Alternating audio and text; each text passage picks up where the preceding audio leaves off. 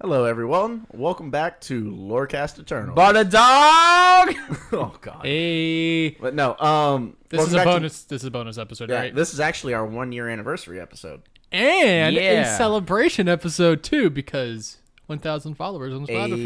Well, right now it's 900 and Shut up. 900. By math, It's- typically it would have been 1,000 by It's now. 998, but realistically, it's I'd close be willing enough. to bet it's and- 1,000 by now. Yeah. I mean, We I checked- can, we I can checked this check. morning. no, No, Spotify no. only updates once a day. It's close enough to the point that we're calling it at 1,000. So yeah, no, today's a pretty big day. Yep. And by the way, I'm Phil. I'm Mitchell. I feel like Wait! Stop trying to get in my closet. that bitch ass cat was like fucking trying to get in. Anyway, I'm Mitchell, and Wait a minute, what? oh, we've gone through this before. I could have sworn. No, I'm Jacob. Nice to see y'all again. No, it's not. You're right. It's not. Fuck these guys. we Podcast all hate each other. Podcast over. Yep. Yeah, no, this episode is what, 2 weeks late? Yeah, because Which I guess Something like I that. guess it kind of worked out though, because now it's actually closer to our actual anniversary. But like, the first week we were sick for some reason. I forget who was sick. you were sick. Was it me? Yeah. Then we got COVID. Yeah. Then Jeremy and Phil got COVID. Yeah. Which Phil didn't really get COVID, but he did get COVID. It was weird. Yeah, no, I tested positive for it one day. And so I had to stay home and isolate because my work is like, yeah, no, you have to stay home. And then like 2 days later, I tested again and I tested negative and I was like, okay, that's weird. So then the day after that, I tested again and it was still negative and I was like, okay, I guess I'm negative now. So I'm assuming it was a false positive. Well, like the I first said, time the around. thing Anyway, the thing about the basically. shred of COVID going on right now is it's hard to catch on tests. I think it's called Stealth, Omicron, Decepticon, Optimus Prime, Megatron, Autobots roll out. negatory. Robots in disguise. Transformers.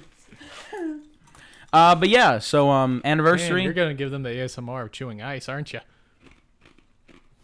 No, it doesn't show up. I guarantee you they're gonna be able to hear it. Wow, whatever. But yeah, Otherwise. year anniversary. We've We've done it for a year. I know what they've said. Like the first year is normally the hardest. It's actually First 10 supposed- episodes. The first 10 episodes are supposed to be the hardest. But I kind of equate that first 10 episodes the first year, like the beginning part of it. I say is like normally the hardest part. Yes, Snowflake. So I currently have a third cat in my apartment. Oh, she chunk. I love her. Like She's adorable. She thick. She chungus. She's also a terrorist. She really is. I love her. She's great. She does nothing but like get in my glass cabinet. I love it. I'm here for it. But yeah, so we're we got through the hard part. We've made Did it. we think we would ever make it this far? No. No. Not even If, close. if I'm gonna be 100%, I kind of figured I expected us to make it like 6 episodes in and be like, nah. fuck this. No. I kind of expected us to have some sort of fucking blowout fight over something and be like, fuck this, we don't want to do it anymore. And it hasn't happened, so here we are. I'm very surprised and proud of us. Yeah, and Yeah. we've got a decent following on Discord that won't stop posting fucking questions. We've made a mistake. So for this episode, we decided to go ahead and post some questions onto our... Oh my god! There's more. Yeah, no, there's 28 since I last checked 3.5 minutes ago. We went ahead and decided to create a thread on our Discord where people could ask us questions, whatever kind of questions they wanted. Preferably about AOS, but, you know. Whatever. Honestly, like, I'm kind of cool with them Like, there's asking one question. anything. It's asking us if we did crack, and the answer is no. As far as you know. Allegedly. Well, I have not Allegedly. done crack. I, Mitchell, have not done crack. I am Mitchell. You are Jacob. Get it right. Wait a Jacob minute. is... Jacob has not done crack. You are- Mitchell you are- has done crack. Wait a minute. But yeah, so we're doing a Q&A. We got some questions posted in the thread, like Phil was saying, and we're going to answer them now. It's just one of those perks that you get when you join the Discord. It's not like it costs you anything. Yeah. Link in the description. I think going forward, at some point in time in the near and or far future, potentially, we might be trying to figure out Allegedly. We might be trying to figure out ways to do like live stuff. We've been kind of talking about that, so that might be something in the works, potentially. I think Bro, that'd be neat. why would you say that? Now Johnny Doe is going to be up our ass for the next 6 fucking months. I'd about rather it. him be up our ass about us going live than have to deal with the fucking chimp shenanigans that's been happening for the past 3.5 days. Dude, chimpanzees are fucking evil. I don't know why the fuck I y'all allowed should, I should for not fun. have allowed. I don't know embedded what links. the fuck you were thinking. I did it. They were all complaining. I was like, I'm going to do research. I'm going to fix the embedded links in Discord. You made a and fucking then I deal made a with the mistake. devil. Yeah. No, see, I intentionally had embedded links turned off, and then like it was fine, and then somebody decided to it turn wasn't. them back on, and now it's not fine. The image that came to my mind once I figured out that Mitchell had turned the GIFs on was from The Little Mermaid, the Disney's Little Mermaid, when Ariel signs the contract with fucking Ursula, and then all of a sudden yeah. she's like, "Gotcha, bit." That was what I saw. Yeah. So All right, so moving on to the question section of this Q&A. Yeah. Do we have any other announcements? The I'm hot. Yeah, Texas has been rough. Dude, my water, I measured the temperature coming out. Cold tap. It's 92 degrees coming out of the cold tap. What was it? 2 weeks ago, it was 108 degrees with a heat index of 112. Like, fuck. Yeah. Hey. Not pleasant. The next episode we're doing as an actual real episode is going to be over Sigvald. So Yep. that could be an announcement. We were thinking of possibly doing it today as well, but we have to do some other shenanigans, and this question list is fucking gargantuan. So chances are that actual episode might get pushed back till next podcast. But we'll see what happens with that. Such an adorable cat. I'm gonna take a picture of this. Beyond that, I don't think we have any more announcements. A lot of y'all are already aware of this, but we're gonna just verbally say it. We made a couple changes to the Discord. Obviously, any new members have to verify before they can hop in channels, just to make sure people read the rules. Yep. And we have the new Get Rolls channel, so you can choose your Grand Alliance. Yeah. And that changes the color of your name, so that's neat. And something that I thought that might be cool is with us having all the different Grand Alliances is... Yes, Snowflake? Sorry, we keep pausing because the cat keeps making noise and being adorable. She's been so talkative the past cat's 5 minutes. Fucking adorable. Yeah, this cat has been more talkative in the past 5 minutes than it's been in the past 5 hours. But yeah, no, with us having all the 4 Grand Alliances, we could do like cool little events involving, alliances and things like that, and have a little, like Discord competition or something like that. I think that'd be a cool thing to do. Dude, you know what'd be really neat? Or we could just institute our own version of segregation. Ayo. Hey. What I was thinking that was actually be really cool is you can grab. Oh wait, we were joking. Oh,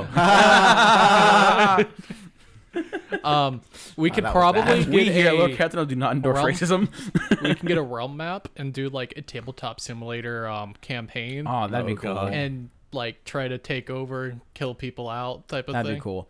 So The point being, if you haven't chosen a Grand Alliance, go ahead and do it now, because we're definitely thinking of doing some shenanigans in the Discord depending on your alliance. And as you can tell, you can be a part of multiple alliances. All that we'll say for that is whenever we do some cool little events with the Grand Alliances, make sure you choose one that you're a part of. yeah. Because I know, because of how the order of operations are in the code for making the rolls and whatnot, if you selected chaos, you're going to be red regardless of the other ones, because it's just the first one that pops up. So you're going to have to make sure that if you want to be in one specifically for any events, you have to make sure you're out of every other alliance and just in the one you want, because if you're involved in chaos, you're going to be red fucking regardless. So Yeah. things like that. Yeah, there is an order of priority to. It was a metric whore to get this to work. We were like, yo, Phil has to go to bed in 30 minutes for work. It's going to be fine. We can totally get it done. 3.5 hours later, me and Mitchell are ripping our fucking teeth out trying to get this done. Phil's already gone to sleep. Mitchell's crying. I'm putting my head through my fucking glass windows. It was... I had to be up at 8. I had to be up at 5. I had to be up at 8. And I think I had a public meeting the next day. It was not... It was not pleasant. It All was right, not pleasant. so moving on. Anywho, on to the questions. I'm going to go ahead, and so how this is going to work is I'm just going to go down the list, read the questions. We're going to answer the questions, maybe talk about it a little bit, move on to the next one. If there's any questions we read that we don't feel comfortable answering for whatever reason, Get your hand off my leg. if there's It's very close to mine, so. if the Schlitterbahn incident, Oh no. oh no, Not over again. if there's any questions we don't feel comfortable answering, like someone asking us if we do crack, we're just gonna say butter dog and move on. Yeah. Yeah. Butta dawg. Butta dawg. So with that being said, we're gonna go ahead and start with the first question, and we don't really know how long this episode's gonna go, so we're just kind of go until we feel like stopping. We did not prepare for this. All we did was Well, I mean, like we have questions. We're gonna answer them. That's all we're gonna do. that's about it. But like this might end up being like a 3.5 hour thing, depending on how many questions there are and how long we feel like answering. Exactly. That's why you just got Snowflake. Stop. Butta dawg. What a terrorist. All right. So, First one on the table. First question. The first question we got is from Blame. It's spelled like blame. I'm going to assume it's just pronounced blame. Blame. In the Grand Alliance of Order. Just saying. Blue name. Respect that. The first question is gonna start easy. I appreciate. Favorite Age of Sigmar and 40k armies / factions and why? Sir Strokes a lot. Go first. So, I like Cruel Boys because Swampy Orcs are cool. I like Daughters of Cain because I think women in bikinis murdering everybody is pretty interesting. I've got a boner for murder. And for 40k, I like Dusty Boys. I like my Dusty Boys. So my Thousand Sons because I'm a really big fan of Egyptian thingies and just big old Birdman. And I like Gene Stealer cults because You like playing guard without actually being guard? no, the reason why I actually really enjoy Gene Stealer cults is because it really reminds me of the Infected from StarCraft. Yeah, that's fair. So, And I know what that means now because I finally played StarCraft 2. What is StarCraft? can you not? Butta dawg. So, Philip, what about you? All right. Sigmarines and Imperial Fist, right? Yeah. Forgetting more or about less. Noise Marines and Slanesh shenanigans. Yeah, more or less. No.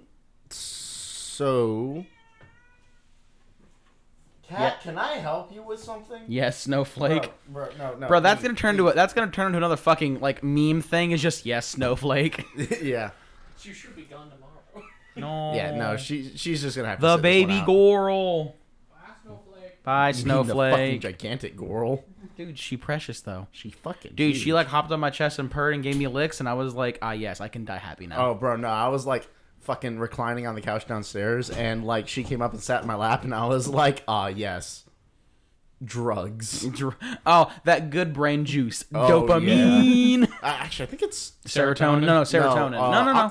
Oxytocin, isn't it? I don't know. No, I The think bonding I'm drug? pretty sure serotonin is the happy drug. No. Well, there's a few of them that like make you feel good. Okay, no. Happy brain juice. Happy Brain Juice, Fair, that's it. we'll sit Happy with brain that. juice. But no. Okay. Back to what we were talking about though. So. A whole fucking table shook for some reason, and I was confuzzled. Yeah. So my favorite Age of Sigmar. He's shaking his I leg. figured I'm- it out. I'm But bouncing my I legs. didn't. I was like, "What the fuck's going on?" Yeah. Just having a small earthquake. Okay. So back on topic. My favorite Age of Sigmar faction is definitely going to be the Stormcast Eternals. I almost said Lorecast there. I mean, But no, it's going to be the Sigmarines. You know, it's fucking. No, it's going to be the Stormcast Eternals.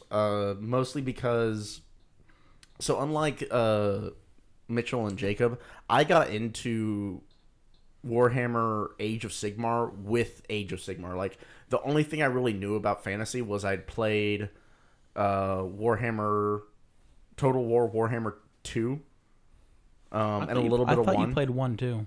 I played a little bit of 1. Well, two was when the game got really because good. Rome Total War was my shit. Rome Total War and Barbarian Invasion, like I played the absolute crap out of those. I remember I played the shit out of Total War Europe, and I'd play some Marathons, and I'd be like, "Do you want War Elephant? War Elephant." All I ever did was play StarCraft and Command and Conquer. Dude, Command & Conquer was a good game. General and General 0 Hour. Oh yeah. All right, so where was I? Oh yeah. So going back to the whole thing, Age of Sigmar was really where I started in the fantasy setting for Warhammer, and I really just picked up the. I went in, looked at the core rulebook, and I was like, "Oh, those guys on the cover look neat," because I am very much a sucker for big infantry, like Heavy boys. thick boys. Thickness. Centurions are in fact my favorite unit in 40k Okay, bro. I'm sorry I keep interrupting you, but like those cats fucking know we're in here, and I can hear them scratch Do the you want to door open like, the door back again? "Let me in, let me in." Oh man. It's only one cat. Yes, Snowflake. Yeah, no, dude, this cat is so fucking needy. I'm just gonna leave the fucking door open. Right. Like, we're just gonna have to deal. We're just gonna have to deal with her meowing. Come on. Bro, ever since we started, there's 41 new messages. All right, cool. We now have Snowflake under control. For Okay, now. she can't hurt you anymore. Although she can hurt me. She can't hurt me, and that's what I'm okay with. Tactical attack All right. Snowflake isn't real and can't hurt you. Tactical attack Snowflake. Okay, back on topic. Jesus Christ. Wrong question one, guys. Yeah, I know. This is gonna be a rough We're already episode. 15 minutes in. Dude, Snowflake is so Oh disruptive. my gosh, Lana stared at me with such discontent. Cat's like, get that bitch out of your arms. Continue, Philip. So yeah, like, you know how Space Marines are kind of the poster childs of 40K? So really, I did just see the Stormcast, and I was like, this looks like Space Marines. It looks like they would play very similarly, like really heavy infantry, not necessarily a huge number of models, but like just really chunky units. Didn't you say that you like that Stormcast Eternals play like how you imagine Space Marines should play? See, I did say that initially, and then I actually played Stormcast Eternals, and I realized that like they played nothing how I thought they would. The But yes. heroes are just nothing but buffers. Yeah, and I hate that, to be perfectly honest. And when we're talking about 40K? No, I'm talking about Stormcast. But that's a different rant. I mean, Yeah, no. The Stormcast Eternals, they've got to be my favorite faction just because I love the lore behind them.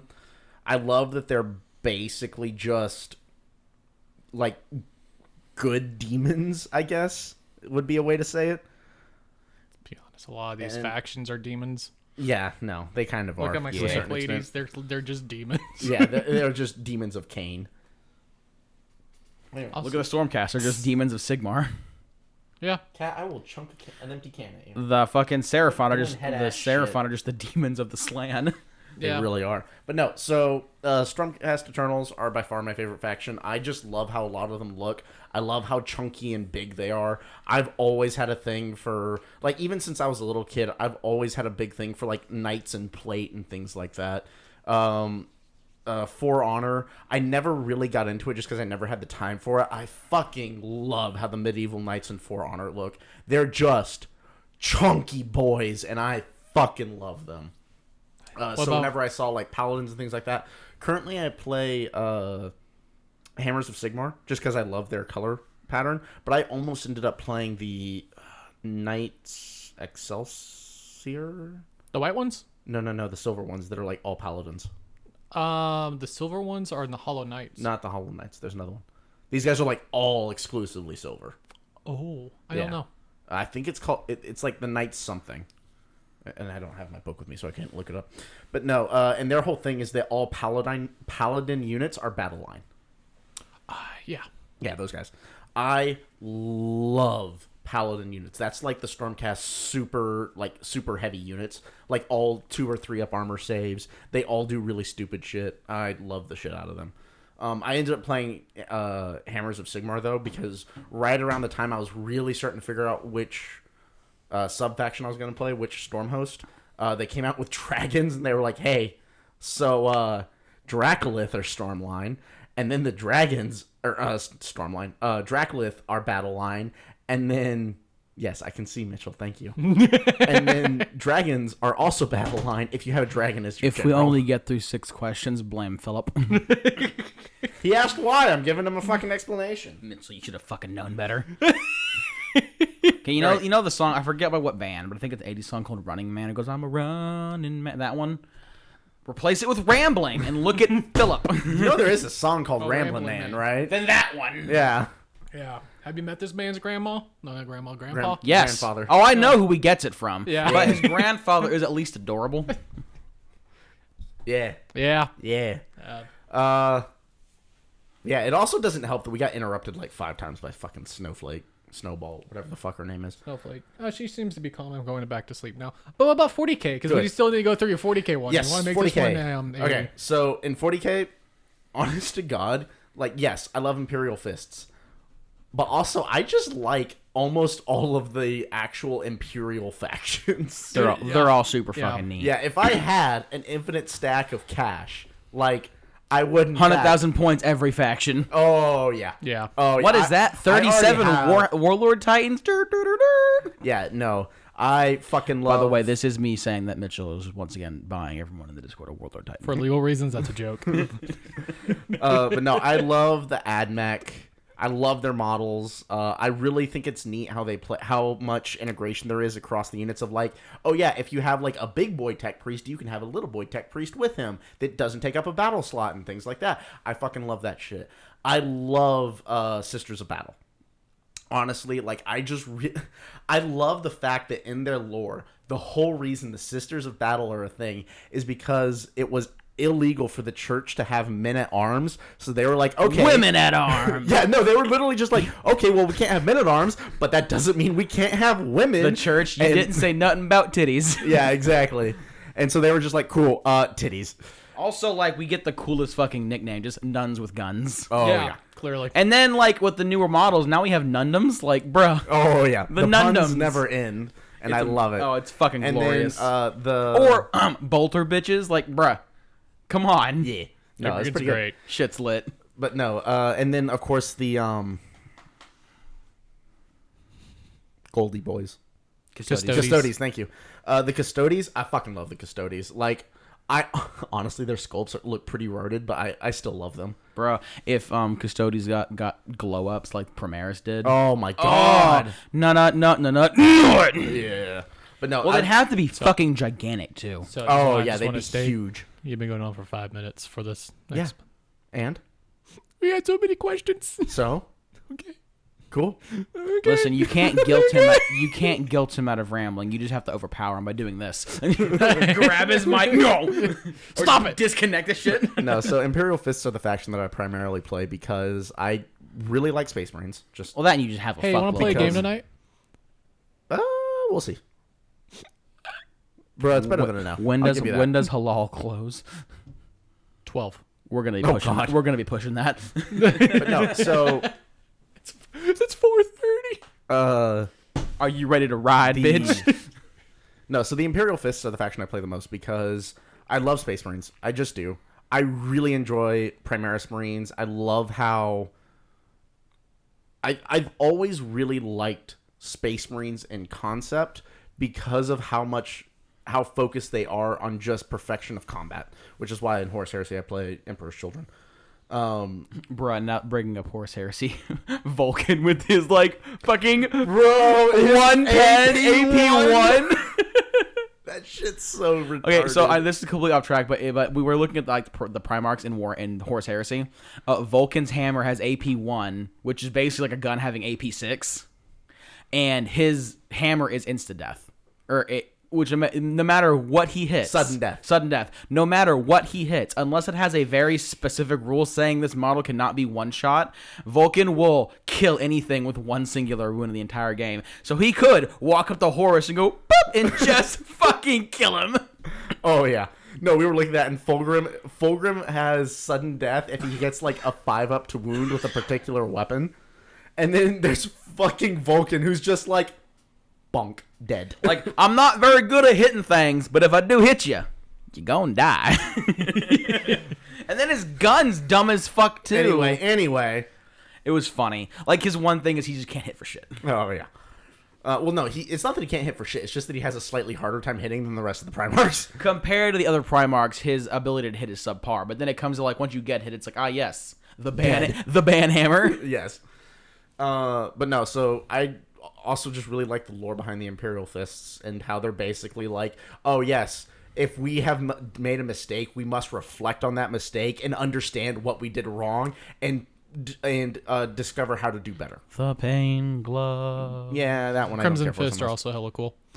Also, we weren't talking about you. Though. Also, the last. And besides, you don't get to say that because like you can't pick a fucking chapter. Pick a chapter and then you can say they're cool. Get me mallet. There is a number, Mitchell. There is a number. There is a number. You keep on changing if I get rid of everything. If you sell every Space Marine model it's cool. He's already told me if he gets rid of Space Marines, they're going to me, so I'm cool with that. Yeah, at that point, I think the number would disappear. No, it wouldn't disappear. It would just go back to 0. Yeah, there we go. All right. But yeah, that's it for me. Let's get a restart. Jacob? AOS is pretty simple. Like I said, I'm not super big into the tabletop aspect of AOS. I'm very much more for the setting and the lore and whatnot. But I do some role-playing games sometimes. and the role-playing games, yeah. But if I was to pick for tabletop, my number one would be Seraphon because I love lizard boys. I love them in fantasy, and they're just adorable, and I love them. They're my lizard boys. Second would be Stormcast Eternals because I too am a lover of thick, juicy, heavy infantry. Because bruh, having armor saves is nice. Oh, yeah. And 3 would... Dude, okay, sorry to interrupt, No, but you're I good. love that Gravis ability where it's like, oh, you're shooting me with a 1 damage weapon. Plus 1 AP. Plus one armor save. And then third would Armor probably... Contempt. No, not armor. No. It's It's what's it called? It's a stratagem. Unyielding in the face of the foe? Yeah. Unyielding in the Oh. face of the foe. Nice. Yeah, it's literally for Gravis only, and if you're shooting at me with a damage weapon, I just get plus 1 armor save.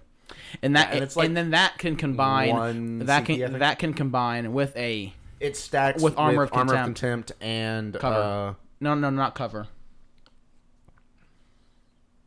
Because you can There's something else. You can only improve your AP your armor score by 1. And Armor of Contempt negs their AP, so no, it can't stack with cover. But basically, that means if your Gravis units aren't in cover. Well, technically, you can't modify your armor save more than +1 anyway. So, point being, We digress. My third would probably be Angry Dwarves. And by Angry Dwarves, I mean Fire Slayers, because oh yeah, angry fucking dwarves riding lava lizards. yeah, It's pretty cool. That's it for Stormcat. For ARS. God damn it. ARS. AOS. Jesus because Christ. it said Sigmar right in the middle. Ars. For 40k, Can you give us a too long didn't read version? For Imperium forces, I'd probably say Salamanders. They're my favorite chapter, bar none. I just really enjoy their lore. I like their weapon choices. I like the fire aesthetic. That's really cool. Their Melta shenanigans are fucking hilarious, and I've given Mitchell many an aneurysm because of it. My wrist hurts. Oh, okay. I was like, what the fuck? Yeah, I'm pretty sure I'm getting carpal tunnel. I just heard with the face I had, it was just the meme, and I was like, what the fuck? Yeah. But yeah, so Imperium would have to be Salamanders just because realistically it comes down to their lore. I just fucking adore their lore, and I really like Vulcan as a Primarch. For Chaos, it'd have to be World Eaters. Khorne is my favorite Chaos God, and I really enjoy the simplicity of World Eaters because realistically it's just Run and hit. I'm getting the mallet, and that's the whole point. Yeah. Is I might occasionally shoot you with a pistol, but I'm coming to bonk, and I respect that. For Xenos, it's a tie actually between Xenos. For Xenos, it's either Tyranids or Necrons. I have actual Tyranid models, and I've liked Tyranids for longer. But when I became acquainted with Necrons, I just really enjoy. I like the way their models. I like the way their models look. I like their lore. I like almost everything about Necrons. So Necrons are pretty cool. honestly- Necrons are what got me into 40. they're just really neat. Yeah. So yeah, it's honestly a tie between Tyranids and Necrons, and I don't have this as an army, and I don't really. This is technically an Imperium thing, but it's not really a faction. But also, I fucking love Titans so goddamn much. I think Titans are some of the coolest fucking. Not even just models, just things in general. Just gigantic, big fuck off robots. Glorious. I just think they're neat. If you don't come to church, the church will in fact come to you. But yeah, I think that wraps up the first question. Jesus fucking Christ. We're now 30 minutes into this episode. Yep. We'll pick up the pace. Right. Second question is by Johnny. Oh fuck. No. It's by Johnny Doe. Which AOS faction is most like a group? Butter Dog. Butter dog. But a Butter dog. Dog. Butter dog. Moving on. Legate. Rylus. You think? Legate Rylus. Legate Rylus is What's your go-to paint when painting models, both AOS and 40k, base, contrast, etc.? So that's really difficult because, if you're asking, It's changed a lot. I really don't do much painting. I don't really enjoy painting, but even I can say that my go-to paints have changed many a time as I've played the game. Well, it's also a difficult question to answer because it's do you mean do we prefer bases versus contrast or things like that? Are you asking for specific colors? Yeah, like airbrushing, monument hobbies. But I can't tell you what specific color. My go-to white paint is going to be their light gray. I would say the easiest way to answer, at least from my end, would be my favorite. My go-to paint when painting models is whatever will paint them the fastest, because I'm not the biggest fan of painting myself. So probably airbrushing or batch painting, contrast, things like that. I'm not opposed to going like, base and layers and the whole 9 yards, but like I said, I'm more of a builder than a painter. Painting is definitely Mitchell's stick. So for me, it's normally whatever the speediest option is. Yeah. Yeah. And for me, it definitely depends as well. Like, if I'm airbrushing, then I like inks. Inks are really handy for airbrushing. I really like Scale 75. I've been using a lot recently, and I've been really enjoying that, both for brushing and for airbrushing. Citadel paints, honestly, they're really good premixes, just straight out of the pod. Yeah. Mix a little water in and just start going. But again, like, it's all about personal preference. It's really hard to say, like, because another big issue is, like, different colors are better from different companies. Like, don't use fucking white from Citadel. Just don't. Yeah. But like maybe blue is better for Vallejo, or maybe green is better for Army Painter. Like honestly, guys, the colors like, which just green. Yeah, like the color, like the color, because of how the paints are mixed and whatnot. Certain colors are just better from certain brands. I got a specific color of P3 along the way to try out a color scheme of no particular faction at all. Please continue. That's all I'm gonna say about that. Mm-hmm. but So what's painting? But What's painting? It's a What's nice. painting? It's a What's nice painting? dark What's painting? green. What's painting? What's painting? What's painting? Oh, it's Dark Angels. He's playing the Dark Angels again. Beat him. No, I can't. no. I can't. I've always had a Dark tick- Angels army. I can't tick this one up because he has that gigantic box of blood angels. Dark Angel. No, he asked. He was like, "Do you think this green is good for Dark Angel?" And I was like, "That sure does sound like you're switching fucking chapters again, Mitchell." And he was like, "But no, I've always had these models." And I was like, "Don't lie to me, boy." And he was like, "Bro, the box." And I was like, "Oh fuck, you're right." You do remember he like, got rid of those, right? no, No, he I still has have them. Oh, I thought you got rid of. No, Nope. don't prove it to me. I will prove this to you. No, he has to because Oh, yeah, he I see knows it. that I one of see these it. days. No, I'm gonna I beat- recognize that He box. knows I'm gonna beat his ass one of these days. So he needs insurance. Yeah, okay, that's fair. All right, so I think that's kind of where we stick when it comes to paints. Oh, real It's quick, just- sorry. If I start spontaneously dying, I'm battling either intense allergies or a slight chest cold. So like, if you hear me just absolutely coughing my lungs out, it's because that's exactly what I'm doing. Yeah. But yeah, so that, like, when it comes to paints, that really is where we're at. Is just, it depends on what you're doing and how you're doing it. And like that's just a really hard question to answer, because even if you go online to like and look professional model painters and things like that, a lot of times they'll jump around as well with what they like to use. Like, I know some painters really like I guess something that can they sum it really up. like Army Painter shades and things like that, but other people like really fucking love Tamiya panel liners and things like that. Honestly, you want I to do got- some really cool, slick painting, get good at using inks. Yeah. So I got the answer. Paint is just a tool, and you need to find the proper one for the job you want to do. Yeah. Yeah, And no, I'd say it's pretty accurate. it's not all going to be the same thing. So All right. Moving on. So this is Johnny though again, and it's back on the chimp question. It's Butterdog. No. I'm gonna answer it for one reason. Mm-hmm. He said, "Would it be orcs or chaos?" orcs. Orcs. That'd be it. Because chaos is normally like, yes, murder. Where like, if we're actually comparing to chimps, monkeys aren't just murder. They also play around and do dumb shit. Which so I would say orcs. But chimpanzees also do murder. Well, yeah, Dude, no, chimpanzees are fucking evil. Exactly, orcs. So they can fuck around and be dumb as shit, but then they can also literally rip your face off. So Yeah. But he said the server should have a mascot, so I think he's gunning for like chimpanzee orc. No. Anywho, Butterdog. Butterdog. This one's by Big Boy Tim, which is and it says, "What faction's lore do you like Oh, the man. most?" Fuck. Okay, so like, Okay, no. One per each. No mix splice shit. Pick one. yeah, no. I've got one. Okay. I, honest to God, I fucking love the Edeneth Deepkins lore. Father Techless, why do you have the belt?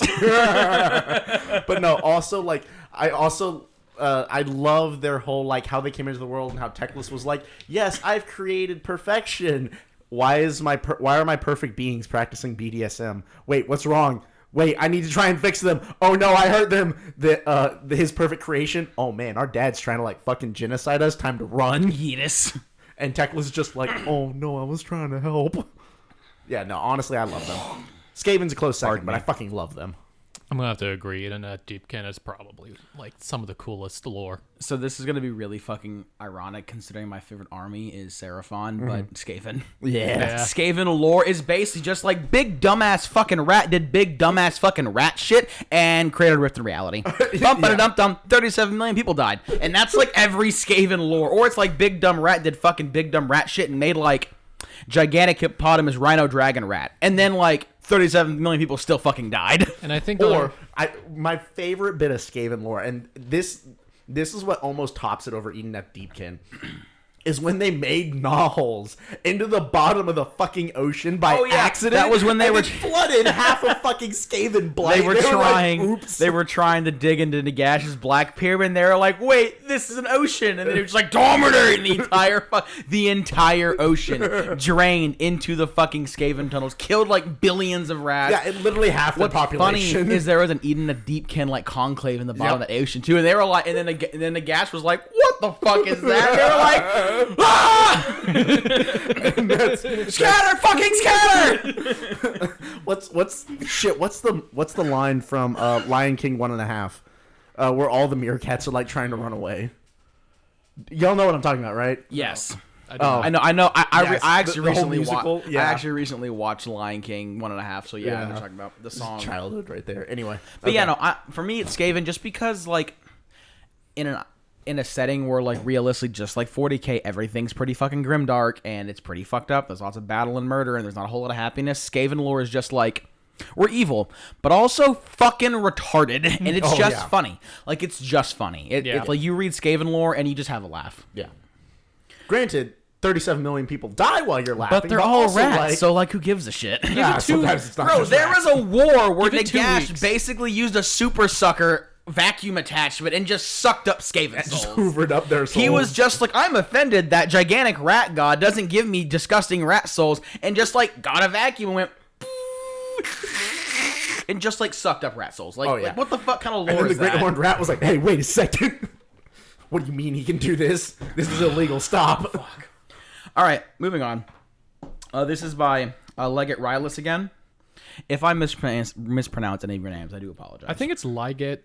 No, it's Leggett. It's Leggett. That's an actual like title. a Roman Leggett, right? Yeah. Oh. Yeah. I don't know if it's Rylus or Relus. I think it's Rylus.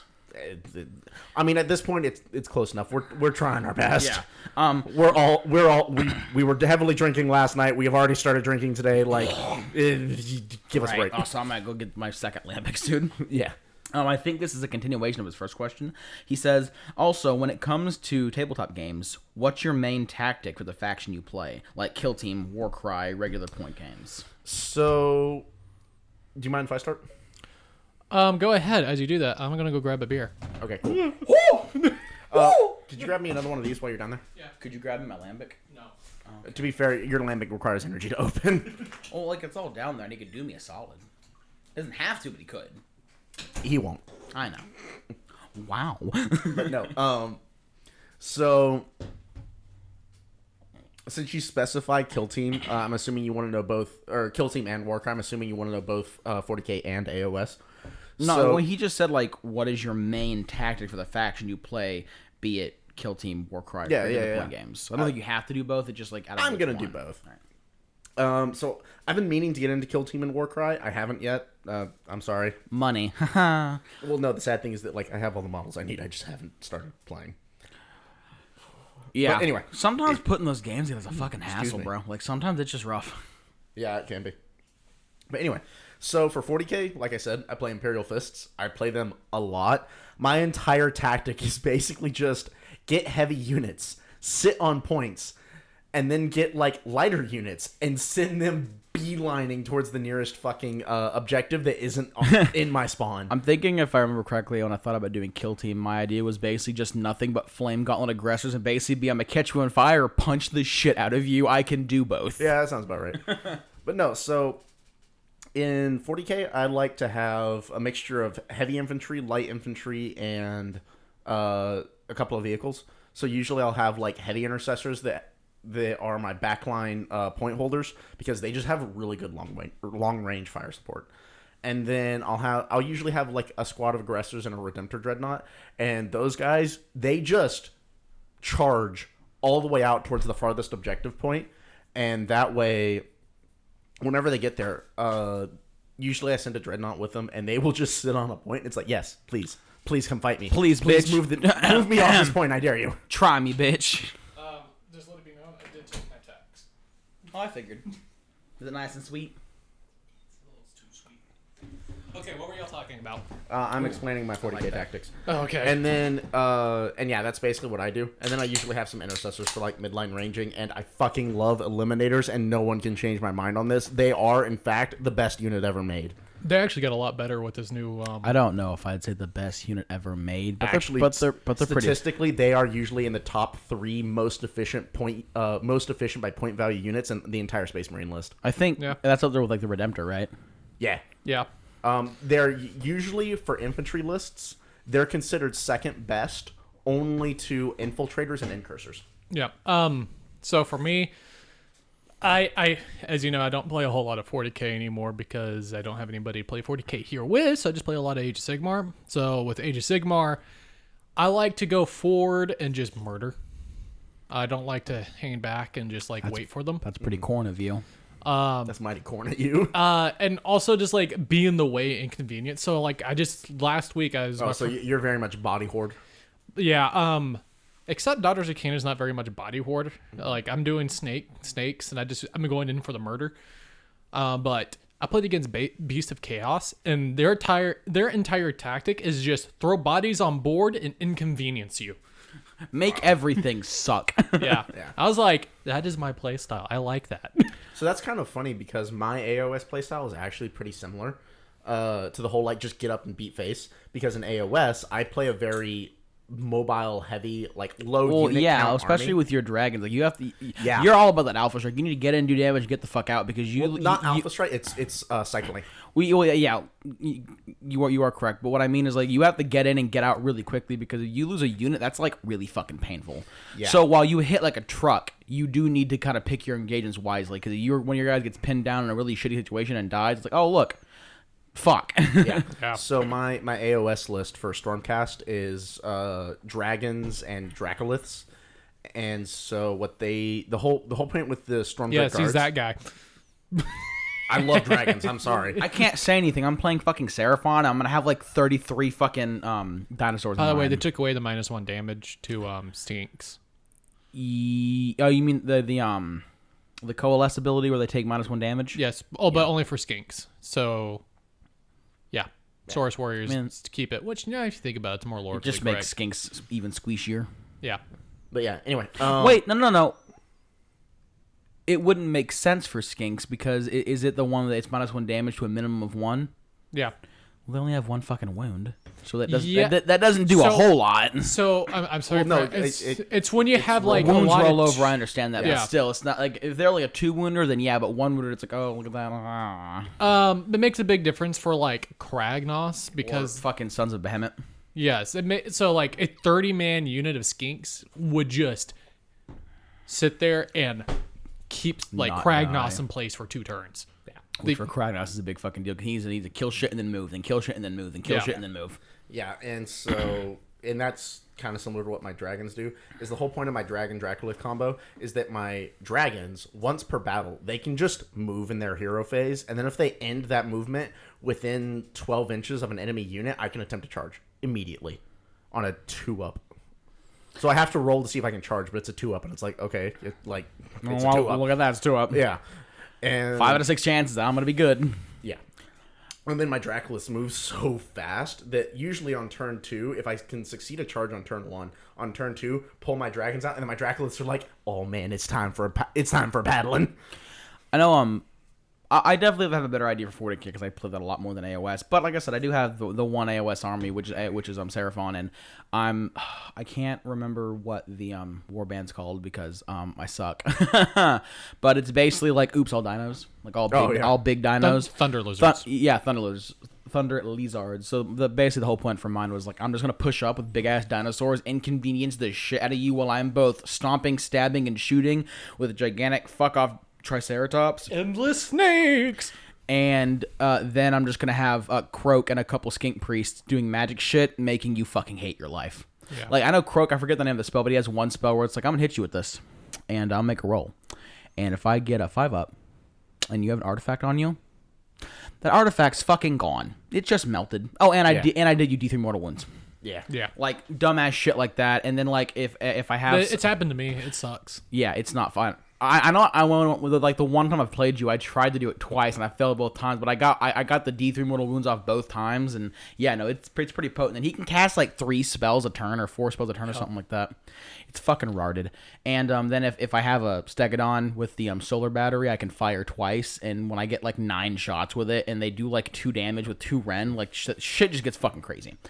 But yeah, no, the whole point is basically just get up in your face with big dinos, and then just magic the shit out of you and just make trying to do anything a metric whore.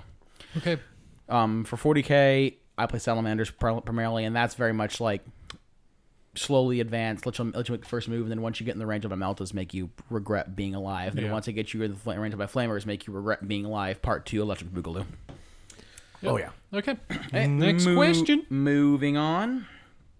You gotta scroll all the way back. I don't know why it scrolled down. It's going to be Psycho Sanchez. Yep. When will you be seeking medical help for the amount of strokes you suffer on a daily basis? So this one's Mitchell specific. No. Butter dog. Butter dog. Butter dog. Butter dog. Moving on. I will not seek medical help. Big boy Tim. Ever done crack? Butter dog. Moving on. For legal reasons, I plead the 5th. My answer is no. Johnny, though, after that, do you guys think they will ever bring back Chaos Dwarves? Yes. And I will make an argument here why. Hobgrots are known from Chaos Dwarves, and it states that in their lore for Hobgrots. Plus, the new Warcry set, you got Nurgle, you got a Nurgle Warcry team and a Chaos Dwarf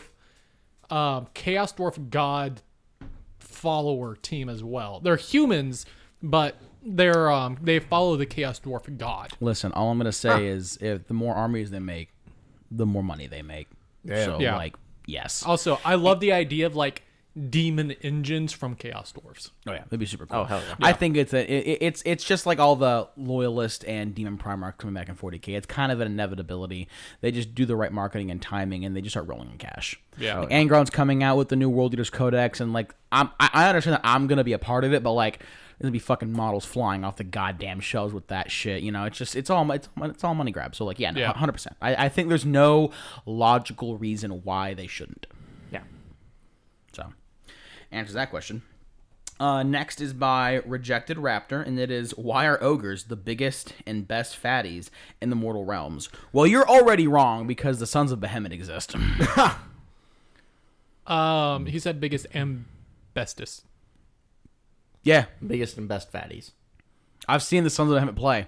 They are definitely the best at what they do. Yeah, but ogres are just pretty funny in general. No, yeah, I fucking love ogres, Yeah, realistically. that's just who they are, and we just love them. Listen, I can't ogres. I can't really say anything about ogres because my view of them is pretty heavily skewed. Ogres, my lord. From Shrek. Because so the one game I played against ogres, the dude brought a Gargant. Was this David? It was Sam. God damn it, Sam. Yeah, he you brought a should know Gargant. better. So like, just to give you all an idea, Did it just overshadow the ogres and every? Yeah, that's what I mean, though. Yeah, so just to give you an idea, the first game of Age of Sigmar that I ever played against, like, not Mitchell or Jacob was... That first game I played with me playing my corn demons was fucking rough. Yeah, it was.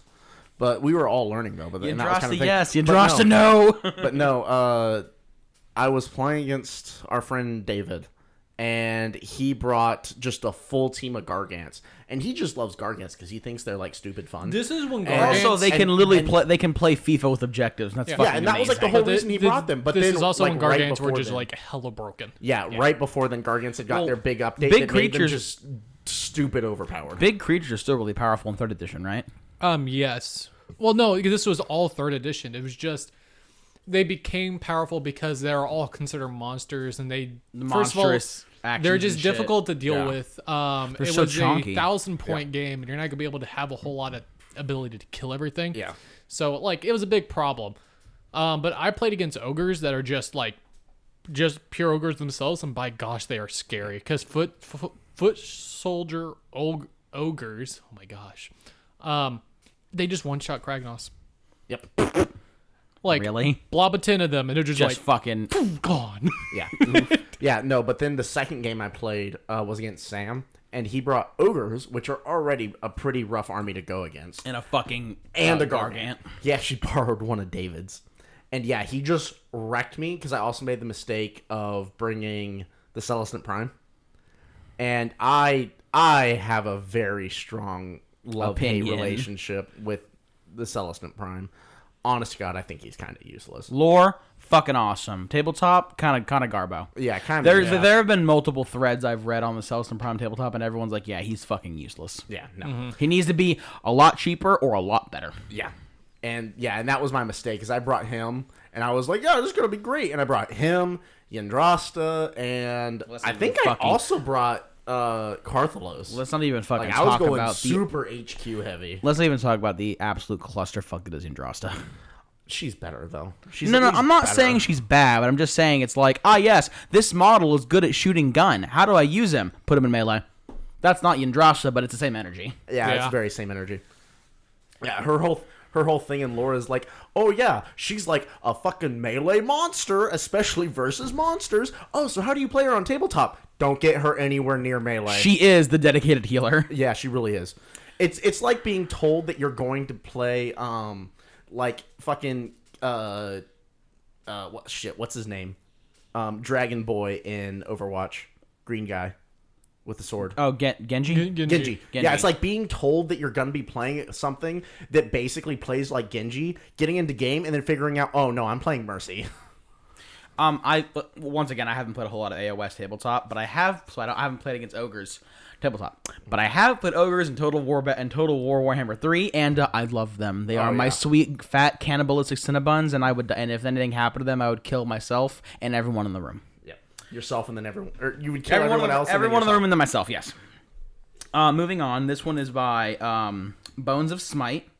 Says, how did you guys... Oh, fuck. How did you guys first get into Warhammer in general? Well, you see, back in the olden days... I'm just going to start this out because I'm directly connected to y'all. We have talked about this before, but we're going to talk about it again because, some new people haven't watched it. Okay, I understand that this conversation can take for like 30 minutes. No. I'll make it Okay. I'll make it quick. I'll make it quick. So only 25. Wait a minute, what? So I first started, and I think this actually also answers a question like way farther down, but whatever. I first started getting into 40K in college back in like 2013 or 2014. 14 by playing Dark Heresy, which was the OG role-playing game for 40K. And that's how I got into it. And I loved it. I fucking adored it. I failed a couple classes because of it.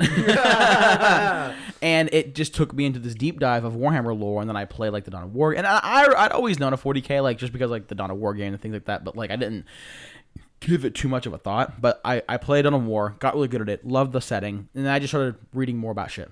Going on deep dives, reading the books, reading the wikis, reading the Lexicons, and just went down this whole fucking rabbit hole for like 3 straight years. Like basically the entire time I was in college, and then even after I got out, I never stopped reading about the shit, and I just basically accumulated this fucking gargantuan like vault of Warhammer knowledge from just all the shit that I read because I just truly fucking adored the setting. And then in 2017, I got my boy Phil into Dark Heresy, and he really vibed with Dark Heresy as well. So I started talking to him about the lore, and he really vibed with it. So I took this little duckling and I suckled him against my Warhammer breast, and he suckled very avidly, and he grew into this beautiful swan. And then Jacob, never use that metaphor again. And then he attempted to suckle Mitchell. It didn't go so well. No. I'll explain how he tried to explain things to me. I'm almost done. Before you start, I'm almost done. But And so I got Phil into it, and he really enjoyed it through Dark Heresy. And then I started talking to him about like the lore and the books and whatnot. And then he went on his own personal deep dive himself, and he got really into it, and he really, really enjoyed it. And then he tried to get Mitchell into it. He really tried his best, and he would go for like the worst explanations ever. So my issue is that I have like hardcore ADD brain where I'm like, let me tell you about this thing. Oh, hey, I hit this other thing that's really neat while explaining this first thing. So let me tell you a little bit about the second thing. The big issue with Phil. Oh, now in the second thing, like something really interesting popped up. So let me tell you about this third thing, and then like completely forget what I was fucking The big issue with Phil. No. The big issue is Phil. It's like going to sleep watching a YouTube video, and you started with like the 13th Black Crusade. And you have autoplay turned on. You started with the 13th Black Crusade, and then you fall asleep, and you wake up, and you're like, Demunculaba, what the fuck, you know? Like so, like in more of a like. So, because we are an Age of Sigmar podcast, and I'm going to probably just give the better explanation this way. So, try to imagine, like, you're trying to explain your friend... This is an Age of Sigmar podcast, guys. You're trying to explain to your friend stuff about Age of Sigmar. Where would you start? Most likely with Sigmar, because that's Sigmar in the Age of Myth, probably. Yes. Instead, Philip would go... So, during the Realm Gate Wars, or during the Soul Wars... No, not even that. It goes like, let me tell you about Sisters of Slaughter. And how that's pretty accurate. And how this is the most important thing in the world. And I'm like, yeah, that's pretty accurate. I was like, excuse me, but what? I remember. I don't understand. I remember we went to a hookah lounge in Austin called the Cosmo. We used to go there all the fucking time. And Rip Cosmo. And I was talking because Mitchell actually came with us because he was drinking the dope ass tea that they served. Yeah, really good and tea. he were talking about 40K, and Mitchell was like, "Seriously, you're the one who like told Phil." Sorry, Jacob. I don't think we've ever gone over this. Oh my god. If they've ever referred to me as Seriously, that's my last name, and that's what they normally call me. Yeah. When we were in high school, there were like 5 Jacobs all in his graduating class, and they all had classes together, and it got really fucking confusing. I just realized we've never gone over that before. But Mitchell was like, "Jacob, you're the one who told Philip about Warhammer, right?" And I'm like, "Yeah, that was me." He goes, "Cool. Help, please." He said, like, I'm really into it from what he's told me, but also it's like, so Necrons are humans, and the Chaos Gods like to hug teddy bears, right? Like, that's what it is. I'm like, what the fuck is wrong with you? So we sat in the Cosmo for like 3.5 fucking hours, and I was like, "Let me tell you about the Emperor of Mankind," and like I just started from the beginning, and we just talked about Warhammer for 40K for like 3.5 hours straight. Mitchell was like, "I understand, brother." And then, a year and a half later, he was in the fucking game, and he'd also blossomed into a beautiful swan as well. Mitchell's actually the one who got all of us into actual 40K tabletop. To be fair, I was in it like 3 years before I just stopped playing it. Yeah. Well, got us all into it together. I got into the lore, and I'm like, well, if I'm going to get into the lore, I'm going to get into the tabletop game. Might as well. Yeah. So realistically, like from a certain standpoint, I don't want to toot my own horn, but like this podcast is only a thing because of me. I'm just putting that out there. I'm just saying that. You know, I'm just saying. It was one piece and a domino. I am the first domino, bitch. Yeah. Okay. That's a great explanation. Move on to the next question. All right. The next one. Also when 2014 was started. Cool. We discussed that. Mitchell, you got into it in 2018, 2019? 2019, because that was my year of the big depresso. Yes. I also got into 40K because it's a great way to drown out all my depression. It was Mitchell's own version of the Age of Strife. Oh God! Like everybody was like, 2020 is so bad, and I'm like, 2020. My 2019 sucked. 2020 is a great year. I don't know what you're talking about. Pardon me. All right, the next question is by Johnny Doe. Oh, look, it's not chimp related. Butta dawg.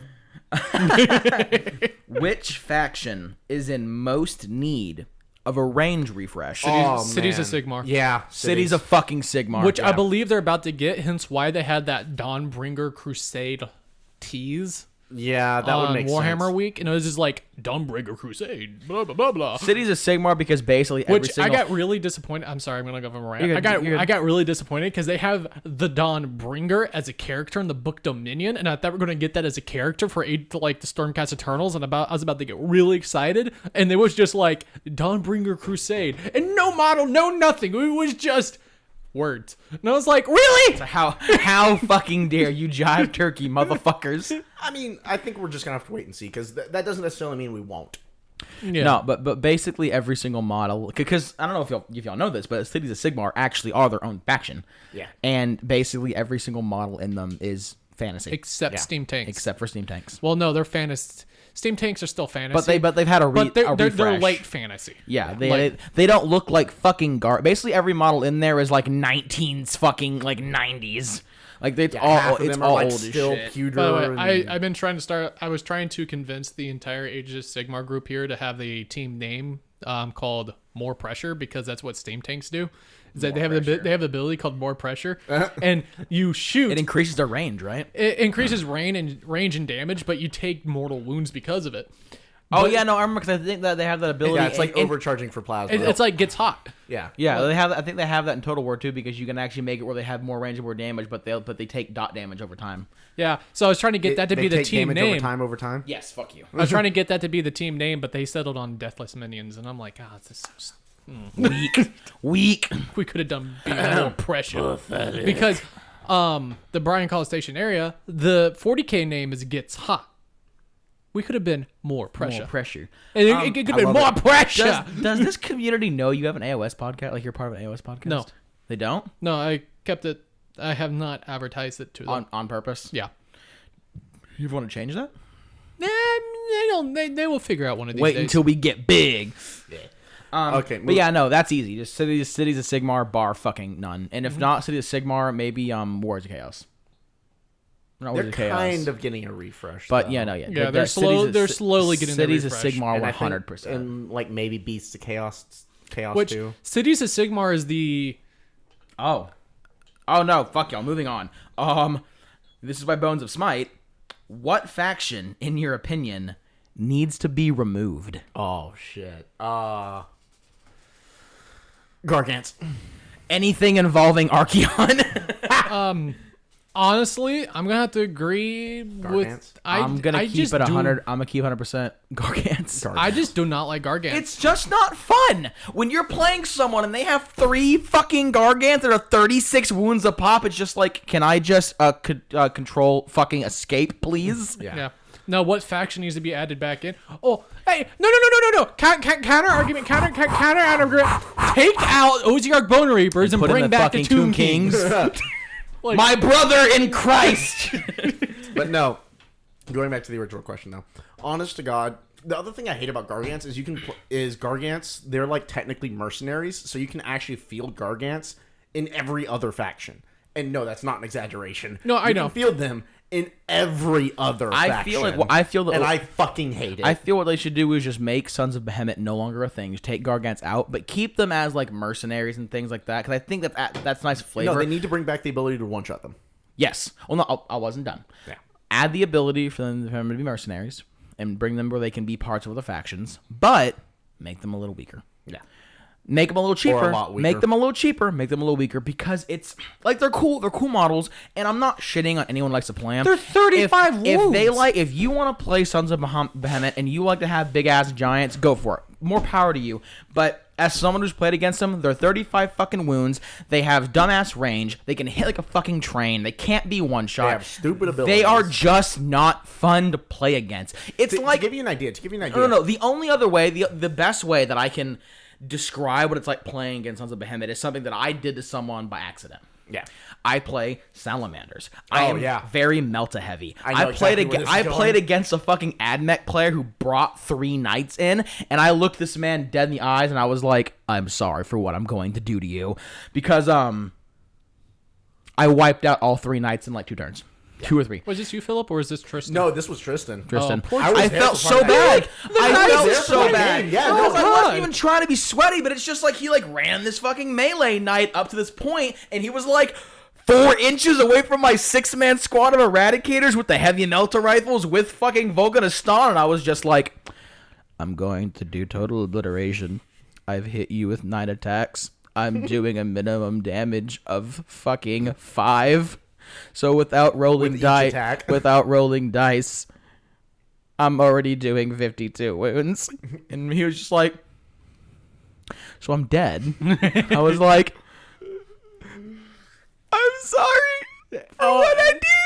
That like breaks my Anakin heart. from the prequels, what have I done? I felt like such a dick. Yeah. And that's what it's like playing against Gargant. It's like bringing a vehicle heavy list and going up against heavy fucking Melta. Seriously, not only did you do that, you did it to the nicest person in that community. I am fucking aware! Yeah, dude, the only person nicer than Tristan We were super is chill. Like, he was super chill, and I felt like a piece of shit. And, like, he was really cool about it. And I am 100% Tristan's a better player than I am. I think he was just the luck of the draw. Yeah. He was super chill about it because he was like, yeah, I'm bringing 3 nights, and that's very good, so I'm probably going to lose. And I'm like, no, it's going to be fine. And I was like, this is not going to end well. Yeah, no, the only person nicer than Tristan is Orkbin, because Orkbin is just like, look, I am bringing 500 boys, and we're going to have a time. It's going to be a good or a bad time, but it's going to be a time. Oh, yeah. Dude, the most fun, this is off top, but the most fun I ever had is when I first bought that set, those, like, 3,000 points of Corn Demons that I played against a Wes's fucking newly bought orcs. Yeah. The 2,000 point of pure melee brawl. You need to bring your Corn Demons so we can fix them. Your Juggernauts. They're at Julie's. Is she fixing them for you? I brought them so she could look at them.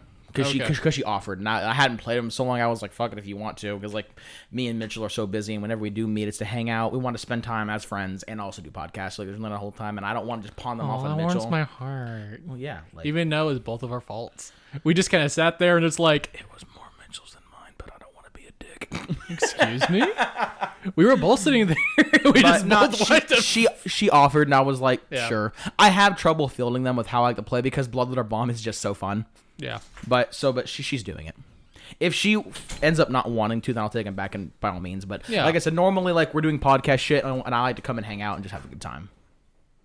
But yeah, moving on. But definitely, unless you want to elaborate, but Sons of Bahamut, like, not talking shit, but they're just not fun to play against. Yeah. Yeah. No, They're just I will state that they really should have brought back Tomb Kings, but Ozark Bone Reapers is just does not to say. Although I love the models of Ozark Bone Reapers, Tomb Kings have better drip. They really do. I'm sorry, but you got rid of Cetra, and it You made shopped me sad. You shopped. Like, Shopped. bruh. When did Lotta get in here? She's always been in here. Can you open the door and let her out? She wants out. Bye, Lotta. Be free. Snowflake All right, is over there. moving on. Oh, yeah, there she is.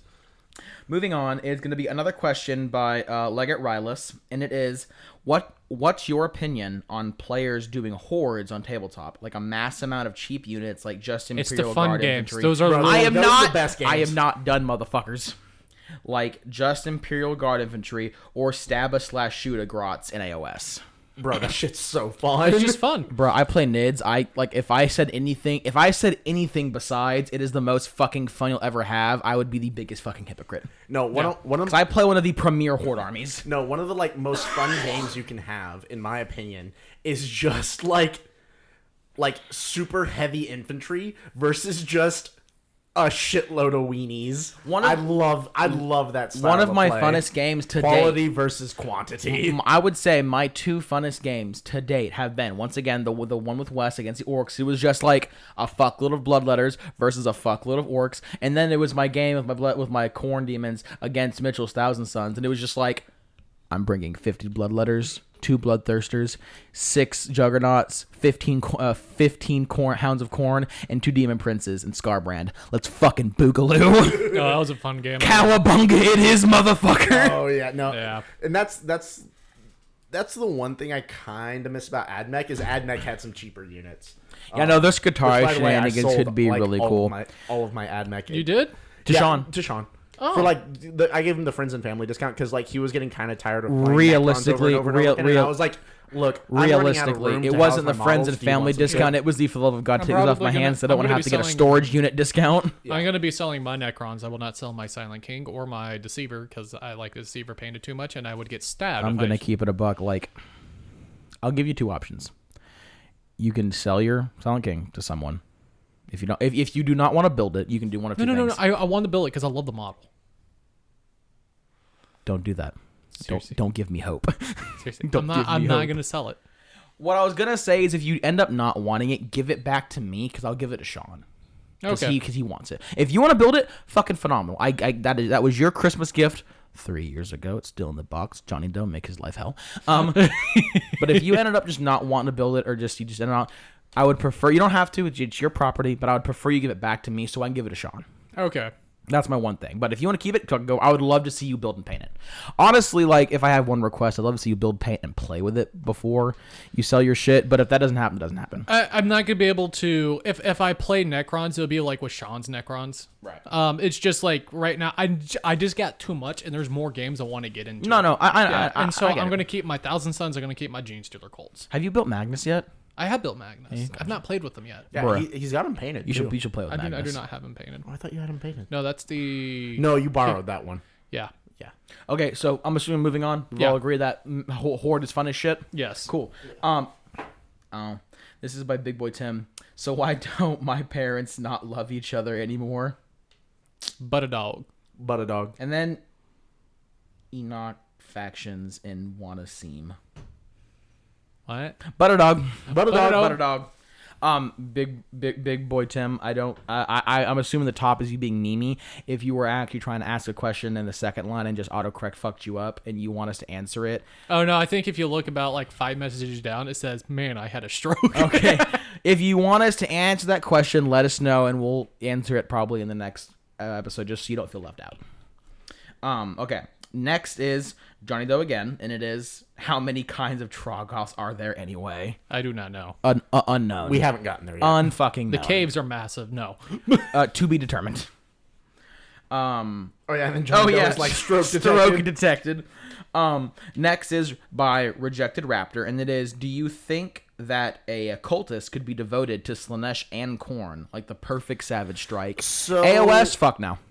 No, they're yes. still undivided. But the issue is, I think that Khorne and Slanesh... I don't know about Slanesh, but I think Khorne hates Slanesh to such a high degree that if there was someone who wanted to be devoted specifically to Khorne and Slanesh, not undivided to all four, he would be like, you come into my house. No. Yeah. No. Eat my mints. No. So the thing is that you cannot have the power of both at one time, but you can ask for the favor in certain battles. Yeah, because if you can't channel like the pleasure seeking of Slanesh while also having the blood curdling rage and battle lust of Khorne. You have to pick one. Yeah. Yeah, so that's kind of the strange thing about being devoted to Chaos Gods is it's kind of all or nothing. Like either you go fully to one, Whole hog. or you go whole hog into one, or well, that's what I'm getting to. You either go whole hog into one, or you go whole hog into everyone. Like you kind of can't sit on the fence and do like, well, just two. Or it'd have to be. It would have to be everything. really fucking hard, especially if you were trying to do Slanesh and Khorne because they fucking hate each other. Yeah. If you wanted to juggle that, you would have to really tickle both their ball sacks. Like you would have to really tickle them. Like you would have to do so much fucking bloodshed in order to appease that Khorne. Khorne would be like, I give you this one fucking pass. Yeah, and then like the second you used magic, no, you can forget about it. Karnak would be coming for your soul. I don't think you could combine their blessings to have like the perfect savage strike, but I think you might be able to like flip a switch and use the blessings of both as you needed them. Realistically, I don't think it'd be something that could be pulled off, and if it was pulled off, not indefinitely, like that cultist or warrior would eventually die, probably from one of the gods, unfortunately. Slanesh and Khorne just fucking hate each other too much. Yeah. All right, next question. Next question, which we're not going to answer until Mitchell gets back. I think he's getting some water or something like that. But we can go ahead and ask it. It is, but my boy Eminent. Eminent says, the last year has flown by. What is a dream level goal for the podcast a year from now? So That, I'm going to go ahead and answer for myself. That requires a little bit of thought from me, yeah. So my dream goal a year from now is that this channel is dead as fuck. And like, no, to be perfectly serious. Ooh, you better take that shit back, bro. Whoop your ass. No, honestly, the dream for me, for what our goals are for a year from now. Basically saying the year has flown by, and what is like a dream goal for our podcast next year? Yeah. Basically, my dream goal for the podcast next year is that basically I get free tickets to like everything I could ever want, and like, you know, I get to meet like the presidents of Gaming Workshop, so I can slap them in the face and go, "What the fuck are you doing?" It'd be great. Listen, if you ever got a way to meet the president of GW, I would be smuggling you old Greg, and you would know what to do with it. I don't have an overarching goal. I just enjoy doing it. That's kind of been our whole shtick about this particular podcast. It's not one thing; it's an overall thing. But I would say if I had like my like the one big dream come true for me for the podcast at the end of next year, it would be the ability to get in touch with a bunch of other Warhammer outlets, be it AOS or 40K, get connected, and just widen the community, and just kind of come together and just have more fun.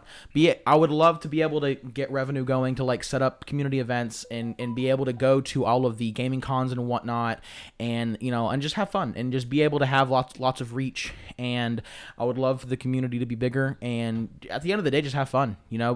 But I guess the big thing was if this podcast got to a point where it could enable us to like get invited to events and like have enough people would actually have to see us at that point. Get ad revenue or something like that, just ways so we could go and do other things like out of state with AOS and 40K and just be able to meet people and just overall just spread the love, man. Just spread the love. It'd be really super cool if we went to LVO and did War Control the narrative tournament. That'd be fun. Like write the story forward, or yeah. Oh yeah, narrative. Boy, you know that's my shtick though. Yeah, that's kind of the point.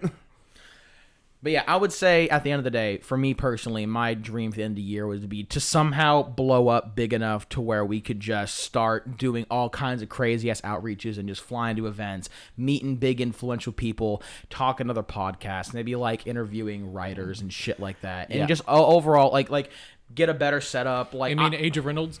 Age of Pryor, right? Yeah, no, honestly, like if we had the ability, like if we had the funds for it, I would 100% love to like rent out a small office space and get nice set up like audio equipment like and just have basically have like the one big recording room with lots of audio equipment, make it all nice and pretty, have a little reception area where like we could just do dumb shit and just hang out, play AOS whenever we wanted, and just have that building just be Lorecast Eternals. I would fucking love that. But that would be amazing. You can't really do that without revenue.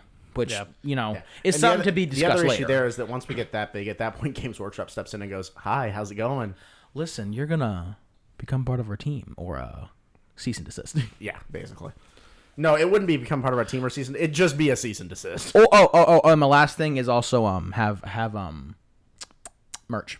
I would love to make shirts and shit. Oh, yeah. Well, I know that's something we're kind of thinking of anyway, but I would love to make shirts and shit. This is an Age of Sigmar podcast. Quotes. According to like the shit that happened about a week ago, don't die or piss on anyone. But no, people who were involved, you know what I'm talking about. Yeah. But Mitchell, this information has since been redacted. Thank you for participating. There is no war in Bossing Say. Mitchell, you didn't really give an answer on it. Was it the same as basically what I said? I went into this not actually going for like, some overarching like goal of we're going to be rich. No, just like basically every time we get like 3 new people into our Discord, we're always like, holy shit, guys! No, when I'm looking at Spotify and it's like you have 29,000 streams and 1,000 people following you, I'm just like, Dem's a lot of numbers. Yeah, I did not expect. That's every single time I get. That's more than 5. That's a lot of numbers. It's weird that we're actually getting emails now. We're getting. I got an email from some dude. I got an email from a guy in Switzerland at 5:30 this morning. I love you. Keep in mind, they're like 7 hours ahead. No, I'm not bitching. I'm saying like I love that person. I love getting emails.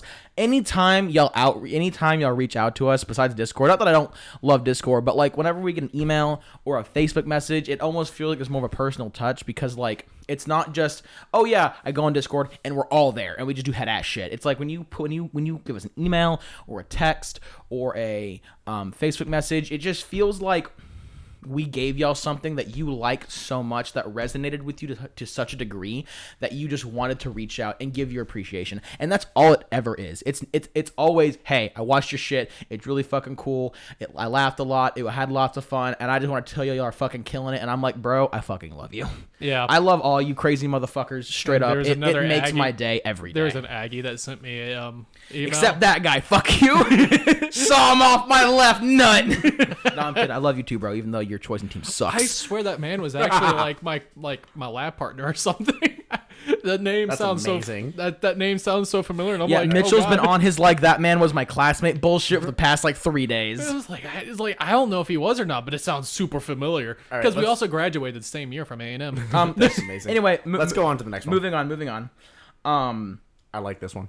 This one is by Bones of Smite. Favorite Chaos God and why? Tzeentch, because I like Eldritch Horrors and birds. Bro, why y'all even looking at me? You know what my answer is. Bird. Bird is the word. Bird. Okay. That is from Mitchell, by the way. Yeah. Yes. No. Birdman. My favorite. We have never Chaos discussed God- white cheddar. I'm just putting that out there.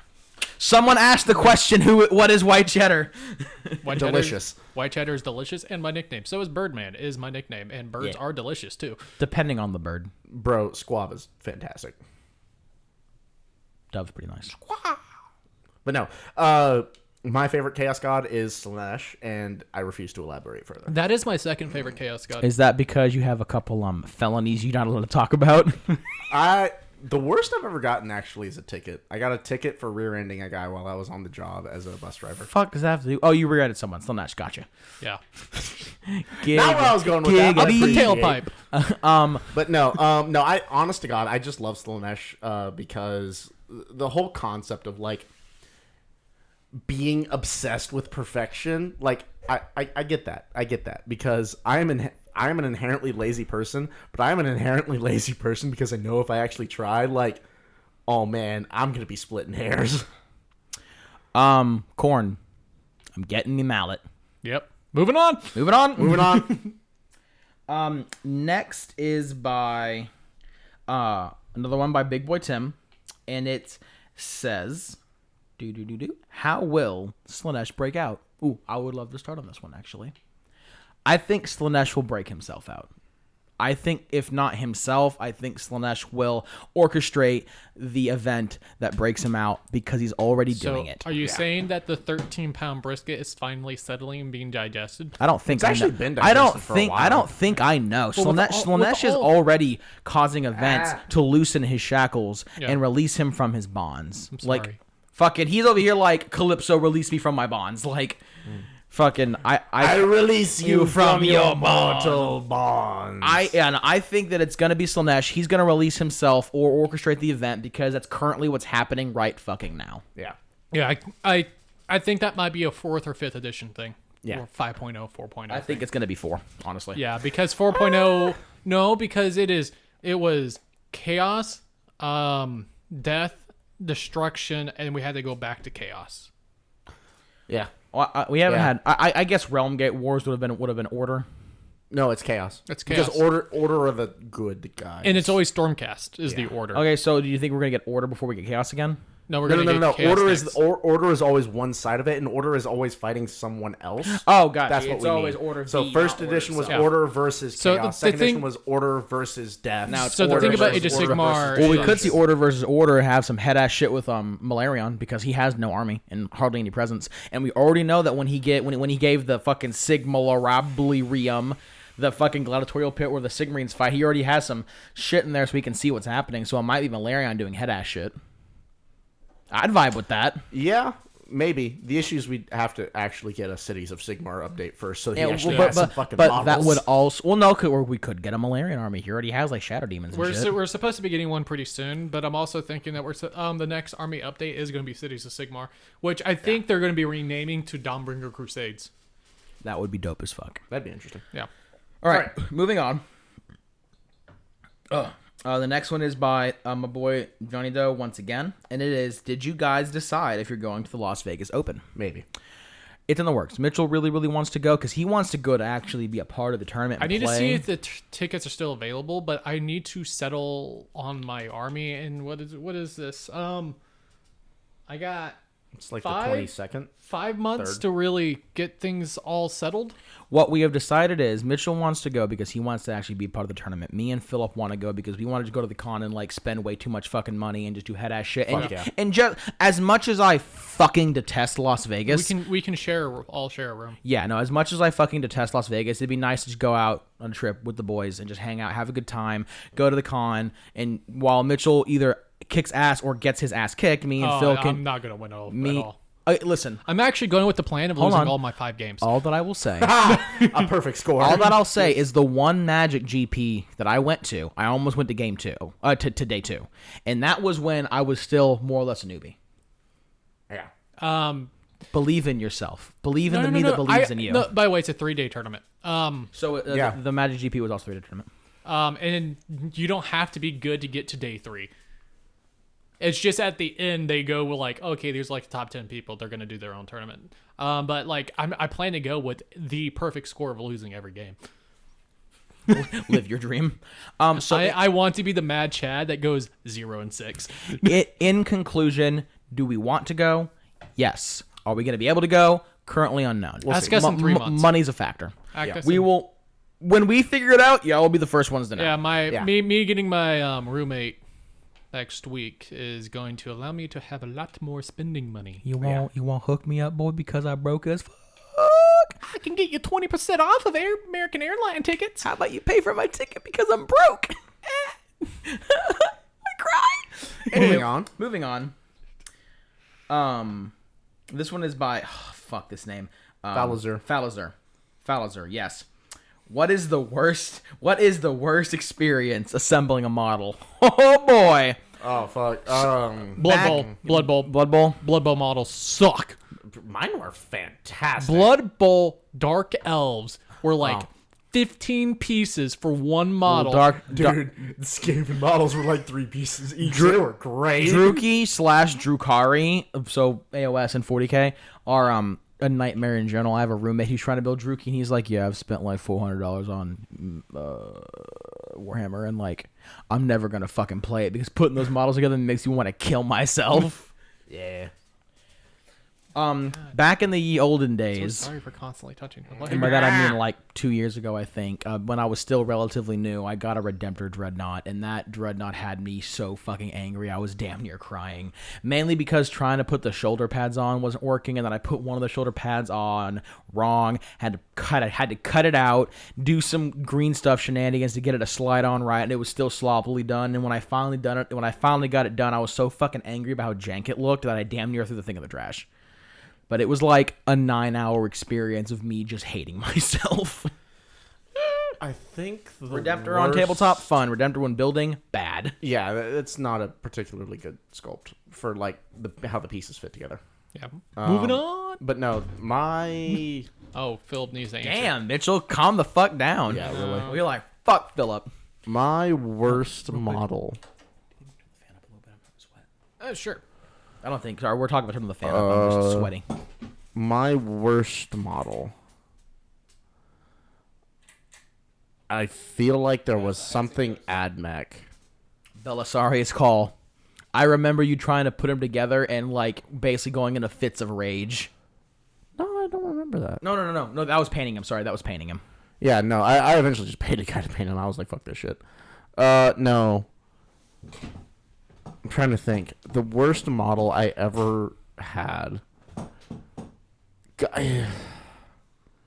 Was it the Knight? Probably. No, honestly, the Knight wasn't that bad. It was probably something Slanesh. Oh, the Chariot. Yep. Yeah, no, I remember. I built half that thing. Was like, fuck this Philip shit. bought a start collecting kit for Slanesh for Demons of Slanesh. He was like, "Fuck yeah, I like Slanesh. I'm doing demons. It's gonna be a great fucking time." Day 1, man, putting these demonettes together is kind of a bitch because they're kind of fragile, but whatever. I still vibe. Day 2, man, this Chariot's getting pretty fucking hard. There's lots of spindly bits. This is kind of a bitch. Day 3, I am never playing these demons ever. Fuck this entire army. I'm selling them. That's about how it went. Yeah.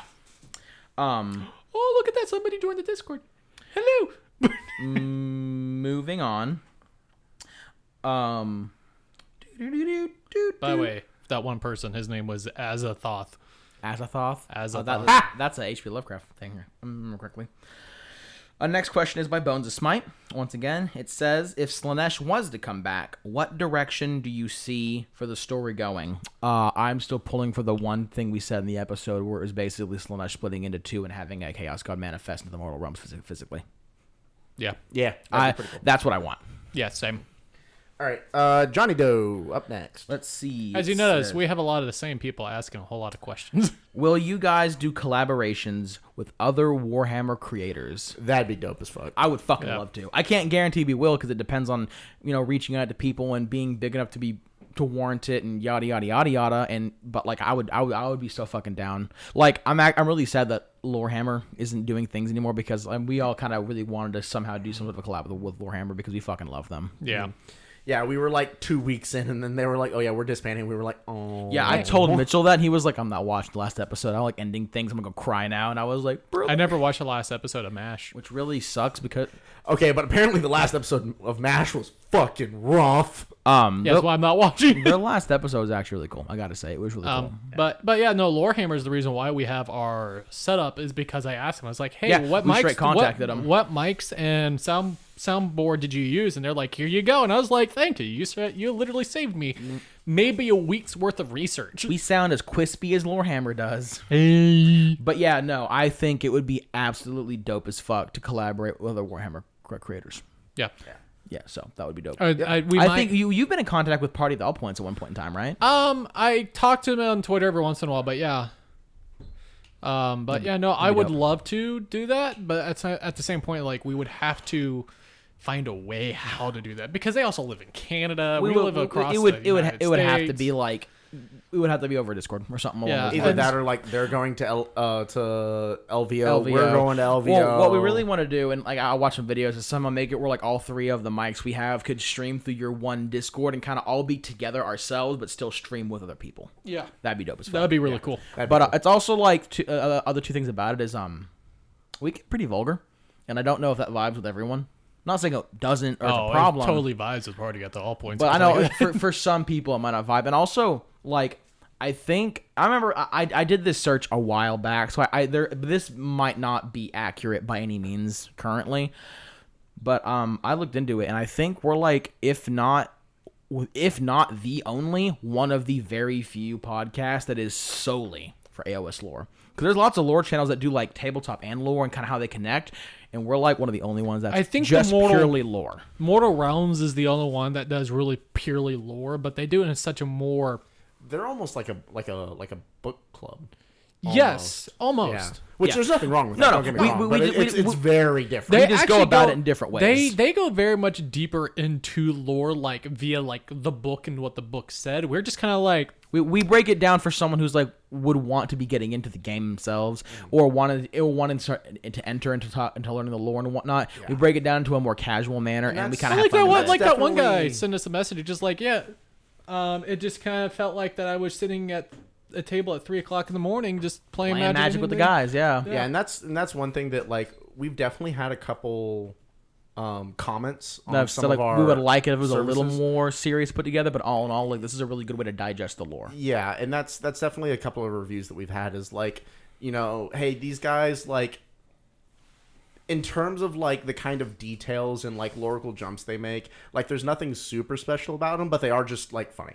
Like it's yes, very much. Where else are you going to hear 10 minutes? Where else are you going to hear Daddy Sigmar spit in my mouth? Yeah, exactly. No, but like you can very much spend 10 minutes and find a lot of the same lore that we do. We try to do some deep dives into some things, but yeah, for like a lot of the general stuff we do. Okay, don't sit there and make it seem like we're completely fucking competent. We do lots of deep dives. Like we do our fucking research. We are trying our best to get. Sorry, let me rephrase this then. But like over here, like we just regurgitate wikis and that's it. No, yeah, and that's not accurate. But no, so like in terms of like the Chaos Gods, whenever we went over the Chaos Gods and we covered everything, like yeah, anybody could Google like AOS Chaos Gods and come up with a lot of the same shit.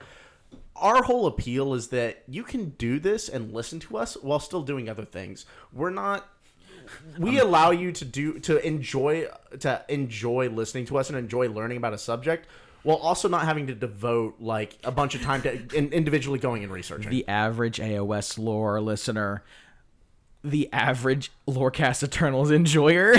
Yeah, something like that. So I remember during the Chaos Gods episode where I like busted out like the Coordinate Bible and one on y'all two were like, wait, did you do research? I was like, did y'all not? Yeah, no. But I will also say this: we have been trying our best to get like into contact with some stores just so we can get some discounts on like books. Yeah, we need to talk to Bachelor Games and Hobbies about that. We keep or like reach out to like if they're not going to reach out to other. And we get the battle tomes and we do like we make sure I got the new Daughters of King battle tome today. Yeah. Re-upping on that episode to add in the new shit. I got to read through. But like you know we get as much of the lore as we can without going like hellaciously deep, because this is very much a again like, we don't make money from this podcast. Yeah, and this is also none like of us can afford to take time off of our jobs. Listen, like we said in the original introduction, we're not like big lore heads for AOS. I mean, we're kind of getting there now, but we're not like professional lore keepers for this game. We're definitely like, if you're interested and kind of in it or just beginning, we're really good for that if you want to get more in depth without having to go to like a lecture, which is not a problem if that's what you do. It's just it's a different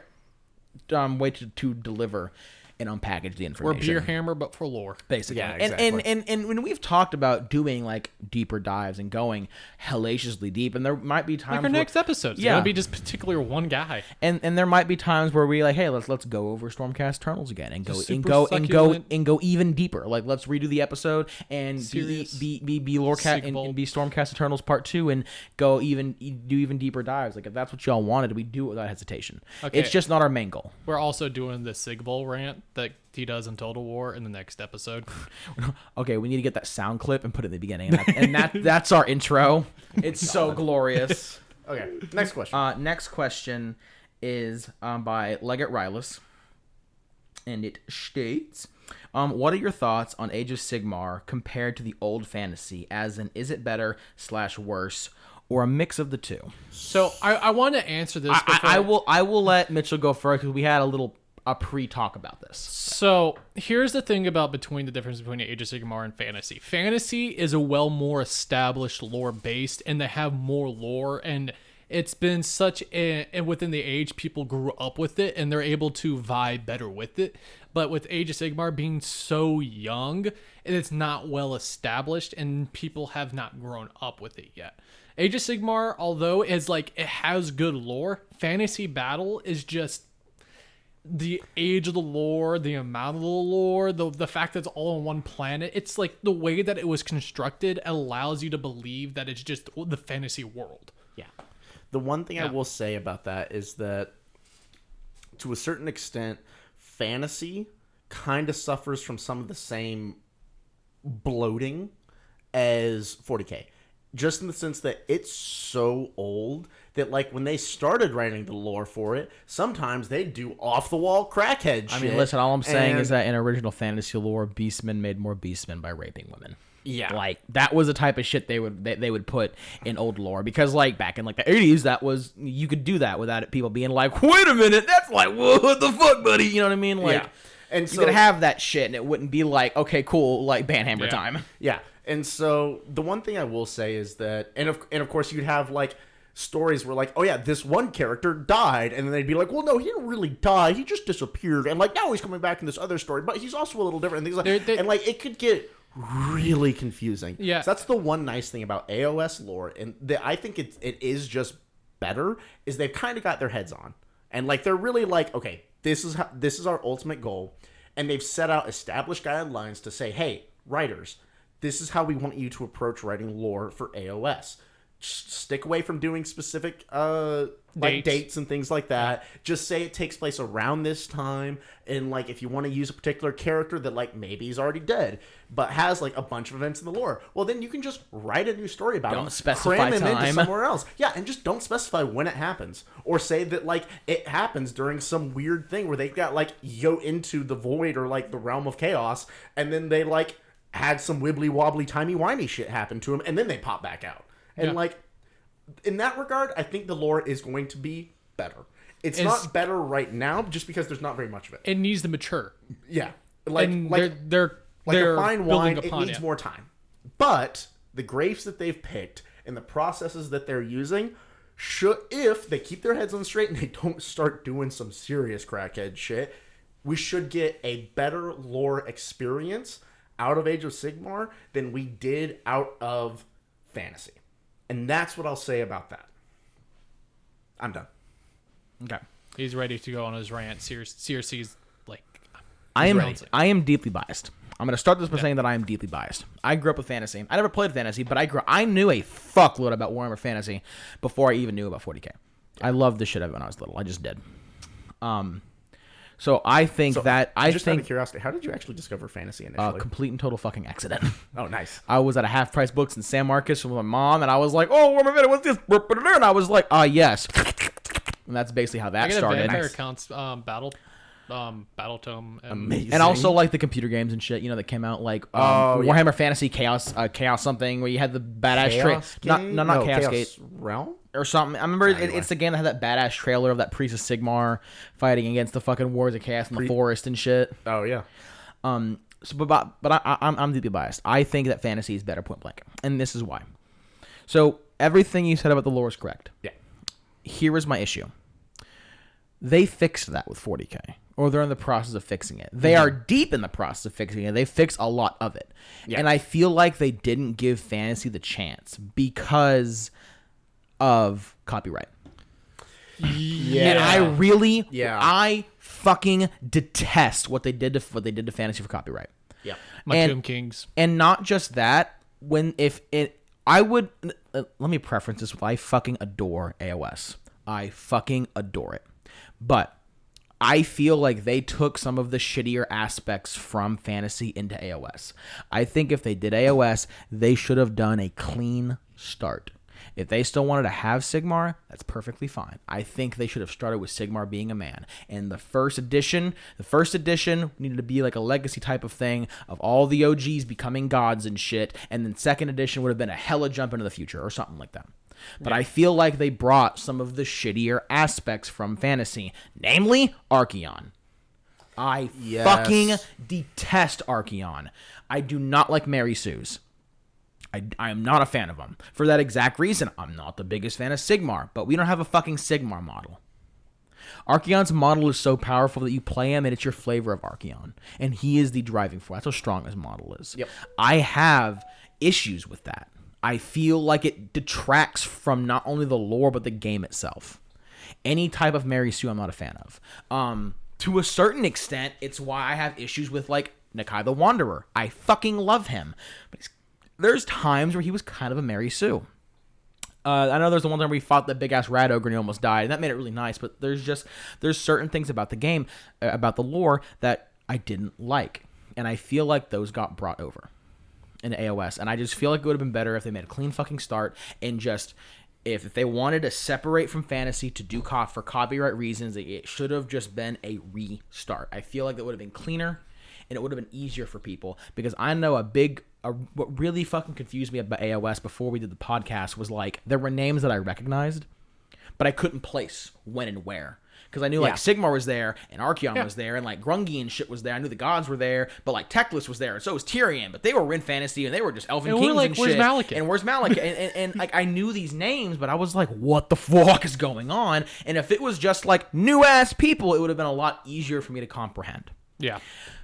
I do think that overall, AOS lore will end up being better than fantasy, because the writing's better, they don't have the bloating issue, and the game started back when they were already streamlining the lore in the book, so I don't think it's going to have the bloating issue. But honestly, if it was up to me, I would have wanted them to do to fantasy what they did to 40K, and just start unfucking the lore in intelligent ways with books and retcons and things like that, and bringing old models from, like, old like legends back to life, like how you bring the Primarchs back and do shit like that. My two favorite factions got just deleted. Yeah, like and on top of that, like, there are some factions that just got done dirty. Like Tomb Kings, Bretonnians, fucking Norskins, even Norskins. Like, they were fucking cool. Love them. And there was still so much for fantasy to unpack. Kislev, Grand Cathay, Nippon. I forget how. I don't remember. The Warhammer Japan. Warhammer India. I forget what they are, but they had Naga and shit. There was still plenty. Isn't there like a Warhammer Arabia too? Yeah. No. Yes. A Grand Arabia. I think it's Grand Arabia. Yeah. I forget. Like, there was still so much of fantasy that never got models and didn't have a whole lot of lore. There was still shit left to do, and I feel like overall we would have a better experience if they just did to fantasy what they did to Warhammer and just unfuck the lore. It would have taken time. It would have taken resources, but I think it would have been a better experience. With the new edition, they could have just brought in the new rules. Yes. Instead of just killing all the armies. Yes. And this is almost like a hindsight's 2020 thing, but, like, we wouldn't have end times. Yeah. And end times is fucking miserable. like miserable. I'm so glad I didn't have to deal with end times. All right, let's go ahead and move on to the next. Well, in closing, I condensed the rant. Yeah. My biggest issue is that I feel like if they had I don't like that the entire IP was killed and changed for copyright. I feel like that's a disservice, especially when there was still so much to unpack. Could you imagine the cool shit we'd get with fucking Warhammer India, Naga and shit? Not even the coolest fucking shit. Like, we're kind of getting it with Daughters of Cain, but the drip would be completely different. Oh yeah. Or like Warhammer Japan with like cool ass like takes on Oni and shit like that. I've been dope as fuck. Or actually see what they did with Grand Cathay and Kislev. Dude. Like, would that not be the dopest shit ever? You know what I mean? Yeah. And I just feel like it's a huge missed opportunity. I just feel like it was a gigantic missed opportunity, and I feel like talking about Ward Bearers, I'm thinking about going Ward Bearers for $30K. Nice. Where the fuck did that come from? I thought you said Ward Bearers. You know, he said War Bears. War Bears. War Bears. War Bears. War I heard Bears. World Bears. And I was like, oh No. Yeah. In closing, I don't like the fact the IP was killed for copyright. I feel like that's a massive disservice. There was still plenty to figure out, and there's plenty to explore. And I feel like some of the shittier aspects got pulled into AOS. And yeah. And once again, it was a dying game. Fantasy was a dying game. I just feel like they gave up on it too soon. When paints outsell your like one of your armies. Yeah. I just feel like they could have done a revamp of how the game works and things like that. That's one comment that Jay did tell us. I don't know if he told us on air, but he did tell us this, was that whenever he was running a Games Workshop store during Fantasy, his sales of paints and paintbrushes were outstripping both Bretonia and Tomb Kings, and I think he said combined. Well, it's hard because like I don't think Fantasy stopped getting new models after a little bit, and there was a long time where there's like no new models were built, and basically like everyone who's playing had their armies. Like 40K's always had new models coming out at least bi-yearly. Yeah.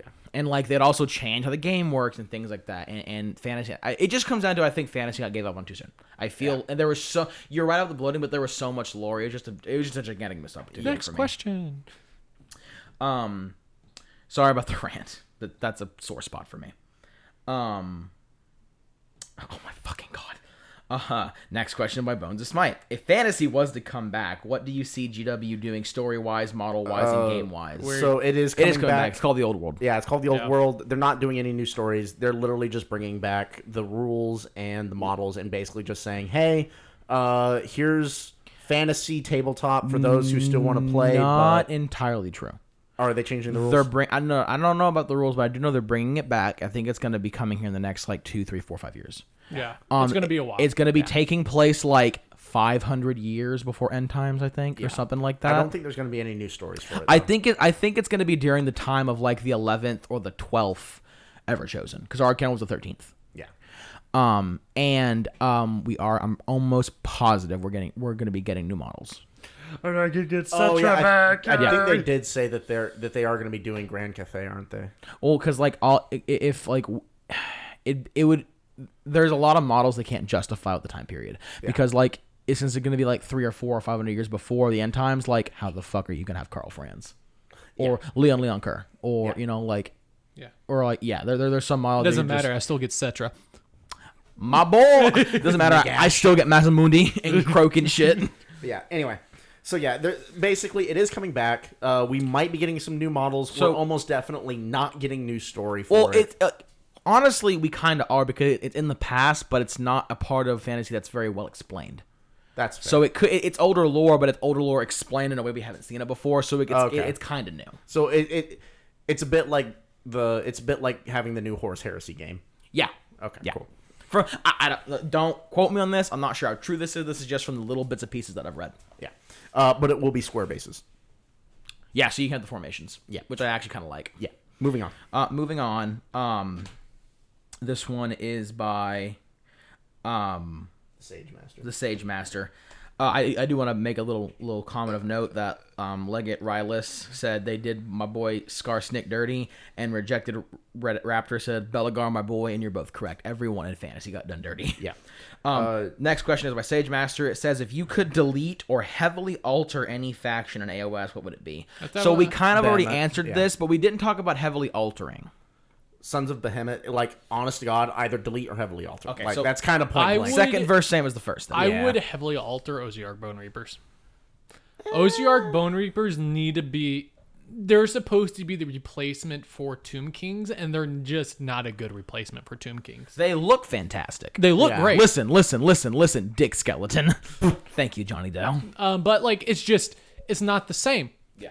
Oziark Bone Reapers should not have been Nagash's like main force. It should have been a revamp of the Tomb Kings, and Cetra should still be here.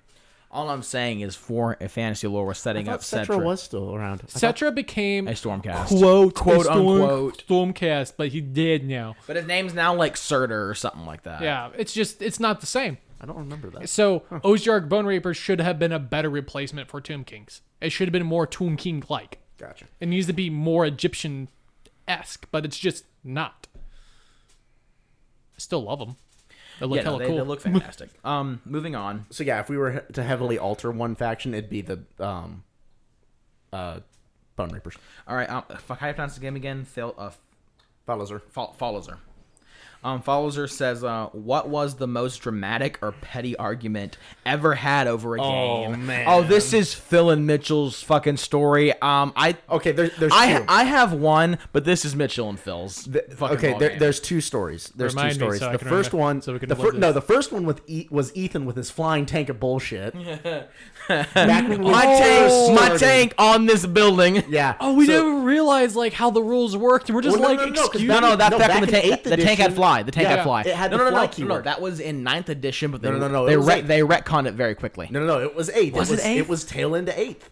Because we actually started playing, or we got models and started playing like this basically within 6 months of 9th edition actually coming out. So we played like 2 games in the ass end of 8th. And yeah, our buddy Ethan had a repulsor executioner and flew it up on top of a fucking building that was like 10 or 12 inches tall. And we were doing like straight up table hammer, and so we were just had like boxes, and so none of our shit could actually get up to it. And then he was just like, "Oh yeah, this is my flying tank of bullshit. I rule everything. Get fucked." And we didn't realize that all the weapons could like be shot at once, and we're just like, excuse me, you're doing what? Because this is Yeah. the first like this is our first, It was literally the second or third game we'd ever played, and it's the first were time we ever playing- against like a tank. Yeah, and we had 4 players, 2 teams. Each person brought something like 1,000 points each. Like, it was a fucking massive game for it being our third game. Yeah. Yeah, it was horrible. I brought my knight, and my knight got like fucking annihilated. And then I had like 2 squads of Skitari, and I was like, oh, I guess I'm useless now. Yeah. What's the second one? Your guy on top of the rhino. Oh yeah. Yeah, no, I straight up almost left your ass in Houston that weekend. Oh yes, I understand. Yeah, no. So that was a Crusade game, and just God, I was so depressed at the time. I just was having a bad time already. Was that 2019 or is that 2020? That was 2020. Oh, But no, God. that was the start of our Crusade. Yeah, or that one was- time we ever only done Crusade. Yeah, the one time we did Crusade. You want to restart that? And I wouldn't be opposed to it. Okay. But no, that was the one Crusade we did, and that was the game where I ended up. We created what we thought was a balanced board, but you ended up, because of how we deployed, you ended up with all of the cover, and I got literally none of it. Yeah, that was That was a heavily unbalanced game, and then during By deployment, accident? yeah, no, that was completely by accident. Like, no, that was nobody's fault. But then during deployment, before we really understood how movement rules worked, Mitchell deployed a Rhino that was filled with a Havoc squad. It had something in it. It was filled. it was that's the filled with point. It Chaos was- Space Marines It with was filled with some kind of Chaos Space chain Marine. swords. It doesn't really matter what was in it. The No. point is it was filled. And then, like, kind of as a joke, you put a champion on top of the Rhino, and you were like, yeah, this is how I'm going to do my Rhino. And I was like, this is fucking bullshit. You will remove that, or I will leave. And, like, I don't think you got it at the time. That I meant, like, yeah, I'll leave your ass in fucking Philip's Houston. ass was straight up like, I'm gonna leave, and I was like, I'm gonna leave. I'm like, no, you're not. He's like, why? I'm like, some pack of my shit come with you because I'm not being left here alone. You're on my ride. Yeah. No, I was. If it was like, Mitchell no, and I'm Jacob's not. ride. No, me and him almost got in a fight. He's like, no, I'm not. I'm like, Philip, I will slash your tires. Like, you Yeah. are not leaving without me. I will cut your fucking brake. He like kind of got uppity, and I was like, look in my eyes and tell me if I'm fucking kidding. Gonna be no, honest, but I was like, completely this is forgot about this. Yeah, no, but I was like, I was fucking ready to throw hands over that. I was really fucking pissed about it because I was like, that if not by the letter, by the spirit of the rules, that's not allowed. And you like kept pushing it as kind of a joke. And yeah, no, at one point I was about this close. I was about this Mad close Max to it up taking there. the Rhino, chunking it against a wall, hopping in my car, and leaving. It's gonna Mad Max it up there. Yeah, no. I was sitting there watching, like making jokes, looking at Phil, and I'm like, oh, I'm uncomfortable. Oh yeah, no. And then it was not good. and then I got really questioning. I was like, is this actually allowed?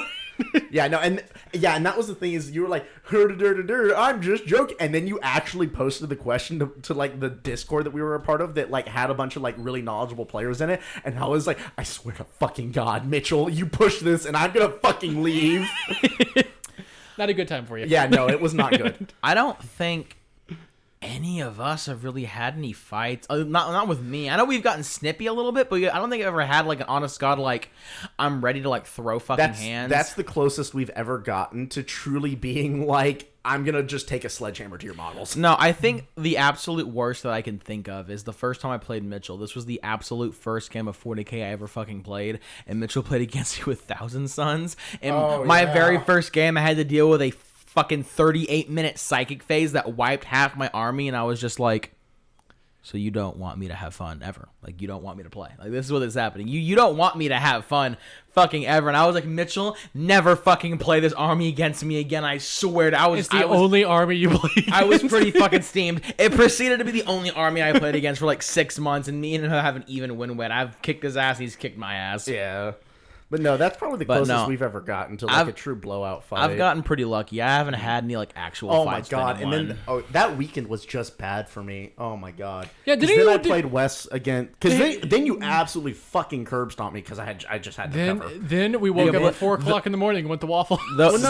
Yeah, you motherfuckers. No, that wasn't that weekend. That was not that weekend. No, that was a different weekend. I swear that was that weekend. No. That was a different weekend. No, No, that was the weekend when I was sleeping in the same room as Mitchell, and this fucking tweaky ass bitch could have woken me the fuck up, and he didn't. But but that later the same weekend with the Reno incident. No, like the next game I played was against Wes, and like indirect fired you. He kept indirect firing you and shit. No. What happened was I beat him by kiting him, because the thing what we were playing, the mission was basically capture the flag. But you could, if you captured the flag, you could move the flag. Yeah. And so I kept moving it back and back and back farther into my lines, and he kept coming after me with a group of Death Shroud Terminators, yeah. And like kept shredding them. But I keep dropping it, moving it, until finally I picked it up with a squad of suppressors and just fucking yoked my ass across the map, and he just couldn't catch them. And so I was like, cool, I won because I like successfully held on to it for like one round. Mm-hmm. The flag for like one round, and I was like, cool, I won. And then I'd forgotten that at the time we'd agreed to do, this is not typical of Crusade, but we had agreed to do a all painted army bonus. So like if you're playing at tournament level, you get bonus points for having a completely painted army. I didn't have a completely painted army. I had some painted models. I just want to point out that this Crusade needing to be painted is a decent bit of the motivation to me buying all of my corn models because they all came painted. Yeah, but no.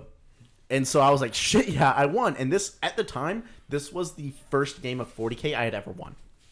And then I ruined this man's career. And then you did. No, you straight up did, because I had a number of points equivalent to the number of points we had agreed upon for a completely painted army bonus, and you turned my win into a draw, and I almost left you in Houston again. And then cue part 2 of like, if you fucking leave me here, I'm going to clip your nuts off in your sleep. But yeah, no, that was not a fun time. Anyway, but yeah, that's probably the closest we've ever gotten to just like truly getting ass fuckingly mad at each other. We've been pretty good about not having too many. Like, y'all will fucking fight and bicker fucking constantly over like rules and whatnot. But that's I know. Who did what? Don't worry about it. Don't worry about it. Bleed boy gotta bleed. Oh, Yeah. We'll bicker about rules till the fucking cows come home, but it's never a fight. We're actually pretty good about not letting shit get into a fight. Like, we can get kind of pissed and be like, oh, fucking boo, but we never act or like, it makes no sense. We're never like, fuck you, motherfucker, how dare you, piece of shit, get the fuck out of my house. It never devolves. Usually it's something, usually what it eventually comes down to is just, I really don't like this, but the rules clearly state this, so we'll just play according to the rules. We do have lots of like, well, that's fucking stupid, but them's the rules, I guess. Yeah, we do that a lot. Anywho, moving on. Hey, before we move on, do we want to... I'm going to stop this, render it, and then restart a new recording. Just in case that... Yeah, that works for me. Yeah. So we're going to take a short break. Oh, what's going on? I'm just take a short break. We're basically saving it and rendering it so that if we have any issues, we don't have like a gargantuan fucking 3-hour long file that we have to work with. Do we want to wait until it says 2 hours and not 1 hour and 59 minutes? No. Welcome back. We're done with our break. Back. We have returned. Yeah. More booze and questions. I had to indulge my crippling nicotine addiction. Hey. Anywho, I believe the next question was by Blame. We've kind of answered this question, but there were parts at the bottom that we didn't, so we're gonna go and go over this one as well. It says, what is one thing you would change about AOS lore, which we did kind of talk about, but the bottom half says, additionally, what is something you want to see happen in the lore, or what faction you would want to see added? As far as what I would want to happen in the lore, the Slanesh shit. I would be so fucking happy if they actually had a Chaos God manifest. I think that would have some really serious implications, and I would fucking adore that. I would bring back my rant about Oziark Bone Reapers and Tomb Kings. But I'd bring back what I want to see added into the game are shadow elves. Oh, Malarians people? Yeah. Yeah. What would I like to see happen in the lore? Yeah, honestly, I just think it'd be really cool if we got to see more of the Chaos Gods, like, physically interacting. Like, I know that's not their shtick, but I'd really like to see the Chaos Gods just start manifesting maybe in, like, avatars or things like that. Just really dumb shit models. I think that'd be a lot of fun. Yeah. And as far as, like, a faction I'd like to see added, realistically, I think Shadow Elves would be neat. Honestly, though, I would actually think it'd be really cool if they brought Bretonnia back, just because I'd love to see what they do with the models. They have brought them back. You know what I mean? Shut up. But like, the amount of bling that the fucking Bretonians had, you imagine how cool some of those models would look like. Oh, yeah. Like, bro, all dripped out and shit. Like, that'd look really nice. I would love to see Bretonnia. And, like, Pegasi and Hippogriffs. Yeah. And just peasants. Serfs. The backbone of the economy. Yes. Okay, dude, but like that video that Okoi did of just like 19 peasants, that was amazing. Like 80 armor. Yeah, that shit was dumb. All right, moving on. This is by Rejected Raptor, and he says, what faction has the best living conditions? Lumineth Realm Lords. Yeah, either that or the Overlords. Skaven. We're not going to listen to your explanation, but we're going to continue. Oh, no. I accept your reasoning why, but like, if you look past the degeneracy, at the end of the day, what living conditions boil down to, as far as I'm concerned, is how fulfilled the populace is with their current state. And the Skaven get everything they need or want out of their living conditions. I don't disagree with Overlords or Lumineth Realm Lords or the card on Overlords. Realistically, yeah, that's probably correct. But the Skaven are probably like one of the most fulfilled races out there, just because they thrive off of head ass shit, and that is like exactly what their living standards give them. Oh yeah. Okay, but continue. All right, next is so this is probably a butter dog, but I'm just going to say the question. It's by the Sage Master, and it says, if GW forced you to come up with their new marketable fantasy race names, what name would you come up to replace elves, orcs, grots, ogres, etc.? Butter dog. Butter dog? It's a good question. It's not a bad question, but like, we can make a whole ass episode out of just that. I have an issue naming shit, and like we would be stuck on this question for a solid hour, because I'd be like, I got a really good one. Just the normal names. Moving on. Yeah. Elves. Elves, What would you rename orcs. them? Elves. Amen, Thank you. brother. Well, Orcs? Thank you Orcs. for coming to my TED Talk. Moving on. Fuck copyright. All right, next is by Bones of Smite. It says, what would you change tabletop-wise to make things more accurate, both AOS and 40K? Fuck, speaking of things we can make a whole We had a episode fucking off after of. an episode, we had a rant that went on till like 2:00 in the morning back at the old apartment, just on 40K alone. Yeah. No. Honestly, that is a really good question. Though, Honestly, but- I'm gonna say this is a butter dog. Yeah, fantastic fucking question, Butterdog, because we could probably make a Like, whole ju- ass episode out of just to that. give Honestly, you- I wouldn't be opposed to that being our next bonus episode. Yeah. Yeah. Just to give, no, this is a great question. Just to give you an idea, though, like I'm 90% sure I've had this rant before about how, like, if you look in lore, how the heroes of the Stormcast Eternals work in lore, they're like, yes, they're amazing generals, but also like they're fucking monsters in melee. Like these guys are so Carthalos old is like, yes, and I'm gonna so 1v1 ancient. 17 greater demons by myself. And on tabletop, he's like, oh, I do cool things. Oh, that's like, Yeah, no, that's like my whole hashtag. Like fucking Yndrasta, fucking known for hunting greater demons. for shits and giggles. Yeah, no, for like sport. And then like on tabletop, literally, I ran her into a Gargant, and the Gargant was like, one tap. And I was like, what? If anything, Yndrasta should have a rule saying she cannot be one shot. Yeah. Yeah. At least she can't be one shot by monsters. So great fucking question, Butterdog. Because honestly, that's probably gonna be our next bonus episode. Yeah. That's a really good question. Because We'll have to- right there is we'll have to easily write that down somewhere. that right there is easily a 3-hour Conversation. Yeah, that's a whole ass rant. And we're already like, in this for over 2 hours. Yeah. All right. Next up. Next question is by Blame, and he says, "Have you ever had an experience with that guy while playing? Hopefully, some interesting stories." Blood Angels player in Bastrop. Yep. Yep. He's actually the only one, I think.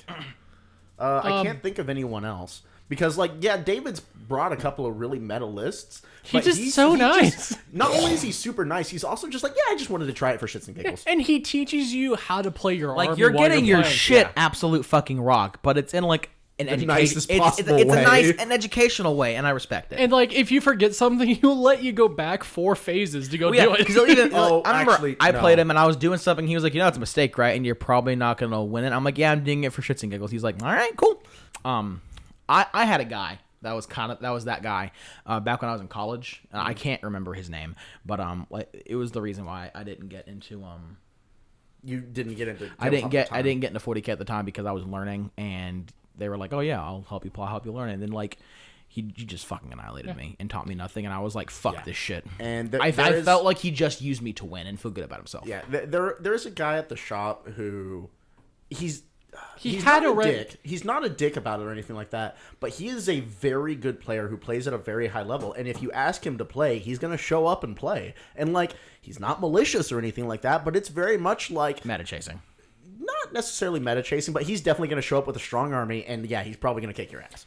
Yeah. And I will But say, then- because going he back had to the Blood Angels player. He's very curt about it. That's Yeah. what No, it is. I want to say something about this man because like he's always had a bad reputation for a long period of time. But like we did our introduction tournament thing, like our introduction league that I did in Bastrop, and everybody played against him, and we all had a good time against him. Yeah, I guess the thing to say is like if you just say I want to play a game, then yeah, he's gonna show up and like he's gonna play a game. If you tell him from the outset like, hey, like when you initially Let me organize, see I your don't know what the play. fuck I'm I don't know doing. what I'm doing. I'm still trying to learn. Then yeah, he will approach it with a different mindset. But he is a very good player, and he can be a bit curt. I will not say- like mean or anything like that, but very much like I am focused. I am playing this game. This is what I am doing. Yeah. And like how he plays is very interesting. But I remember after playing against him during our introductory game, he had a couple like recommendations for me, and that was actually pretty helpful. Yeah. But yeah, it like if you don't explain from the onset what you're trying to But get then out of it, he will just kind of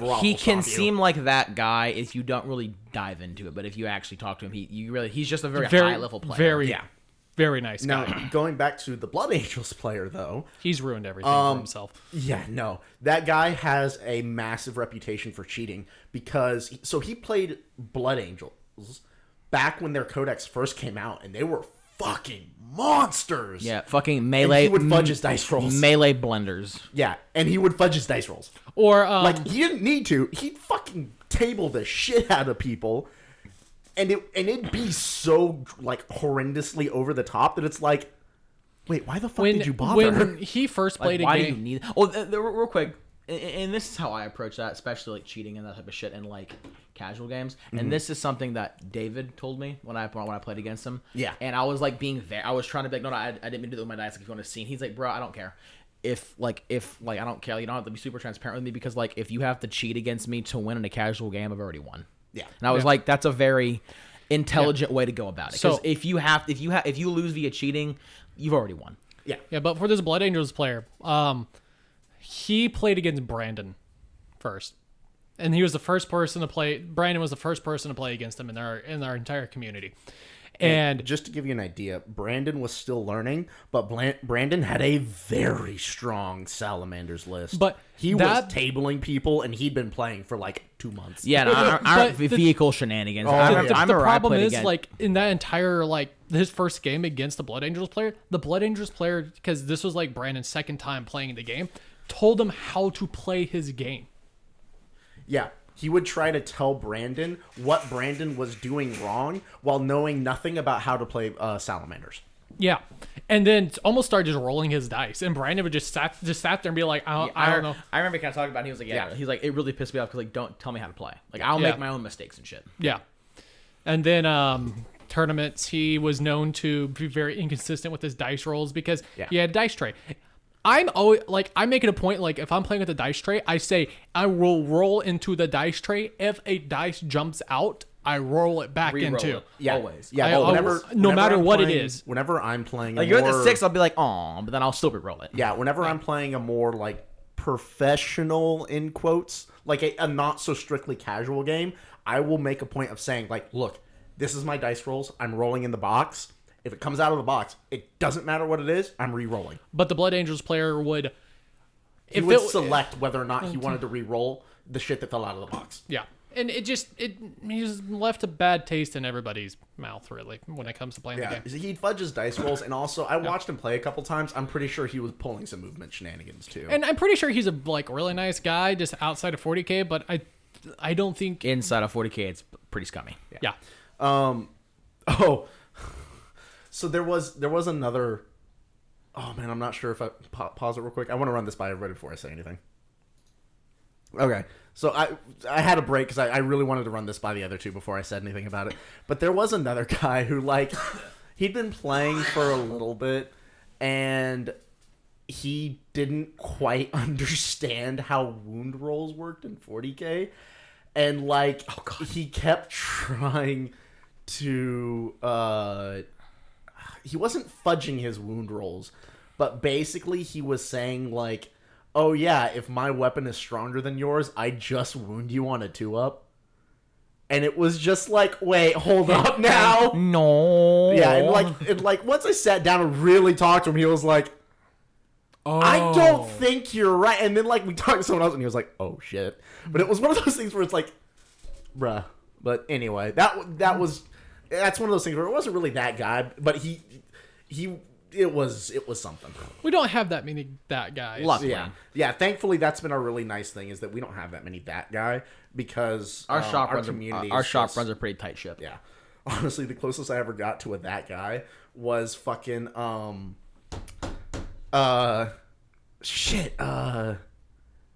no, I asked you how many times you see fucking 666s. Oh, God. Yeah, that dude. Fuck that guy. God, the guy. That is a rant for another day. Yeah, that was... If we see that... If we see a question it's an about explanation that, as this is why Philip's a beta cuck.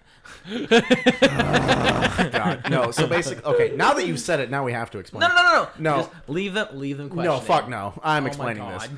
No, basically, there was a dude who I'm pretty sure he should have been on medication of some variety and wasn't. Either that or he was on medication. Definitely not prescribed. I just want to preference the entire backstory to this. The entire background of this story is me and the guy Brandon who you're talking about were having a game for the tournament. Yeah. And this is all happening at our table, like 2 feet from us. Yeah.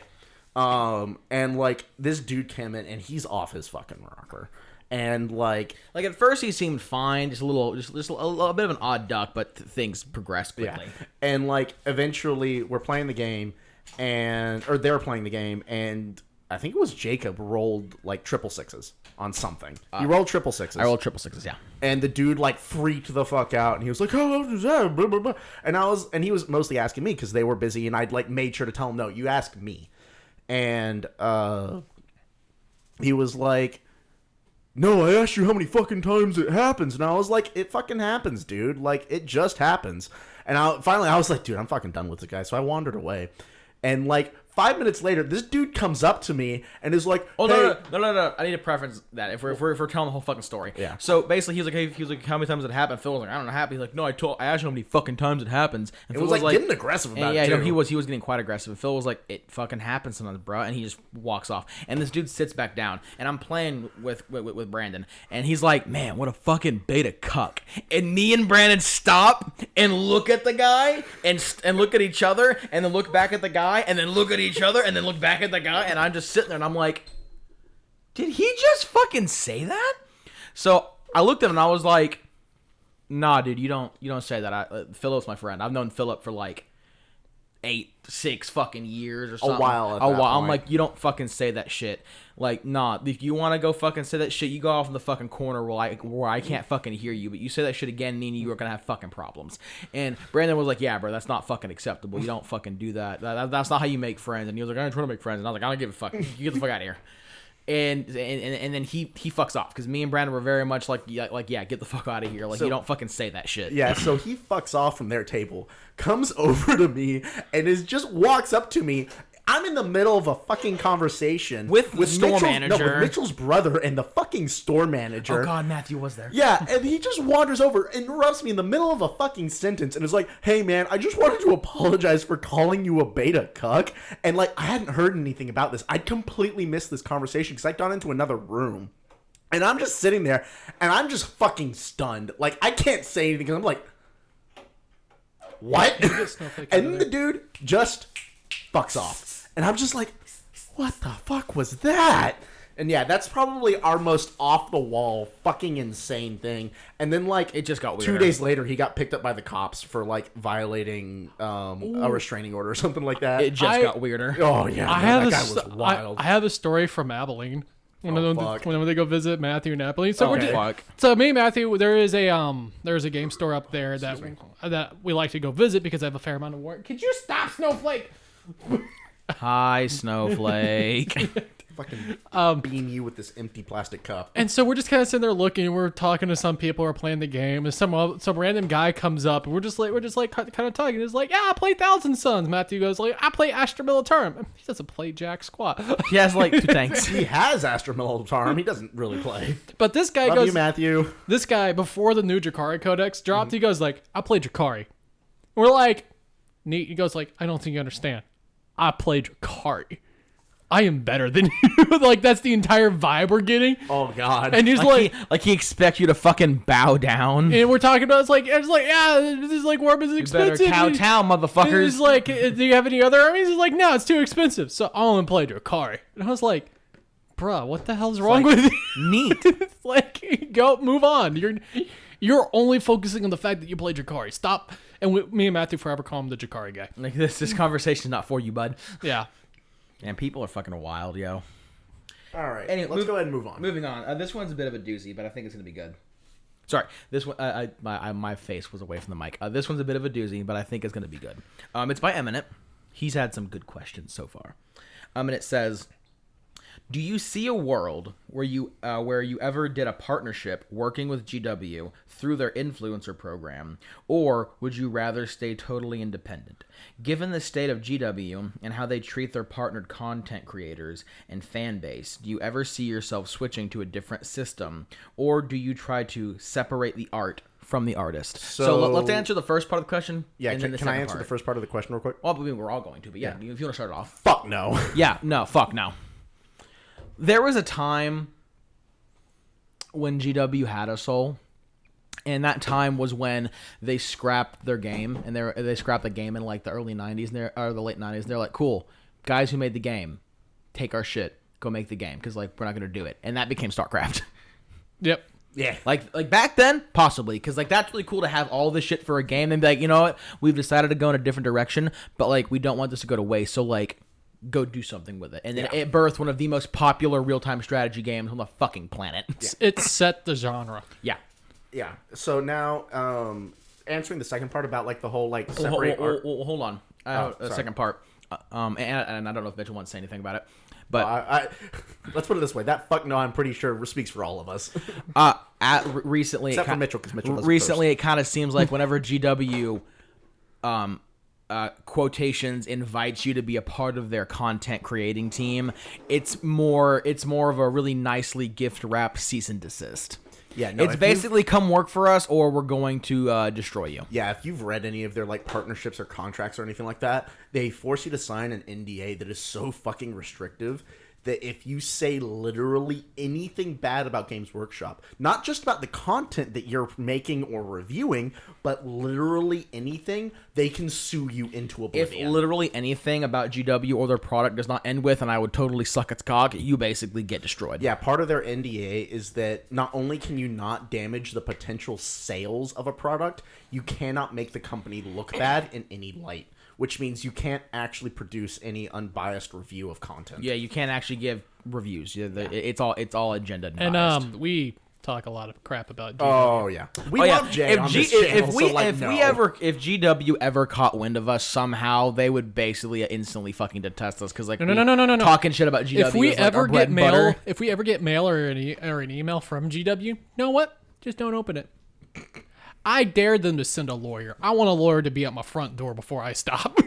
Hey man, all I'm saying is I don't know much about what her job entails because I don't pay as much attention to my family as I should. But one of my aunt is a lawyer, and she was fucking. If I remember correctly, she was either valedictorian or salutatorian. So like, she pretty smart. Guess what? We're not reading things word for word, so they can go. Yeah, suck a dick. Really go suck. Mitchell doesn't curse, so they can promptly go shove their head up their they fucking can ass. just frankly fuck off. Yeah. To answer second this part. Second part of the question, which I'm going to restate. Given the state of GW and how they treat their partnered content creators and fan base, do you ever see yourself switching to a different system, or do you try to separate the art from the artist? Listen, BattleTech. But no, we definitely separate the art from the artist. Like, okay, here's a good example. The stories of H.P. Lovecraft are really cool, dark, mysterious, horror, suspense. One of the reasons very why I love artfully written.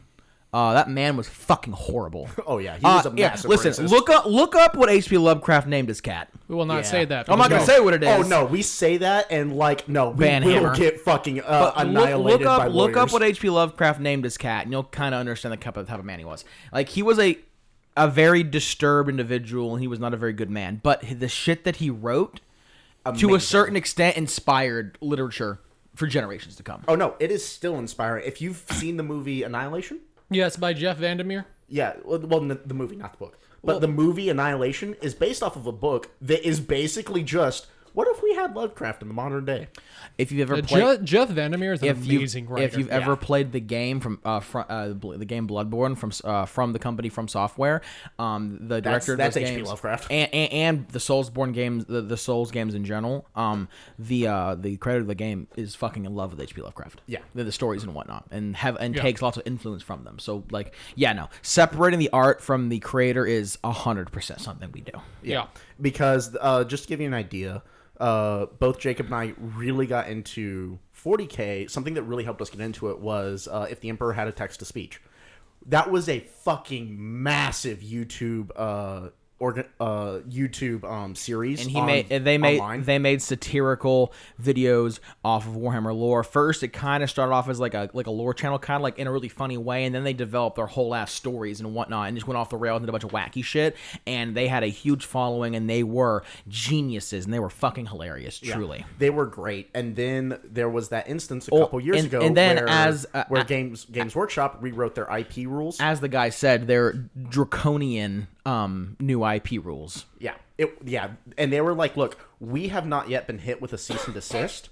We are not going to risk getting hit with a cease and desist. We are going to post the last couple episodes that we have already been working on, but we will post no new content after that. Because we don't even want to risk getting onto Games Workshop's radar.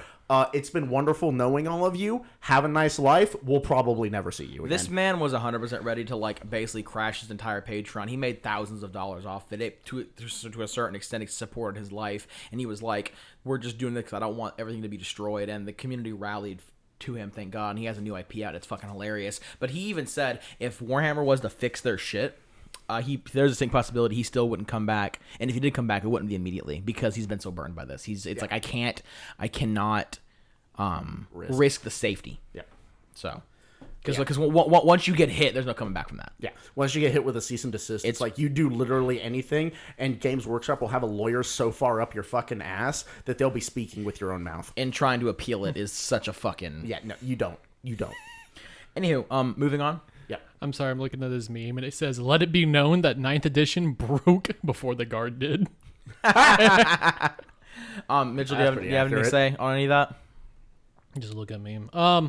Honestly, not too much. Y'all have really covered it, but it's just, it sucks. But hey, it is what it is. We love the art. We love the content, not the creator. Yeah.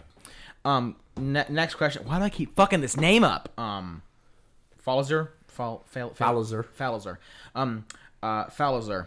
And the question is, what was the first part you had go flying across the room, clipping it out of the sprues? How bad was the existential dread? How relieved were you to step on it a week later?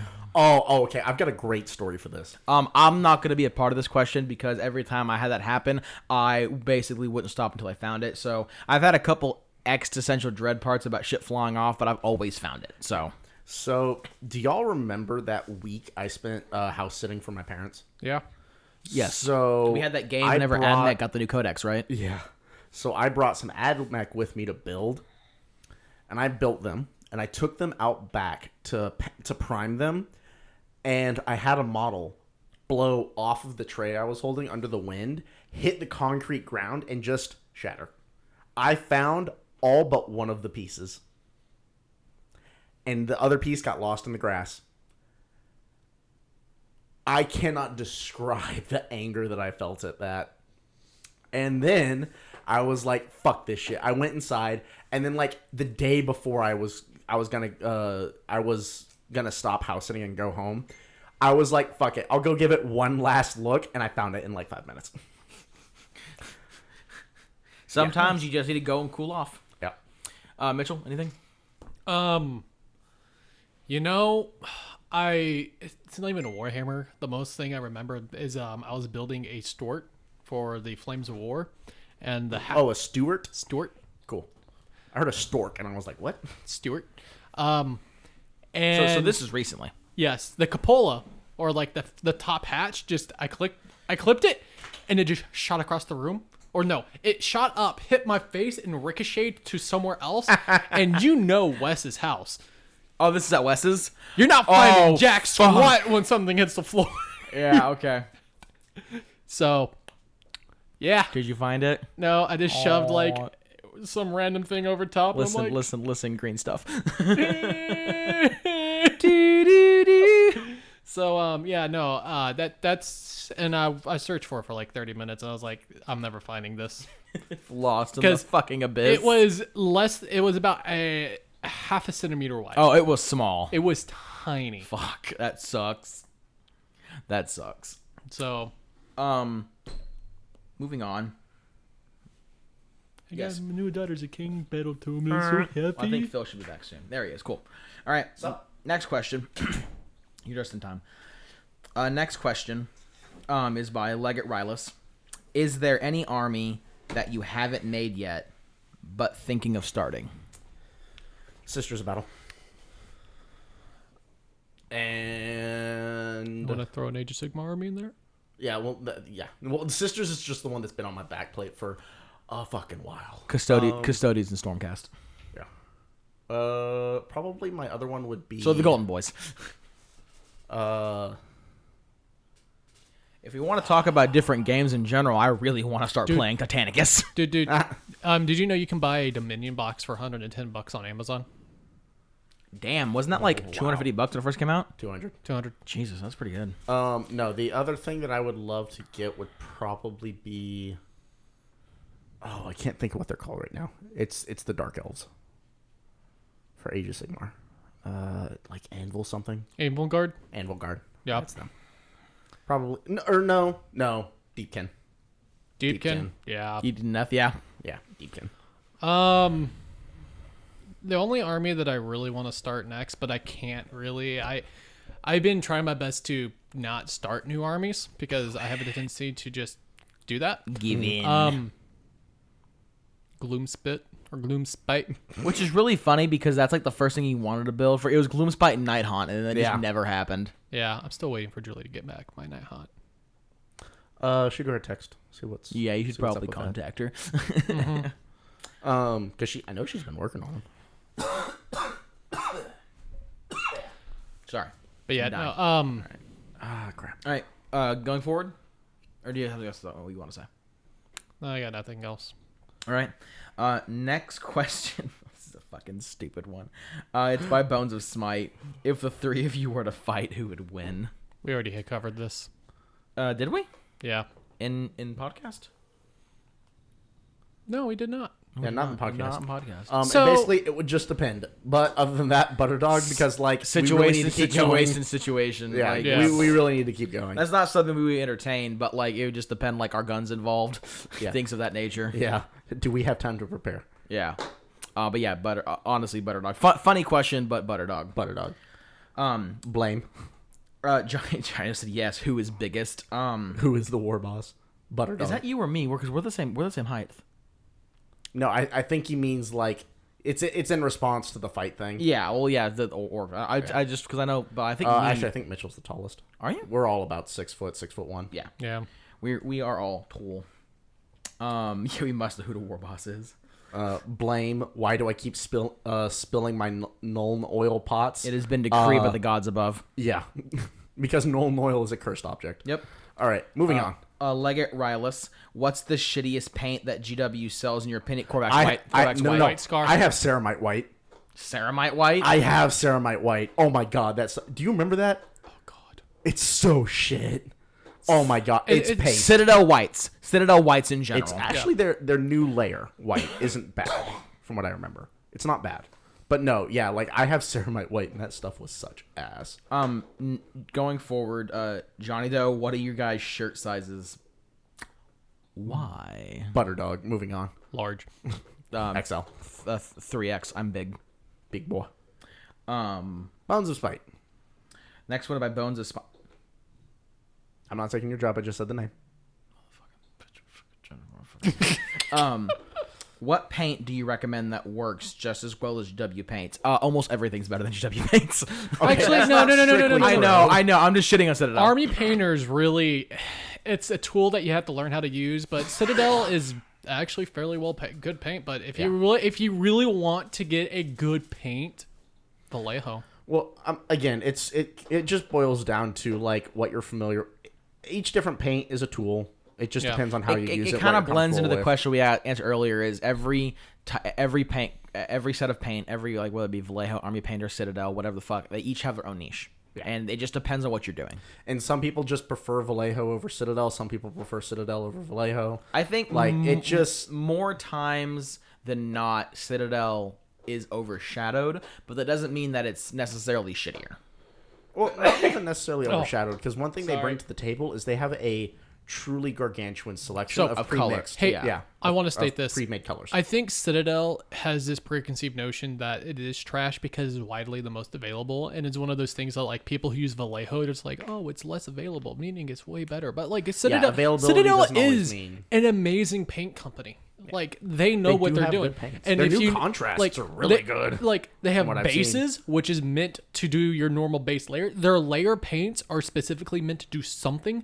Their shades are specifically meant to do something. Very specialized. Like they have specialized, and they do also have the tools available for you to be able to mix and like tweak and alter paints and things like that, like a Lamia medium and things like that. Yeah, I have. So again, it really boils down to like, what are your tools? What do you prefer to use? Like some people prefer Fords, some people prefer Chevys, some people prefer Toyotas. But like that's really what it boils down to. Each one has their merit. Yeah. Like me personally, I don't think Citadel is like the best, but like each one has their merits, 100%. I just prefer Scale 75.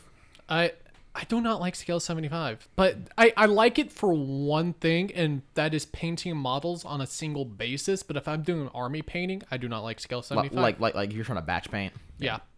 But I noticed that's an absolutely amazing paint. That's the best model. Every paint line has its niche. Yeah. Right. Moving forward, or you have something else to say? I was going to state that just because Citadel is maybe the only paint that's available near you, don't scuff at it. Never knack their collection size. They have so many paints, so many colors, so many combinations. They truly have a gargantuan selection. Never doubt that, and never put that down, because sometimes having such a large paint selection is just truly fantastic. Having said that, one important thing to note I think is their that Caliban green sucks because it's too dark of a dark green. Well, okay, real quick though. Warpstone Glow is so fucking hard to use. It's because it's a layer. Yeah, I know. Okay, one last comment though before we move on. Just for those of you who are first starting out with painting, just one thing to keep in mind: the box art that you see, on the cover of a Warhammer box of miniatures, the guys who paint that don't always use Citadel paints. Also, there's a lot of different techniques going into that. Yeah. Instead of just paint layer, edge, highlight. There's way more, because you got a whole lot of glazing going on. They do a lot of glazing. There's a lot of non-metallic metal that you don't really notice. There's super edge highlight. Yeah. The heavy metal style is not a Citadel exclusive paint scheme. Yeah. Moving forward, the next question is once again by Leggett Rylas, and it says, are there any newer models that look terrible / need to be improved? Any game. So there is, I don't know if this technically counts as a newer model. It is technically an AOS model and therefore new-ish, but there is a character. Vandus Hammerhand. Hang on. Actually, yeah, it is him. What was the name again? Vandus Hammerhand? Yeah, Vandus Hammerhand. He's the first Stormcast model that was ever released. Oh man, he looks like ass. Oh, he looks bad. Yep. I do not like what the new flayed ones look like in 40K. They look better than the old ones, but I don't think that they can still do better. They don't portray the true gruesome, horrific nature of a flayed one. Yeah. They have no right to be that expensive either. Also, yes, no, their price is fucking hellacious, and fuck that shit. Also, GW, eat my ass. Do you have a particular model, Mitchell? I was just saying Vandus Hammerhand. Is it that bad? Oh, it's bad. It's not great. It looks like something from fantasy. Yeah. I would say Archeon, but that's because I hate Archeon. So Archeon model is actually really good. He looks fantastic, but fuck that guy. Oh no, actually I do have one. Not the entire models themselves, but I do got one. Literally every single. You got one? Fucking Pink horrors. I hate them. This one's not new at all, so it's not really on question. But Saurus fucking warriors. Oh yeah, that's a fantasy model. Oh yeah. Oh my god. But no. Also, now that I'm getting into Horus Heresy, the faces of literally every Primarch. Oh my god, the faces look like ass. I don't think Angron looks that bad. Angron doesn't look, but gonna be honest, no, stop. Ultramarines Primarch, Rabuti Gorilla Man. Oh my god, his face looks bad. Robu Gilliman. My favorite Primarch model from that, and the reason why I might be going Word Bearers, is because I really like the Logar model. Logar's face doesn't look very good either. I wish they came with helmets. Yeah. Anyway, moving on. Next one is by the Sage Master. Oh god, best fantasy race to live as. Skaven. Honestly, orcs. Because orcs do nothing but have a good time. Exactly. Yeah. Orcs are living their best fucking lives constantly. Yeah, honestly, orcs. That, or maybe Seraphon, for the sole purpose of I get to embrace non-existence. Yeah. Or I get to be a slant instead of my fat ass and just think shit to life. Yeah. But honestly, orcs. Yeah, moving on. Next one is by Bones of Smite. Which one of us do you like the most? Butterdog. Which one of us do you like the most? None of you. Yeah. No. Fuck all of you. Did you not see my post? Fuck all of you. Fuck everyone in this Discord. No, I like you all the same. I love you all, and you let me do cool shit. So y'all, yeah. Everyone the same. Honestly, Butterdog, because I love you all. So yeah, there you go. Y'all let us do this head ass shit. Feel free to run with that and make it as fucking retarded as possible. Yeah. All right, moving on. Moving on is gonna be another Leggett Rylus. Adding on to that, are there any older models that need to be improved? Fucking Saurus Warriors. Yeah. Any other ones? The only reason why I've not done Slaves to Darkness because I It love looks so bad. I love Marauder, like the normal mortal Slaves to Darkness that are not the the Chaos Warriors, but I can't do anything with them because they're all stupid models. They look so bad. They look so bad. Look so bad. Like, and I was thinking about that. I was like, I could do Beast to Slaves to Chaos. Darkness, and I was like, why would I do Slaves to Darkness? I could go do Slanesh. like They have way garbage. cooler models. And then the Beasts to Darkness, they could use a touch-up. Beast of Chaos, Yes. What did I say? Beast of Darkness. Oh, yeah, it's Beast of almost Chaos. the same. Yeah, they could use a touch-up. Yeah, a lot of the cities of Sigmar could use a touch-up. But we've kind of gone over that. Yeah, we've kind of gone over all this. Yeah. Moving forward, I think that's about all. This is by Bones of Smite. Which is your favorite model? Oh, man. Oh God. Okay, like That's rough. Is this just AOS or AOS and 40k? Let's go ahead and do AOS. Just AOS.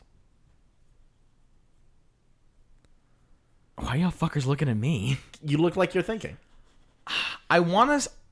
I really like the Croak model, but I feel like if I say Croak, it's just because I simp for Lizardmen. I mean, if you like Croak, you like Croak. I'm honest to God. Honestly, as much as I love Croak, Avatar Nagash looks glorious. It does. Like that man, that rattle me bones is all I'm saying. Yeah. Alariel. Thick thighs Of course, save, he's thick thighs simp for save thick lives. thighs. Not even that. His role is literally Tree Lady simp. Yeah. Not even that. Like the Celestin Prime and Yandrasta both look so good. Like I will say they do look really It's good. just that beetle. I love that beetle. The wings are amazing. It's just it's an amazing model. You know, it'd be a really cool paint scheme for the wing because like the wings are extended, right? If you use like that, almost like like the foiling on a Magic card. If you use like that type of paint on the wings, Oh, like a to color make- shift? Yeah, I do not like color shift paints. I feel like if they're done right, they look really good. But if they're done bad, they look really bad. Yeah. No, I forget who it is, but I remember seeing a batch of, what was it? Custodes. I remember seeing a batch of Custodes online that like had some color shifting done, and I was just like, wow, I like aggressively hate these. But yeah, anyway, for me, I've got to go with it was one of the models that I own, just because like looking at a model is cool. Looking at a model that you've built on your shelf is cooler, and like Yandrasta. it's kind of a toss up between Also, Durgan. Sigvald. Sigvald does look nice. The new Slanesh Demon Princess. No, No, honestly, not them. Like they're cool, but like honestly, either Sigvald or like maybe Yandrasta. Honestly, kind of leaning toward Bastion Carthalos. I just love that model. I am a huge fan of just chunky dudes in big ass armor. thick boys. Yeah, I love my chunky boys. Moving forward, I'm assuming that's about it. That's basically it. This one's by Eminent. If you could force GW to release or refresh one model, what would it be? Sound Marines. Sound Marines? That's just like off the cuff, but like probably Sound Marines. Like just some actual honest to God OG. Forge World has a kit that's basically Sound Marines. It's technically the Cacophony, which is like the OG 30k Sound Marine squad. Like I would love to see those in plastic. A whole ass line of Krieg. I mean, completely fleshed out their own sub faction. Oh, not just the not like the here are some rifleman dudes squad. in gas masks with shovels, but I mean like a whole ass sub faction of the Guard of Krieg. They have the love and support. They have the lore. That's my thing. Is they have like maybe like an almost like an upgrade screw for something like the like Black that. Templars. Yeah, but where you can have a whole armor of Krieg, it's not just like there's gas mask dudes and it's Krieg, but I mean like specialized with fucking transfers and like personalized vehicles, equipment, even maybe some new shit. But like they have the love, they have the support, and they have the lore. Yeah. Was this only for 40k? That's just what I say for it. Because I'm not gonna say Saurus because I've kind of already answered that. Yeah. To force them to do any new model. To release or refresh one model, what would it be?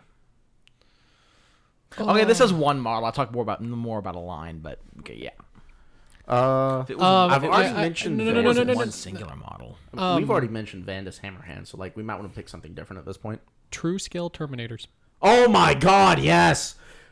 Yes! Fucking shit, dude! Can we get some goddamn true scale fucking Cataphracti up in here?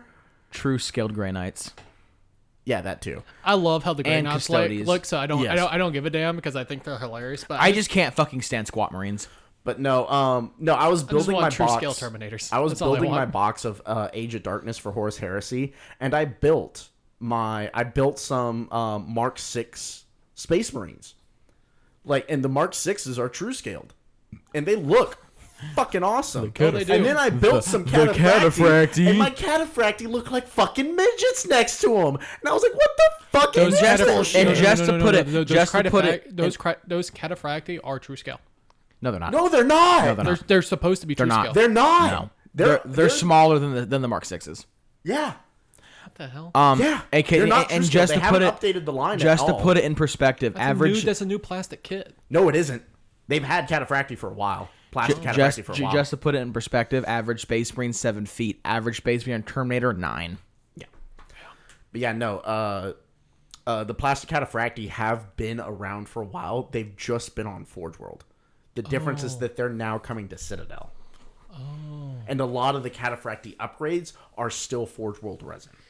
Yeah. Okay. Yeah. But yeah, no, true scale Terminators. That's Yeah. what I want. True scale. Yeah, no, Terminators. that's fucking Just all of them, both just everything, including Tartarus, Cataphracti, and Indominus.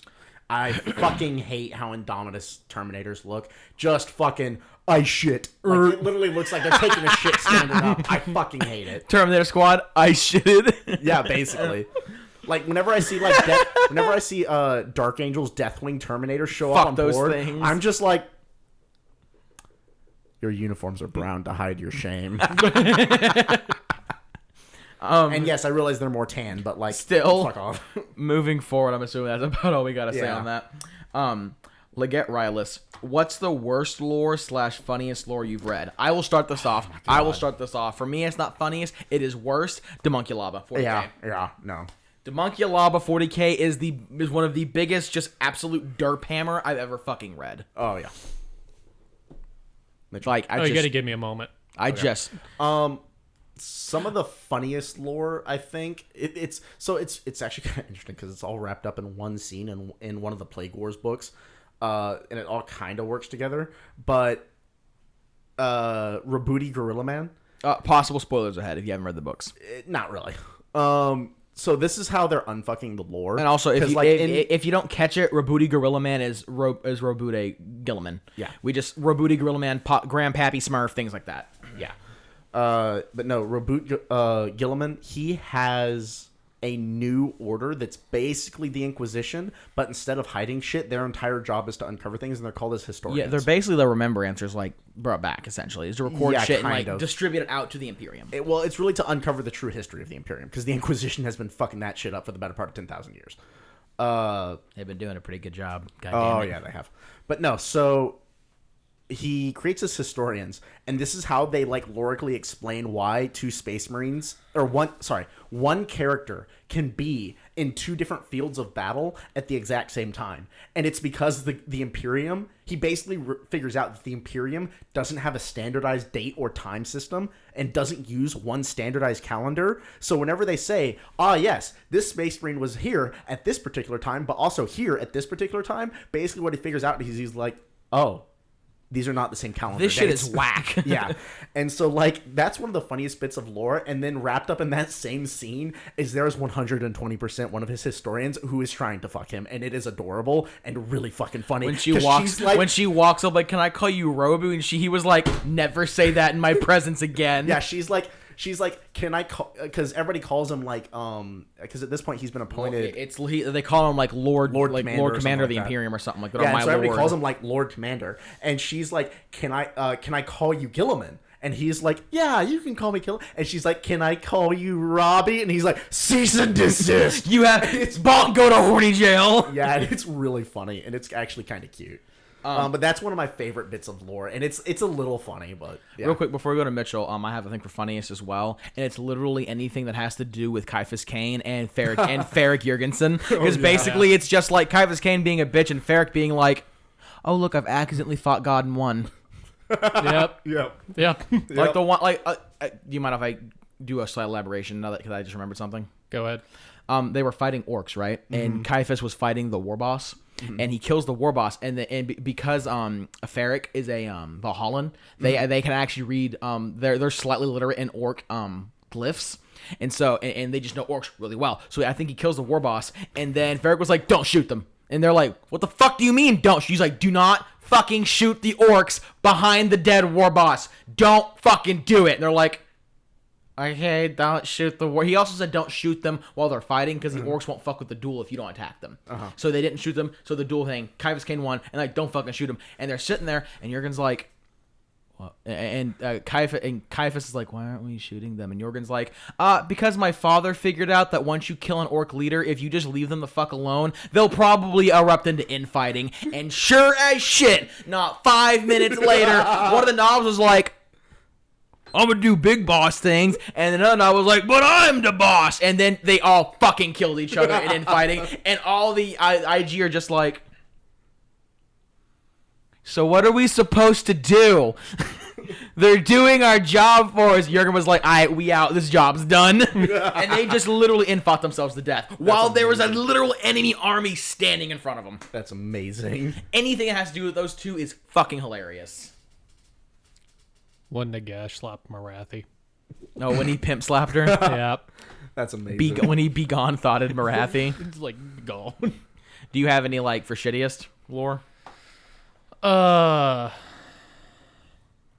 Anything that has to do with Archeon. Honestly, Dark Angel's Fallen. It could have been done so much better. Like, oh no, they're shooting at us, and I'm like, the issue with the Dark Angels Fallen is they just kind of feel like they're just shitty Alpha Legion. Like they're like they might be Chaos or they might be trying to be loyalists, but we don't really know. And like, Cypher, and it's like you're just shitty Alpha Legion. like I really Kind of what hope it feels like. I really hope when they bring back the Lion, it's just like, oh, I've forgiven you, blah blah blah blah. But when the ones that are actually Chaos, like, but like, it's, who the. If he forgives his dad, if he forgave his dad, that'd be super sweet. If he like found his dad again and the Lion was just like, forgave what's his name? Luther? Yes. If he found Luther and he was like, "I forgive you, Father," and he's like, "My boy." Yep. Honestly, so I'm still sticking with the Monculaba, but I have a slight thing for AOS, and like this is gonna be kind of controversial, but kind of the entirety of the Age of Chaos.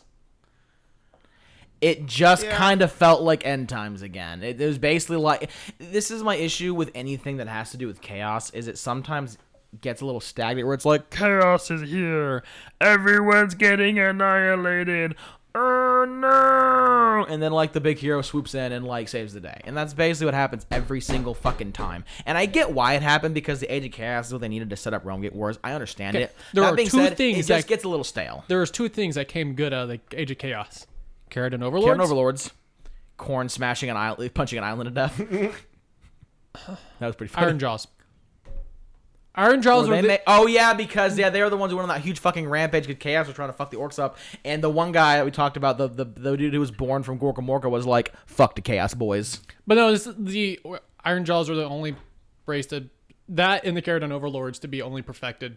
And they're like some of the only ones that actually won a major battle in the Age of Chaos and like lived happily to a certain extent. Yeah. Like I said, I get why the Age of Chaos happened. It just, these big Chaos incursions, they tend to get a little stagnant because they start to feel a little samey. You know what I mean? Yeah. I think probably my favorite bit of lore out of AOS has definitely got to be how all the elven gods were like, yeah, Slanesh hates us the most, and Slanesh is like, y'all stupid bitches. Motherfuckers cornered over here like having a fucking meltdown. Yeah, Slanesh is just like, man, y'all some stupid hoes, but I'll play on this shit. Yeah, it's all right, let's go ahead and move on to the next one. I had something. Oh no. I had one more thing to say about on the Age of Chaos. I would absolutely fucking love if we had a big Chaos incursion, and for once, just for fucking once, they just get fucking raffle stomped. Yeah. And here is my example. One of the funniest and most favorable pieces of Elder Scrolls lore is during Oblivion, when Mehruz Dagon invaded the Imperium and invaded all across the fucking realms of the Elder Scrolls. And when he got to fucking Blackmarsh, where the Argonians live, the Hisht, which is basically like their ancestral tree bullshit where all their fucking souls go to and they can communicate with them, was like demons becoming in like a year. And so the fucking Mayor's Dagon got there with his fucking I can't not believe I'm forgetting the names of the demons in Elder Scrolls. Dagon? No. That's one of the princes. I can't remember what they're called. The but the demon, they got up there and the Argonians were like, prepare to throw hands, motherfucker. And they counter-invaded hell. They went to those portals and demons were like, go fuck things up. And the Argonians were there in force, fucking annihilated every single invasion force from every single fucking portal in Blackmarsh. And then fucking counter-invaded into hell and took territory. And Mayos was like, cut the fucking portals off. Cut the fucking portals off because they couldn't win. Because the Hish was like, get the mallets ready, the banhammer be coming. And they just fucking annihilated. And this is when Mayor's Dagon is basically invading the entirety of the Elder Scrolls, like, planet. All of the realms were getting invaded, and they were fucking annihilating everything. And the fucking lizard boys were like, fuck hell. Hell is ours now. We own that shit. We have the lease right here, motherfuckers. And it's just funny, because you never see that. It's always, the big, red, scary, fiery lava demon boys come and fuck everything up. And you just have some crazy-ass mini T-Rexes who fucking annihilated them. Another really good example from 40K would be what happened on... why can I not remember the name of the fucking planet? Jungle Boys. Katachan. Yeah, what happened on Katachan during the 13th Black Crusade is they also got invaded by a branch of the 13th Black Crusade, and then Gilliman showed up and was like, yes, I am here to free you with all of my space With marines. the Indomitus Crusade. Indomitus Crusade. And the Katachans are just like, oh, good. So, like, we're ready to go fight now, so, like, we've been waiting on you. Do you want some supplies? We can resupply you right now. And Gilliman's like, but where are your demons? Katachans are like, we killed them. They've been dealt with. We've been good for years. And Gilliman's just like, what? Yeah. But you're just a bunch of Umis. And they're like, they didn't consider the planet. Yeah. And they honestly didn't consider how good we'd be at killing shit. Yeah, no. Like, that's, again, one of the funniest parts of lore. But anyway, let's go ahead and move on to the next question. That was a long one, but that was pretty funny. Moving on is by Johnny Doe. It says, does Sigmar live on a big space station or what? Where do people's souls go when they die? So Sigmar just lives in Azir.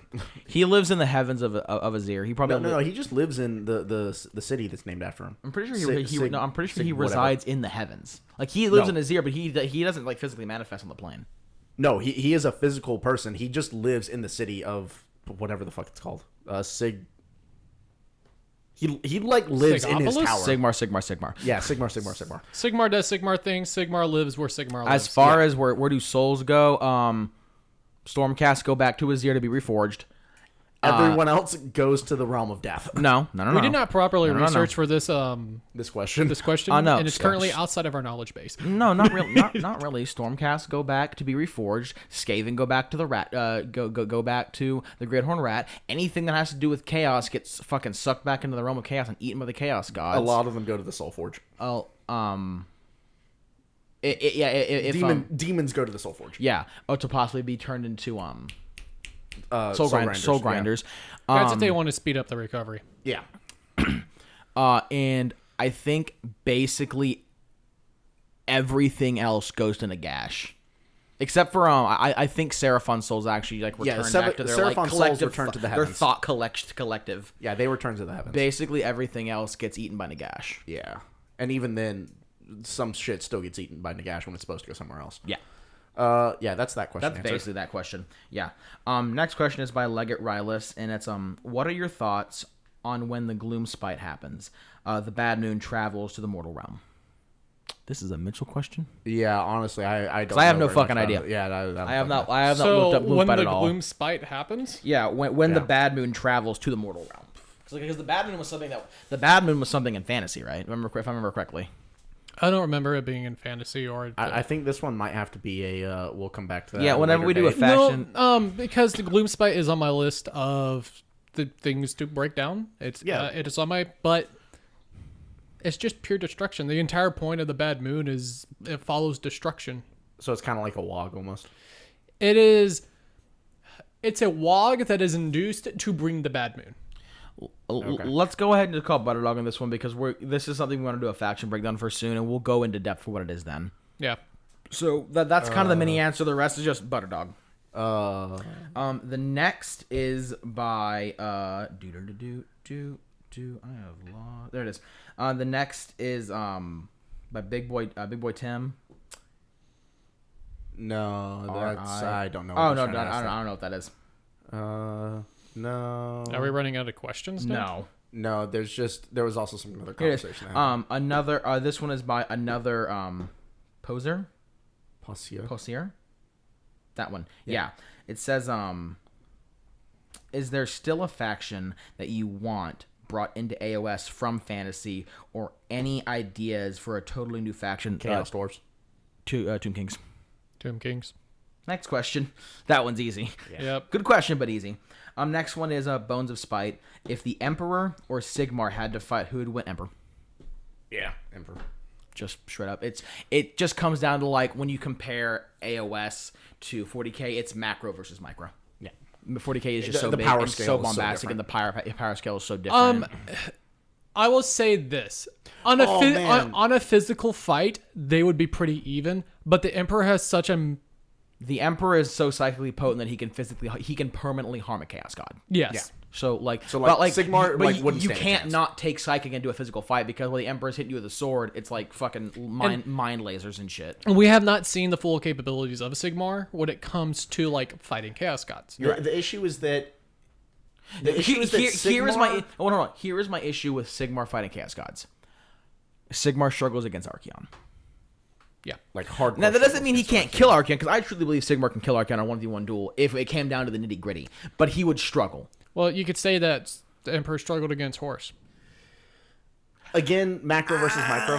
Honestly, because, like, yes, Horus and Archeon are comparable in terms of, like, yes, they were both basically the Ever-Chosen of the Chaos Gods. The issue is that one thing you have to remember is that Chaos Gods are inherently fueled by the number of believers the Chaos that God they is have. stronger Yes. than 40k. Oh, no. I'm definitely not arguing that, like, Sigmar is stronger than... Yeah, no, you're playing Emperor. devil's advocate, and I appreciate Yes. that. And honestly, And I understand what you mean about, like, the Emperor's... In a physical fight, yeah, I know Sigmar is a fucking powerhouse. Oh, no, honestly, I would say in a physical fight, I think Sigmar would win. I disagree, but I think it would be very close. Like, because you have the whole entire, like, fighting Gorkamorka, creating cannons with canyons with just being in a Is fight. the Emperor allowed to wear power armor? Yeah, because another thing they would have their warrior. They would have to. Another thing to consider is that in AOS they don't make as much of a definitive split between physical prowess and the power of your divine might. So, like, yes, like Sigmar did, like, straight up rearrange the entire fucking face of a continent. One thing that we have to consider, though, is the fact that he is a god. That inherently comes with a certain amount of divine power. Yep. What aspect of that divine power is equivalent to psychic power? Because if you just say, well, like, oh, well, all that divine power, since it's not really psychic, then obviously it's just strictly physical, then yeah, going by that logic, and the Emperor wasn't allowed to use any psychic abilities, yeah, Sigmar would probably body the Emperor. Yeah. The issue is that the Emperor is very psychically potent. And you're inherently giving Sigmar more power than he actually physically has. Yeah. Because you're inherently integrating his divine power into his physical power, which isn't strictly true. Yeah. Whereas if you just take them as a whole, which you really have to in this situation, otherwise you approach the issue that we just have, if you take their powers holistically and approach it that way, then yeah, no contest. The Emperor could, like, just sit in a spaceship and fucking orbit and be like, oh, I found him by searching out his soul through the warp, and dead. Boop. Like, wouldn't even have to step on planet. Hell, probably wouldn't even have to step into the same sector. I mean, he'd just sit on the fucking the golden throne. Like, yeah, because the golden throne magnifies the psychic prowess, and, like, Magnus and the Emperor talk psychically through the fucking void of space for how many years? Yeah. Yeah. So if he knew what he was looking for, and, like, the Chaos Gods, like, weren't interfering at all, he could just go, oh, look, there's Sigmar. Oh, look, his soul no longer exists. Yeah, Goodbye. the issue is, like, it's really hard to put that in a measure, because it just, like, the power skills are so different that, like, it's almost, you almost can't even make a comparison because it's so fucking different. Yeah. Because in 40k, it is inherently the Emperor's might that helps keep the Chaos Gods at bay. Whereas in Sigmar, it's basically the Chaos Gods that keep the Chaos Gods at bay. Yeah. Like, Sigmar doesn't really... I use the stones to destroy the stones. Yeah, no, like, here's the thing, is that in 40k, it is known that the Emperor is fucking with the Chaos Gods. He has been. And the Chaos Gods do not fuck with the Emperor because they know that if they go to war with the Emperor, they will ultimately be killed, not necessarily by the Emperor, but by their own. Yeah, because here's the big issue: is if the Chaos Gods would go to war with the Emperor, it would change the power structure to such a degree that there's a chance that one, maybe two of them would actually fucking die. And my guess is one would die. The Emperor and one Chaos God would take each other out, and then a second one would be so fucked up, either physically, psychically, or just like the forces under their command from the fight, that the other two would be like, power grab, and then swoop in and kill it. Yeah, and none of the Chaos Gods are willing to make that move. Yep. Also, the Emperor is able to manifest his body into a different person and then use that person's body to channel his psychic might. And throw a sword slash into the warp. When he fucking sucker punched Nurgle permanently. Yes. Yeah. Hey, Nurgle. Oh, fuck. Is that Big E?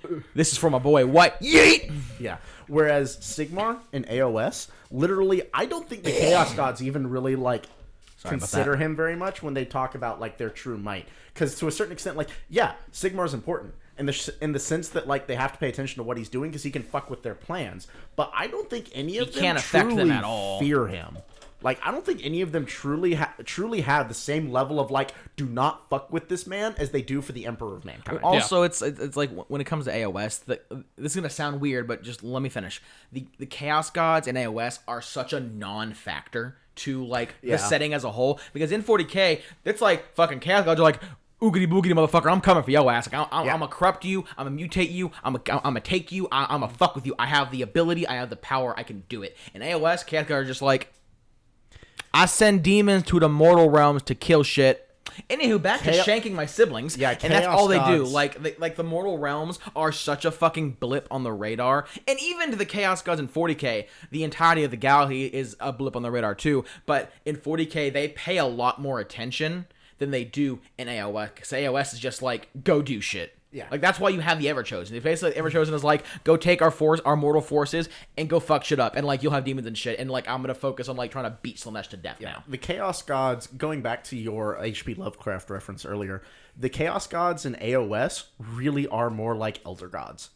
In the sense that, like, yeah, they exist. They're so above. They're capable they're so above. They're basically non-existent. Yeah, they very much do exist, and their power is very much felt on the mortal realms. But it's not like, oh, hey, I'm like sending my greater demons to like go annihilate entire civilizations. You would never have anything.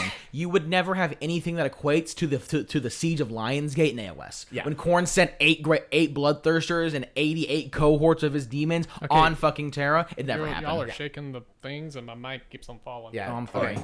So I think we've pretty thoroughly explained this. Let's go ahead and move on. Also, the monitor's turning off. Can you switch? Do the doohickey with the mouse? I'm trying to fix my mic. Okay.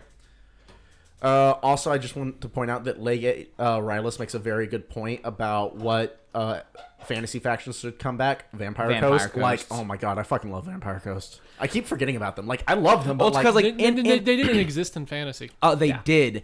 Just, I think they in like such small fucking proportions. Like, they were so non-existent. They were like, oh yeah, vampirates, and that was it. But like, so the funny thing is, they're so fucking cool. Vampirates is the name of an actual series of books that has like nothing to do with Warhammer in any regard. It's like its own individual IP. Moving forward, I'm sorry. Did you have something to say, Mitchell? Nope. This is by a Hail Hydra Fool. He says there's a realm of chaos. Is the warp a thing in AOS 2? We've actually gone over this in one of our episodes. Yeah, and the answer is no. Yeah, there's a realm of chaos, but the warp itself. There are realms of chaos. But the difference is, like, in 40k, the warp is something that you have to use to do any type of like sublight or fashion light travel. It is a realm you have to navigate to get from point A to point B on any type of like planet to planet scale, unless you're Eldar and you have the fucking webways and shit. Yeah. Whereas in AOS, the realm of chaos, that is just where the fucking Chaos Gods live, it's a straight up realm. And you do not go there ever. There are some very interesting things about the realms of chaos. Like the Nurgle is a very good combination between Life and also how about like the Chaos Gods can incorporate realms into the realm of chaos by taking it over and subsuming it. Yeah. So like there's some very interesting things that go on, but in terms of like the warp as we think of it in 40K, no. The closest thing you could call it is like there is technically a void between all realms that separates each of them, and that's like what actually keeps the realms from colliding. It's just the void, basically. It's literally just the void. You can't really draw power from it, as far as I'm aware. Like you can technically go there, but it would be like going into the middle of a black hole. Like just nothing exists. Like, don't fucking go there because you'll go insane. That is the forever box where Horus lives. Yeah, basically. Or Horus the Malal. Yeah.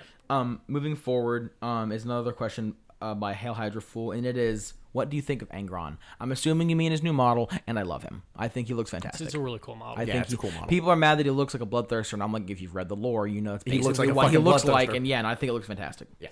I I like all of the demon Primarchs that have come out so far, they've been looking like really leaning heavily in towards their particular god.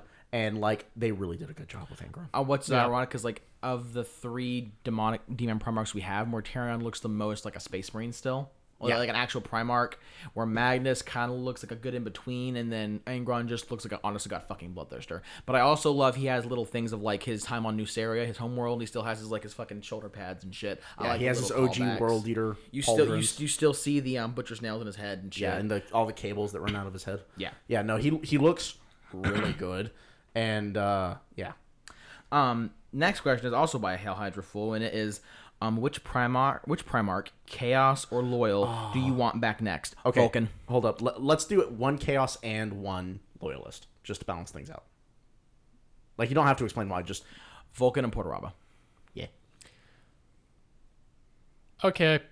Because, like... Of course, that's hard because of the demon, of like the 5 demon Primarchs, we already have 3 of them back. Yeah. So the only demon Primarchs left are Portarabo and Lorar. Well, you can say for no, fuck, I'm so sorry. Fulgrim. I didn't think about that. Yeah, thank you for that.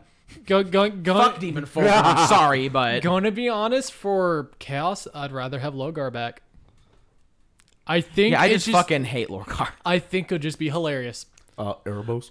I would want Portarabo back because Portarabo is literally a demon prince. I think because like the Chaos Gods were like, fuck you, autism boy.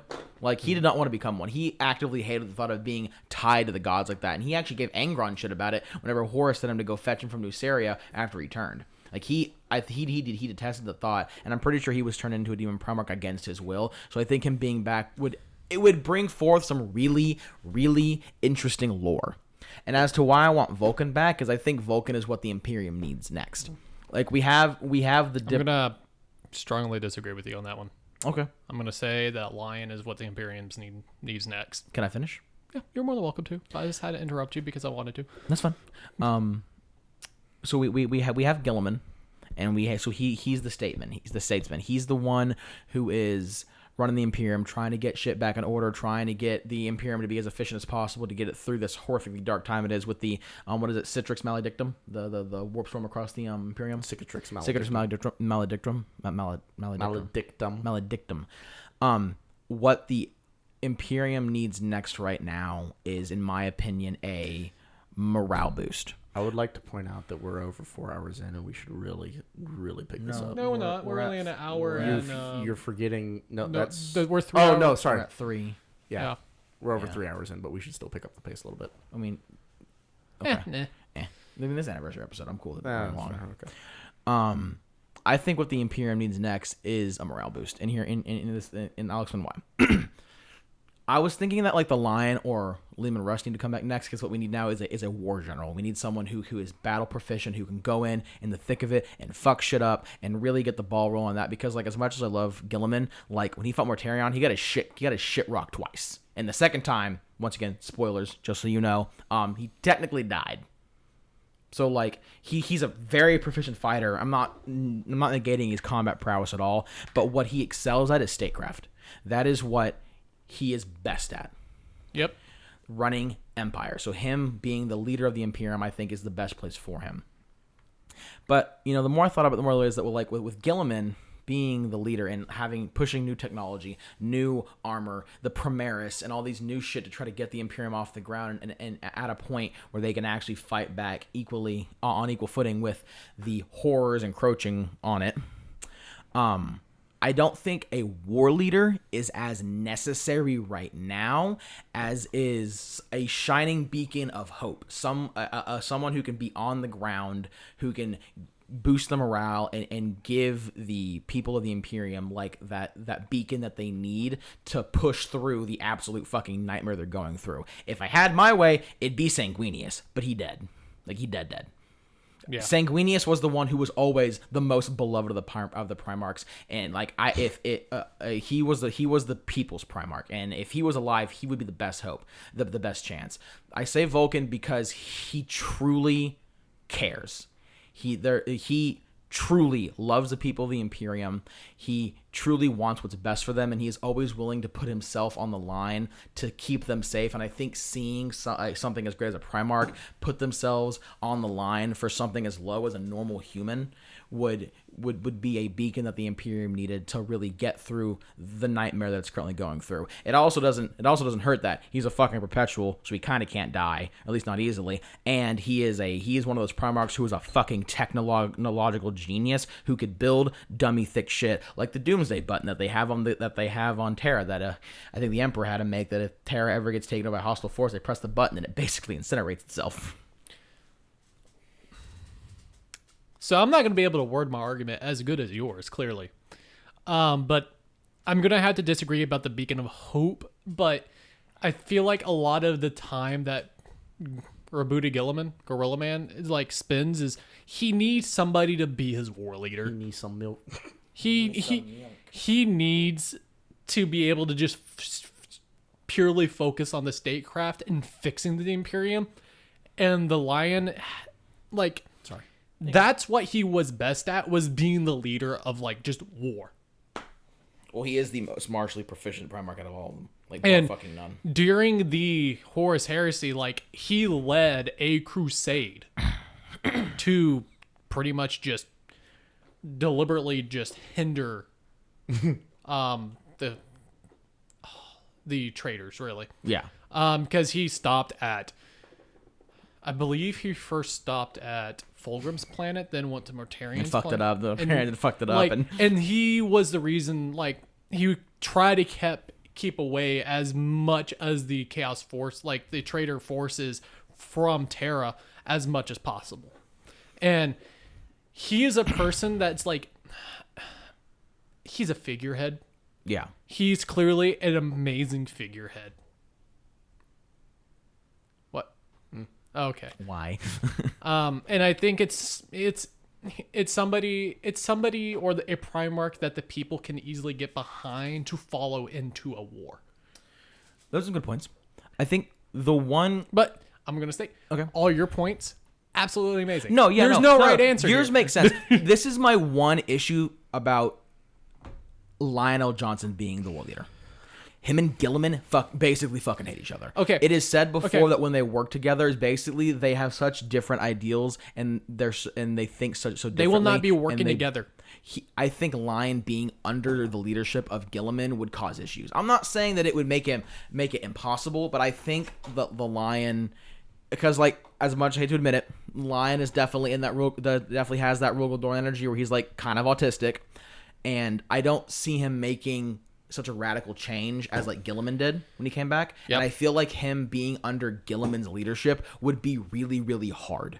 Not impossible, but it'd make it difficult. That's why if it had to be a leader, I think it'd be better if it was Russ. But everything you said is correct. And when it comes straight on a martial proficiency, Lionel Johnson is, full stop, the best melee fighter of the Primarchs. Yep. Like, he is so good. He is one of the few Primarchs that I think could go toe-to-toe with damn near any demon Primarch and win. Yeah, and if that's kind of what they're gearing up is for the Line to come back clearly. Well, yeah, it's also because he's the easiest. We know where he is. Yeah, he's literally on the rock. He's easiest to bring back, but also he's taken the biggest depression nap ever. When he does come back, I do not think that he will be working with Robuta Gorilla Man.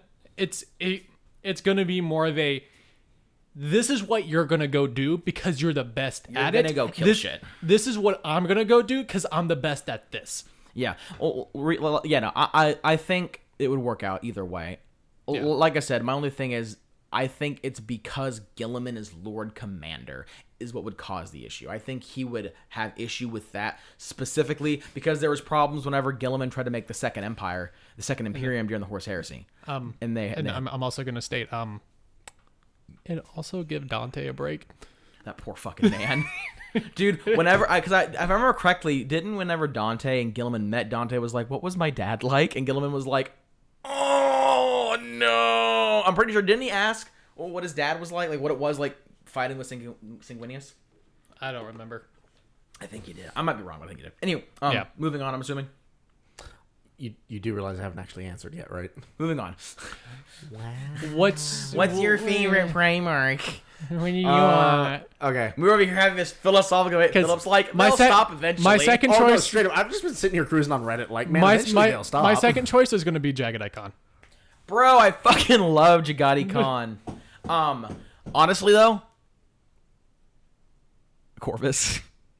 Nah. Mutated bird demon Corvus. Oh, that'd be hella cool. I would want him back just because I knew him back. We need to let Philip to answer. It means he'd kill Lorgar. Fuck Lorgar. So, I would really, really love to see Rogel Dorn back. Shocking. Shocking. Really shocking. And then for Chaos, I'd really love to see the Pain Glove. Either Rogel Dorn or Alfarius. Because if he came back as fucking loyal, that'd be so cool. And then Chaos, Fulgrim, obviously. I fucking love Fulgrim. His model would look so good. Oh, yeah. It would be amazing. All right, moving on. Next question, my dudes. The next questione. It's gonna be by Blame. Yes. The next question is by Blame. And he says, is there any other war games not owned by GW that you really want to try, or that you tried and loved and wished it was more common / easier to find games? So I like Outward Realms. Outward Realms. Like for me, it's tied between Outward Realms and X-Wing. I have played X-Wing, and I really do enjoy it, and I really enjoy Star Wars ships. But honestly, like, I also like fucking love Outward Realms, and I don't play it near enough, and I feel bad about it. But I fucking love it. It's a great fucking game. We're even beta testers for it. Yeah, we were. No, we still still are. We haven't been doing our job. No, we haven't, and I think we've just been so busy, and like with this podcast, we really need to. Well, like I said, like when Michael was like, "How you been doing?" I was like, "Oh yeah, we've been doing good." You know, my life kind of fell apart for a couple months there, but you know, I'm doing pretty good. Yeah, yeah. And especially Outward Realms Armadas was coming out, I think, soon or something like that. The ships, the ship game. Didn't they have a ship game coming out? No, it's public knowledge. Oh, okay, cool. It's public knowledge. No, I didn't remember signing an NDA about that, and I was like, oh. No, it's public. It's public knowledge. It's a call to Arms. If it's not, we can just edit it. A call to Arms is going to be really fun. I played a game It's basically Battlefleet Gothic. Yeah. But no. So like, also like giving Outward Realms a shout out. We're not paid or anything at all, but if y'all want to try a tabletop game that's not Warhammer affiliated, join the Discord. And then Michael, the guy who makes it, is a super fucking cool dude. Not to mention there is an actual official mod for Tabletop Simulator that's like supported by the creator specifically so that more people can play it. Try out the game before they buy it. I am not a big fan of Tabletop Simulator. It's a great fucking program. It just, the controls for the mod give me an aneurysm. But like, if any of you, I know. But if any of you crazy fucks wanted to play a game of Outward Realms to learn, I would put aside my issues. I'll teach you. Fucking Mitchell would teach you. Like, I love the game. I got like an entire frog army in my closet that I need to finish painting. for life, homie. Yeah. Also, come on and slam. Dude, Terrence. But artillery. I'm just getting into Flames of War as well. The tanks, right? Yeah, the tanks. Also, the Star Wars one. What's it called? Star Wars Legion. Yeah, that's like with the troopers and shit, right? And you have like all the vehicles and whatnot. But we also want to get a Titanicus. Yeah, that one is GW owned, but also like Titanicus. I love Titans. Yeah. That's about it, I think. And I'm gonna go ahead and also say, so Blame elaborates a little bit later. Alternatively, what other hobbies do you guys have that are not tabletop war games / painting? Cooking. And so I think we can go ahead and wrap that up. I play Magic the Gathering because I fucking hate having money. Oh yeah. Honestly, I have come to the conclusion Magic is more of a money sink than Warhammer is. If you want to get easily, if you want to own good shit, then yeah. Easily. Yeah. Yeah, but I've been playing Magic since like my junior year of high school, and I'm like, I am big brain Magic. I fucking love the game, playing it for a long time, and like, oh, bruh. Cooking is my second hobby. I'll say cooking is my third hobby. I just got a cookbook in, and it's from it's a Russian cookbook, and it's for from the Balkans to Uzbekistan, or the Uzbeks. And it's just all these different recipes. I'm gonna start opening up and be like, I'm cooking that today. Of course, to be fair, all three of us here are cooks. Like, if the three of us ever wanted to get together and make a fucking banquet, like, shit would get wild. Yeah. For me, I basically live on my computer. I play a fuckload of computer games. Oh yeah, like me and Phil are always playing computer games. We're about that life. I watch a lot of anime. Yeah. I really enjoy. Right now, I've been playing through Hard Space Shipbreaker. It's a single player game, and I love the shit out of it. I've been playing it for way too long. I've gone through like 3 or 4 different wipes and resets. I played Escape from Tarkov for a while. I like Escape from Tarkov. It's just hard rough. to get into. They just got I had very bad luck with it. It can be aggravating, and like it's hard. If you go in trying to play Tarkov as like trying to complete objectives, you're gonna have a bad time. If you go in just to go like, I want to see if I can survive, you're gonna have a great time. My issue with Tarkov is I don't like playing games that wipe because I don't like getting all that progress just to lose all of it. Yeah. There's. Well, I didn't play Shipbreaker for a long time. Yeah, there's. Philip, I apologize. Yeah, no, all 3 of us play the shit out of Total War. Warhammer. I've been playing the shit out of Astroneer recently. Yeah. I'm trying to think. What are some recently really OG games? Furniture refinishing, refurbishing. I'm sorry, but this is a wardrobe building podcast. Exactly. I'm trying to think if there's anything else I've been doing that's like really interesting recently. Man, dude. We used to play the shit out of some Destiny 1 and Destiny 2. I didn't play D1 with y'all because I was back in college. But I played the fuck out of D1, and then I played so much Destiny with Philip. Oh yeah, we did. It's probably the reason why I almost failed out of college because of Destiny. Yeah, that and the Division. Yep. Yeah, that and the Division. God, I'm so fucking mad that I didn't know y'all that well when the Division 1 came out because I fucking love the Division, but I could never find anyone to play with me. Yeah. We also only had it. Well, we also played on PlayStation. There is a new Division coming out. The Division Resurgence. Ooh. It seemed from what I saw, I think it's like a remake of the first game with like a different story and shit. That could be interesting. Oh. Yeah, the first one was a little weak. The second one was better, but it was honestly. I had a sound bug on the second one, so I just never got to play it. I prefer the first one. I'm keep it a buck. I prefer the setting of the first one. Yeah, the first one's a lot more interesting in terms of the setting. But no, God, I just okay. Going back to Destiny 2, I just always will remember that night. You, me, Sean, dude, we and fucking Lee. wrecked the Crucible. Oh my god! Night, we were warming up for Iron Banner, and this was like, I think this was before the first DLC came out for. No. It was during Forsaken. It was during, like, when we first went to Mars. That DLC, we played the shit out of that DLC. And yeah, we were warming up for Iron Banner, and oh my god, bro, this is gonna sound far-fetched, and all I can say is like, I know that between me and God, I'm telling the truth. In like 3 matches, I got collectively over like 128 kills. Yeah, I mean, like I was going like KD of like fucking 30 type shit. So I don't know what it was that night, but all of us were like head ass shit activated. Yeah. So we hopped into our first match. Also, hashtag Warlock for life. Yeah. So we hopped into our first match. And we did good. Like, we just did good. We went, like, I think it was like 100 kills was the max at that point. And we went 100 to 68 or something like that. No, it was lower than that. No. It was like our first game was good. 100 to 40 or something. No, it wasn't at 60. It was high 60. Because I remember our first game was good, but not fucking amazing. But it was good. It was solid. It was a solid win. Yeah, it was like we were all ahead by like 20, we were all rocking like KDs of like 8 to 10. No, we had like a solid. No, not 8 to 10, not that good, but no, it was solid. We had just a solid. This is gonna game. Sound super fucking pretentious, but I don't know my KD was 8 to 10. But for whatever fucking reason, that night I was on fire. Yeah, no, and then we loaded into the next game, and was that when Shax called it? No, that was the third one. No, it was both. It was both of the next 2. Did we double Shax it? Oh my god. Okay. Yeah, no, because the first game was good. The second game was fucking amazing. That entire game is just a fucking giant red eyes meme. We hit 50 kills while they still had like 15 on the sub board. 20. Yeah, it was sub 20, and we just fucking annihilated. And we were like, "Oh man, that was good." But like, let's go ahead and make sure that wasn't a one-time fluke. And Let's and Shax called it. Yeah, No, we got yeah, to like ruled 55 kills, and Shax was like, I'm done. Yeah, This you're game, done. man. You're done. So Shax calls it. We're like, oh shit. We're like, yeah, no, our luck's run ain't gonna happen again. Lo and behold. Yeah, next game, we almost had a blackout. No, next game, that is where I fucking took the fuck off. That next game, I had a 50 KD because I got 50 kills and I didn't die once. Yeah, we had like 3 deaths the entire time. 2 of those were because our Titan basically our Titan walked into a group of 4 people by accident. Walked into the entire team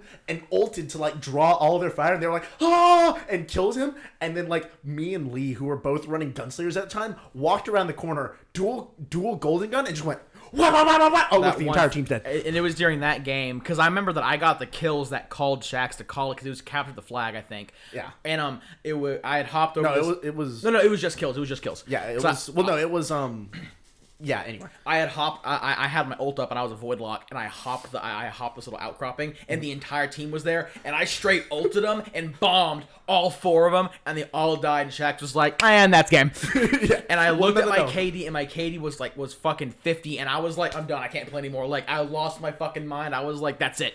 I can't. I gotta save the good juju." Yeah, and so the really cool thing about that match was that he did that twice in a row. So like we came around this outcropping, and one time it was all 4 of us, and he like nukes, and he drops his nuke, and just fucking they start to scatter, and 2 of them dart sideways, and Sean's just like, "Nah, fam," pops his Titan ult, slams down, kills 2 of them. Your ult grabs the other 2. They fucking scatter. Leland and I are just on our head ass shit with our marksman rifles, and we're just like, time to hunt them down. All right, we need to move on. But yeah, that was, oh my god, that was one of the greatest nights ever.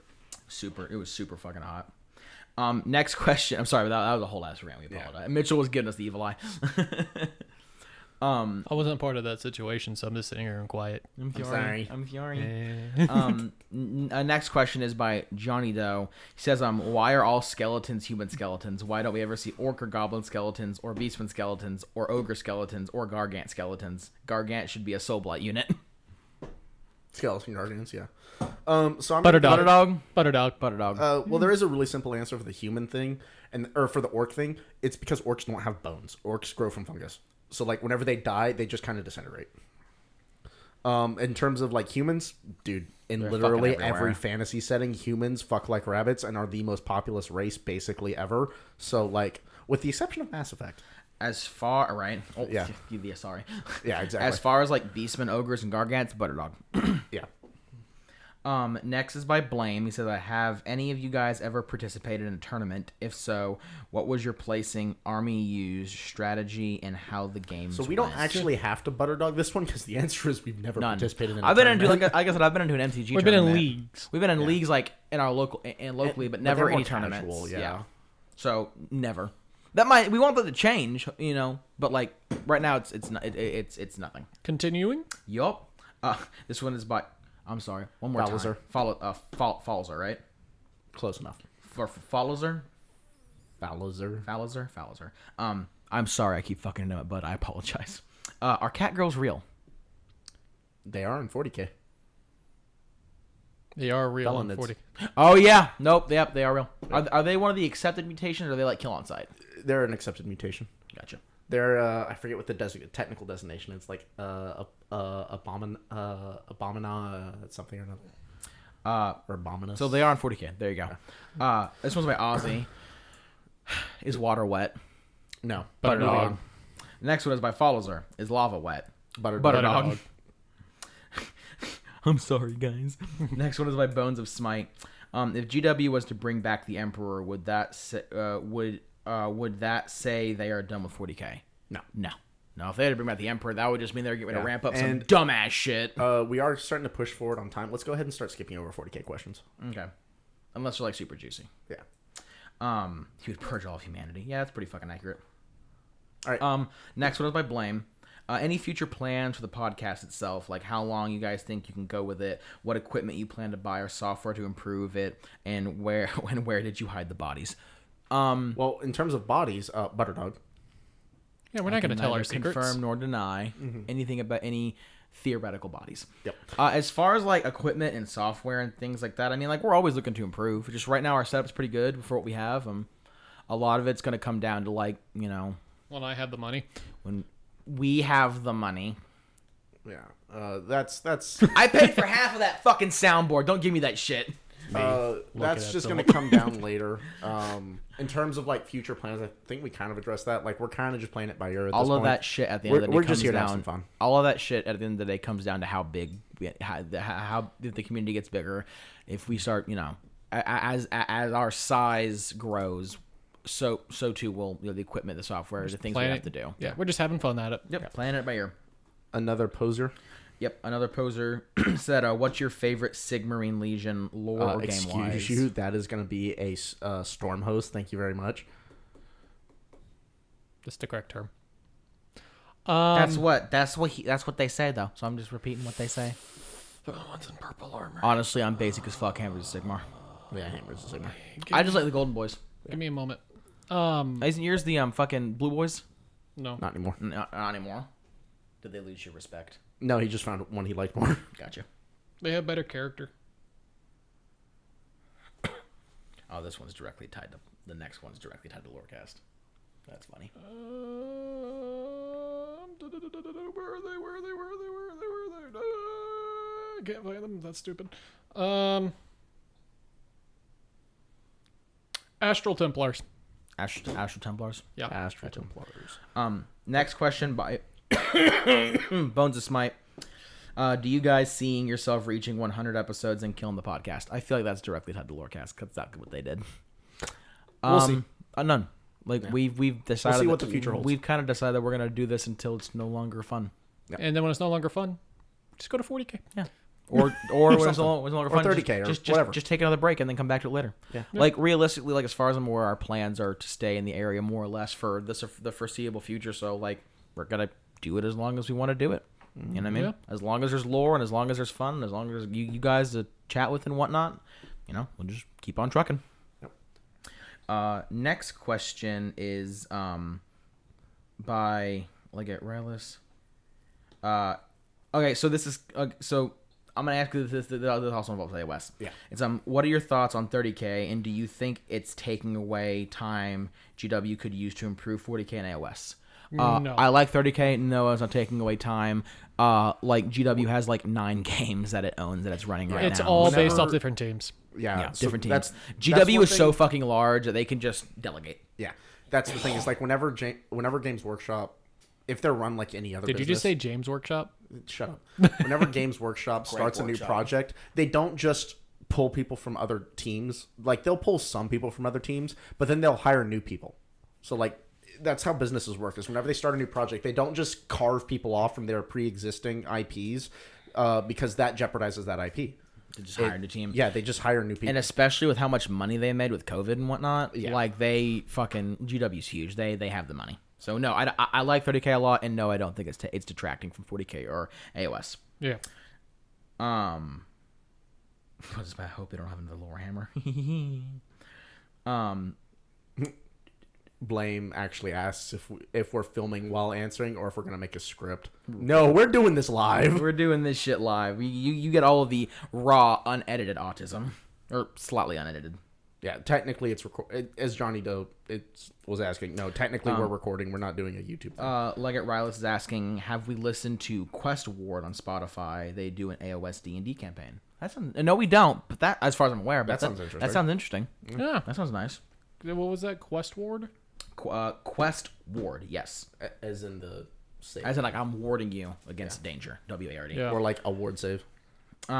Next question is by Bones of Smite saying, okay, who among you guys has the best / worst painted minis? Mitchell definitely has the best painted minis because he actually has painted minis. Well, actually, technically I have a semi-professionally painted mini that I didn't paint myself, but I do own it and it's painted. My Aramon. I mean, if we're going by that, then like yes, technically I also have a professionally painted mini. Mitchell's the painter. I probably have the worst painted minis because the only painted minis that I have that I painted myself were the ones that I first painted when I was getting into painting, and they're the ones that I kind of figured out that I don't like painting on. So they're not horrific. They're just not the best. Yeah, I do have a really amazingly painted airman that's just exploded because that cat's Have you currently still not fixed it? no, That one was professionally painted, right? Yeah. pretty much. He yes. looks Cause that's the same guy who painted my thing, right? Yes. Yeah. So the same painter painted my Vulcanison and his arm on, and they both look fucking gorgeous. Yeah. But I would say Mitchell probably has the best painted models, and I probably have the worst. But of course, I only have like 5 painted models. I am the Grey Tide, unfortunately. Airbrush, my dude. I know. Next question's gonna be by Blame. Yep. Do you guys plan on ever doing a TTRPG episode? Maybe a one shot, basically breaking your guys' formula. We've been thinking about it, but that's basically as far as we've gotten. It's like, well, it's an idea. That's really as far as we've gotten on that, and like we haven't even decided what kind of RPG we would do. So like that kind of tells you exactly how much planning's gone into this so far. fucking retarded, but TTRPG, Tabletop RPG, D&D, I things think like yeah, that. I answered my fucking question. Next one is by Leggett Rylus. Do you have any problems when it comes to rules with a faction you play or hate to play against? Gargants. No, and Gargants. Your big issue with the rules is that you can shoot into melee. Oh yeah, no, AOS. I have a huge fucking issue with ranged combat in AOS because I feel like there's a very distinct piece of me that doesn't think if you're in combat you shouldn't be able to shoot, or you have to shoot with negs. And I don't think you can shoot if you're in engagement. No, you can. You can. Oh, okay. You definitely can shoot while you're in engagement. If you're shooting into combat, there needs to be some sort of roll where you could potentially hit your allies, because that just makes sense. But they don't do either of those, and it pisses me off. I don't like it at all. All right, next question. Next question. It's favorite 40k faction, but that could be quick. Salamanders. Favorite 40k faction? Yeah. I mean, yeah. I don't have a favorite. Actually, I stated at the very beginning, it's Thousand Suns and Gene Stealer Colts. Yeah, I guess I'd make an Imperial Fists. Next question is by Blame. He says, what was one of the biggest obstacles while working on the podcast? Did you guys ever think, well, this shit is not working, should we scrap it? No, I don't really think so. They're I'm pretty smooth. Our biggest obstacle was just getting the new setup. Yeah, getting the setup we have now was the biggest issue, and it wasn't even that big of an issue, realistically. Like, if you ever think about doing a podcast, just start. Just do it. Just start. That's what we did. We randomly picked up. I had a mic, and I was like, okay, I got the biggest issues are the ones you think you'll have. Yeah.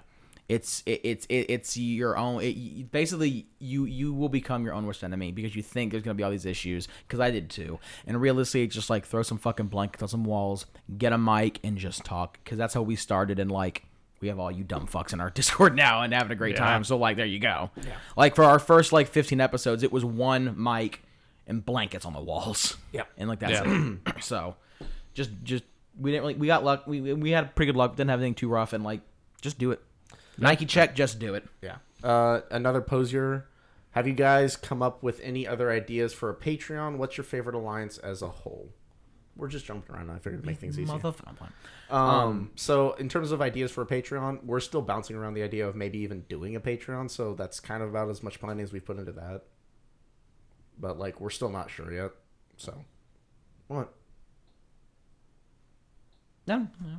Yeah. Okay. We're still not sure we're doing it yet. So that's about as much planning has gone into that. So we've also been thinking of the idea of maybe doing a tip jar, just so that's where there's no real connect. But it's if you want to drop $5 or $1 or 25 cents or whatever. Yeah, so that's about as. And again, we're still not sure we're gonna do any of that. Any of this shit will be discussed and revealed probably later this year. Yeah. In terms of favorite alliance, Order. To play, Destruction. Aesthetic, Death. To play Order, aesthetic, Death. Just Order all the way. The next question is that's him bitching about Patreon actually. Next question is by Bones of Smite. It's what country do you live in? That would be Tejas. That would be I live on Acadia. We live in the United States. And we live in the US of A. By the way, what timestamp are y'all looking at? 4:39. Oh gosh. Wait, what? We're not getting through all of these. Oh no. I'm sorry. Yeah. We might do a part 2 later or something. I don't know. We're not getting through all these. We're fucking trying. Like, we're okay with this running long, but like we're probably not getting through all these. I mean, we're almost to be 4 hours long. It's the anniversary episode. I know. The restaurant doesn't close until 12. Okay. The next Falazar has a really funny one. Yeah, if Danny DeVito was going to play in a Warhammer movie, what would you squat? What would you want him to be? Nurgle. Nurgle? I think No, Slanesh. Oh yes. Look, Yes. I dropped this monster condom from my Magnum dong.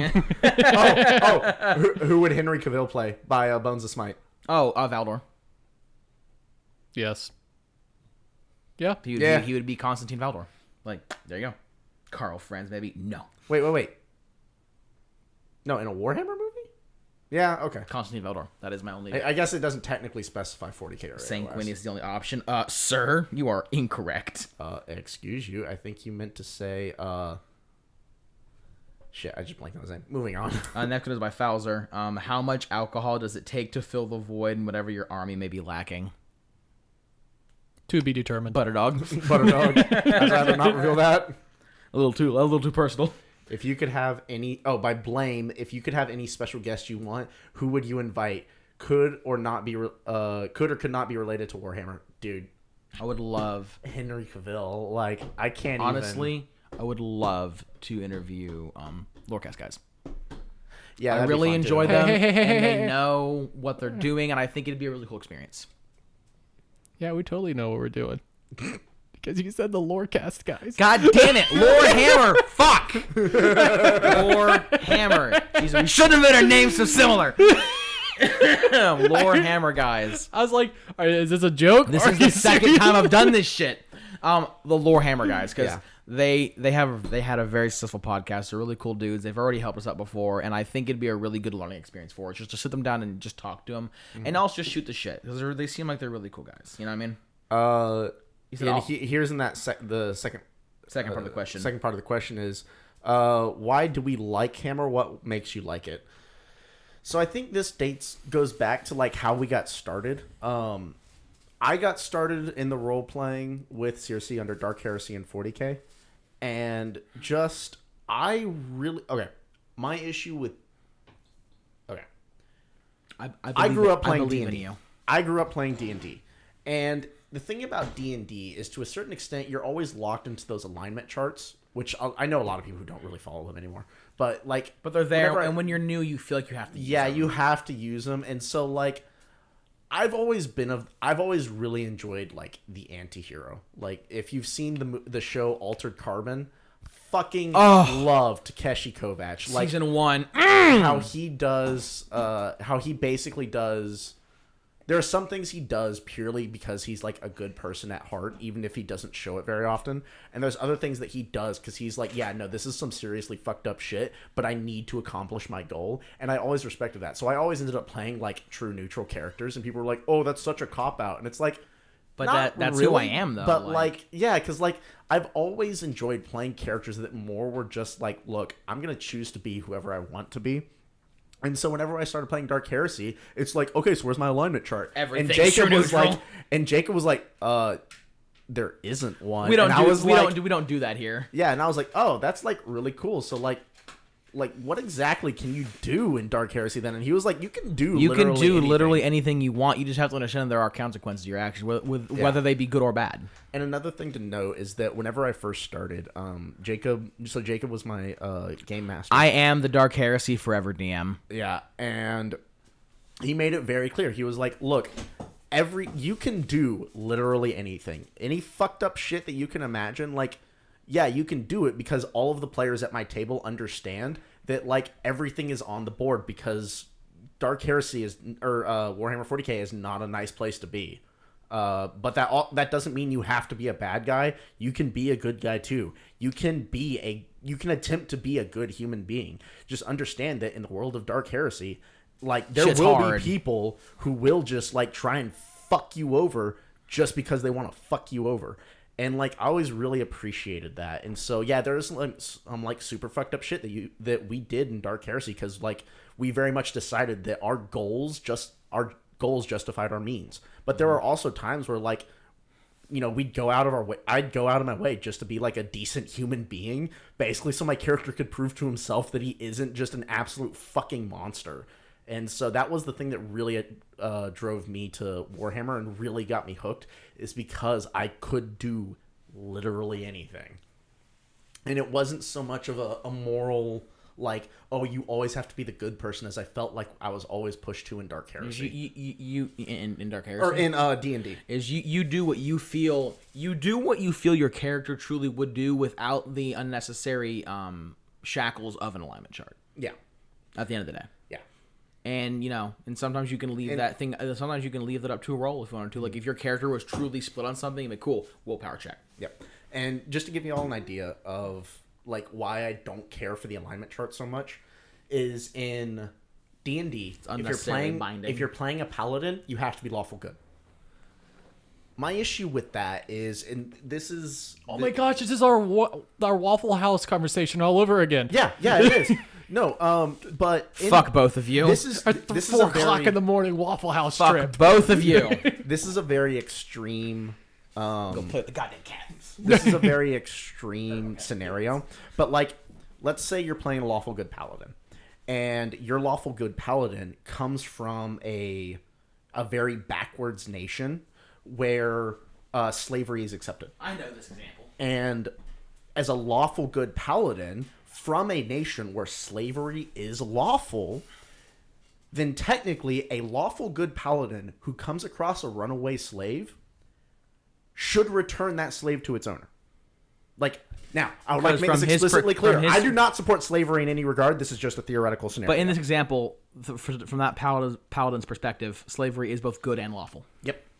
Yeah, and so, like, that's assuming his backstory wasn't him being an abolitionist. It's all based off of culture. Yeah, it's all based off of culture. And that's the one thing that I never really cared for in D&D, is that people had a tendency to impose their own views on the alignment chart and didn't necessarily listen so much to the character's development and backstory, which is what I felt always drove these stories. Because then you could take that paladin and you could make them realize, like, hey, slavery is not morally good. And you could have them come to that revelation. The issue is that, technically speaking, a lawful good paladin with that backstory, how a lot of people play D&D and how alignment chart is technically locked in, there's no opportunity for growth. Nope. Your character has to remain static. There is no opportunity to grow and learn and to change your alignment like that, unless you have just a really good DM. And like a lot of really good DMs will allow that, but like, I don't know. There's also you should have seen Philip's face when he realized how much emphasis I put on backstory. Oh yeah. Yeah. Honestly, half the time I just give you a really loose outline and I'm like, fuck me up, fam. Yeah, and I'm like, yeah.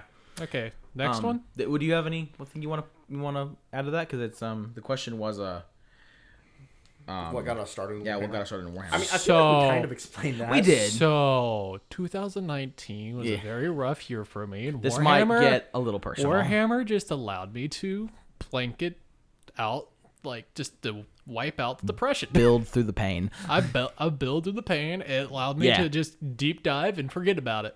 Hey man, you do what you got to do. And through that, it's like it really did help. And I've met many of amazing people throughout this hobby, and that's what keeps me going through. Is I still enjoy it, and I meet amazing people all the time. Really cool community. You get involved in a really cool, pretty proactive community. They're like, "Where's the fucking episode?" It's like, we're still fucking recording it. Yeah. No, I'm actually reading Falazir's next question. Oh yeah, and like, that's Falazir's next question. I'm assuming that's the end of yours. Yep. So Fowler's next question is, how much financial debt is okay when investing into Warhammer? Is it wrong to open an OnlyFans themed Warhammer to pay for it? No, do what you have to. Plastic crack is plastic crack. I'm pretty sure I also heard you talking about selling fucking like OG duels to fund your Warhammer shit. So like, bruh, like, A, do what you got to do. I respect the girl. Also, B, can I have some OG duel, please? I really like the currency. You want to send me some of that shit? I would send you feet pics. Yeah, no, in all honesty, I'm not fucking kidding.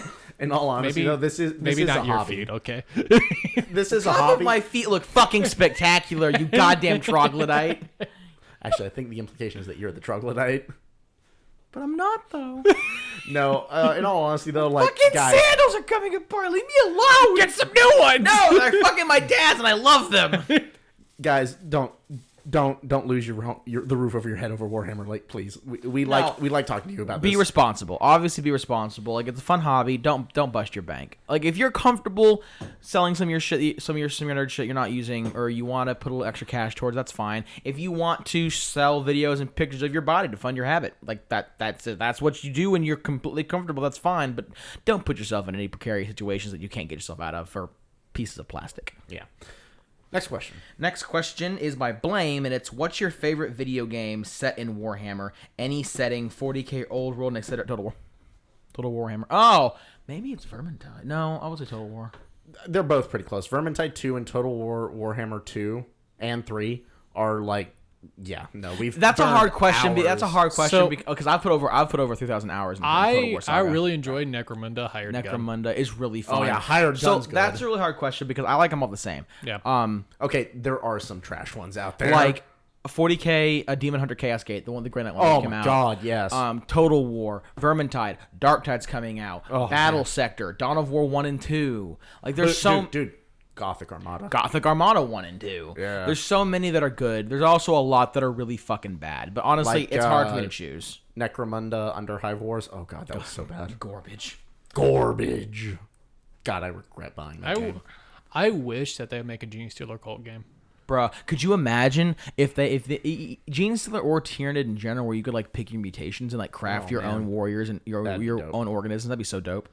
Next question is by Falzer. Have you guys considered recording some of your matches and banter for YouTube? Short answer, yes. Yes. Short answer, yes. / Butterdog. Want me to wait for you to get back? Nah, go ahead. All right. I'll just pop back in. Next question is from Blame. He says, this is going to be the last one for me because I need to do other shit, and I think I'm asking a lot for just one guy. Was there any inspiration when you guys created your style of podcast? You guys remind me a lot of Adeptus Ridiculous, for example. That's funny because Philip left, because this is something that me and Mitchell can answer because we're the ones who came up with the idea. So, as you well know, the idea of this podcast came upon me and him driving from Bastrop to Bryan and back to Bastrop, and we were reading through lore, and it was super fucking confusing, and that's where the hashtag Malekith thing came from. We were like, fuck it, make a podcast. And like, Can you test this out real quick? you like, fuck it. There you go. Zoom. my baby boy. Make a podcast, get lore straight, have fun. Like we've gone over how it came. And like since the very beginning, we've always been about just keep it relaxed. Don't when we really made the idea to do this podcast, we were like, we don't want to talk at people. We want to feel like we're just having a nice, cool conversation, and we're with the community, talking with them as friends, not talking at them like professors. Yeah. And that's been the driving force for all of our episodes. Like, and just to kind of see like the type of sacrifice we've made is like our our hobby store was like, I will 100% put your episodes in the store for people to listen to. You just can't make them vulgar. And we're like, no, that's kind of how we do it. That's kind of how we keep it loosey-goosey, and we don't want to compromise ourselves. So we chose to have less exposure to make sure that we kept the soul of our podcast intact. Yeah, it really is like my envision was you're listening to the podcast and you feel like you're just there listening to the conversation. Like Falzer said, Falzer said is 3 a.m. and you're hanging out with the boys playing Magic the Gathering. That is what we're going for. Yep. That is what we're going for. I think it's Falzer. Yeah.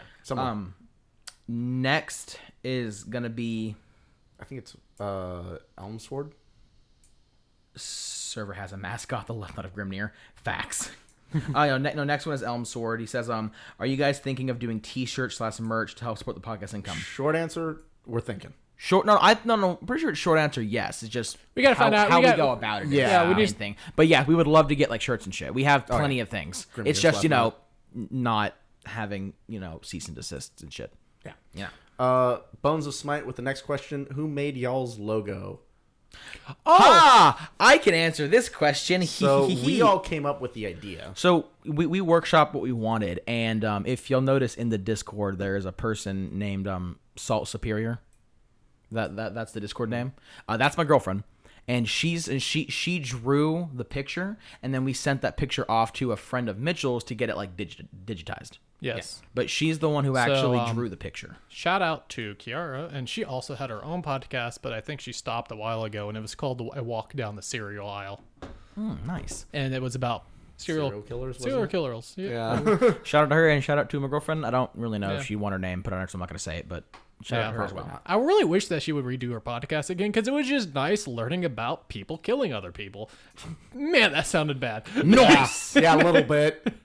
All right, next question from Elmsword. If you had to live in one area of the mortal realms, where would it be and why? Likewise, Azir. Likewise, or maybe Hish. Likewise, in the world that was, where would you choose to live? Would it be near a similar faction that settled in the mortal realms? Let's go ahead and just stick with AOS on this one. Yeah, mainly mostly because I'm not as familiar with fantasy. Also, mainly because with how fantasy was written, basically everywhere you live was shitty. Yeah, except maybe Bretonnia, kind of. Yeah, and like maybe certain parts of the Empire, lifestyle of like, Bretonians absolutely sucked. Yeah, but like you wouldn't get like raped by chaos. But it's gonna be Azir or Hish. Yeah. Next one is by Falger. How hard have we made y'all facepalm with cringe or edgy question? A lot. But we still love you.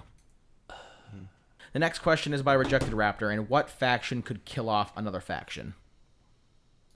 So I personally think that like if the orcs got their shit together, they could basically murder everyone. And I think if a Stormcast stopped being so nice, they can murder a lot of people as well. Yeah, it's one of those things where it's like everybody kind of has. And Chaos damn near almost did it Age of Chaos. So checks and balances. There's that. Yeah.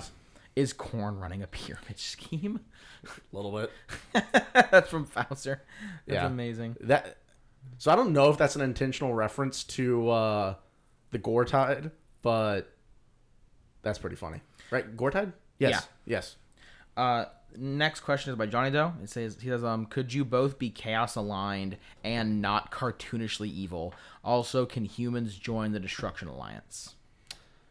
So yes and yes? Yeah, going to the Destruction Alliance, like Destruction just wants to blow shit up. They kind of don't care. As long as you crumbed hard enough and earned the orcs' respect, like I think you could do it. Yeah. And then going back to the whole chaos not being cartoonishly evil, like yeah, absolutely. The thing about the whole cartoonishly evil bit is that to a certain extent, once you fall hard enough into chaos, all you're concerned about is doing more and more and more gruesome shit to gain the favor of your god. So like people who just start out, especially for like Tzeentch, a lot of the cultists of Tzeentch are just about scheming and like plans within plans. And yeah, things it like really that. depends and, on like backstabbing and assassinations. And like if you've ever seen any kind of political drama, that's basically just Cult of Tzeentch. Yeah, it really depends on how you go about it. But I think you can be a chaos cultist and not be cartoonishly evil, but you still have to be evil. Yeah. To a certain extent. Yeah. This one's by Ozzy. If the three of you were stuck on an island, who would survive the longest and why? Butterdog. Moving on. Butterdog, not me. I have no survival skills. Johnny Doe. Are vampires their own race? How are vampires made? Do vampires spread by biting? Ritual, birthing new vampires? Can orc be vampires? And can dwarves be vampires? So in terms of the whole can orcs and dwarves be vampires, I'm not sure. I think that one's going to be a Butterdog. Are vampires their own race? Kind of? No, Flesh Eater Courts. No, because there's the Soulblight Gravelords, but there's also technically vampires in the Flesh Eater Courts. So like, but the Soulblight Gravelords are where you find like Manfred and shit, right? Honestly, the way I look at the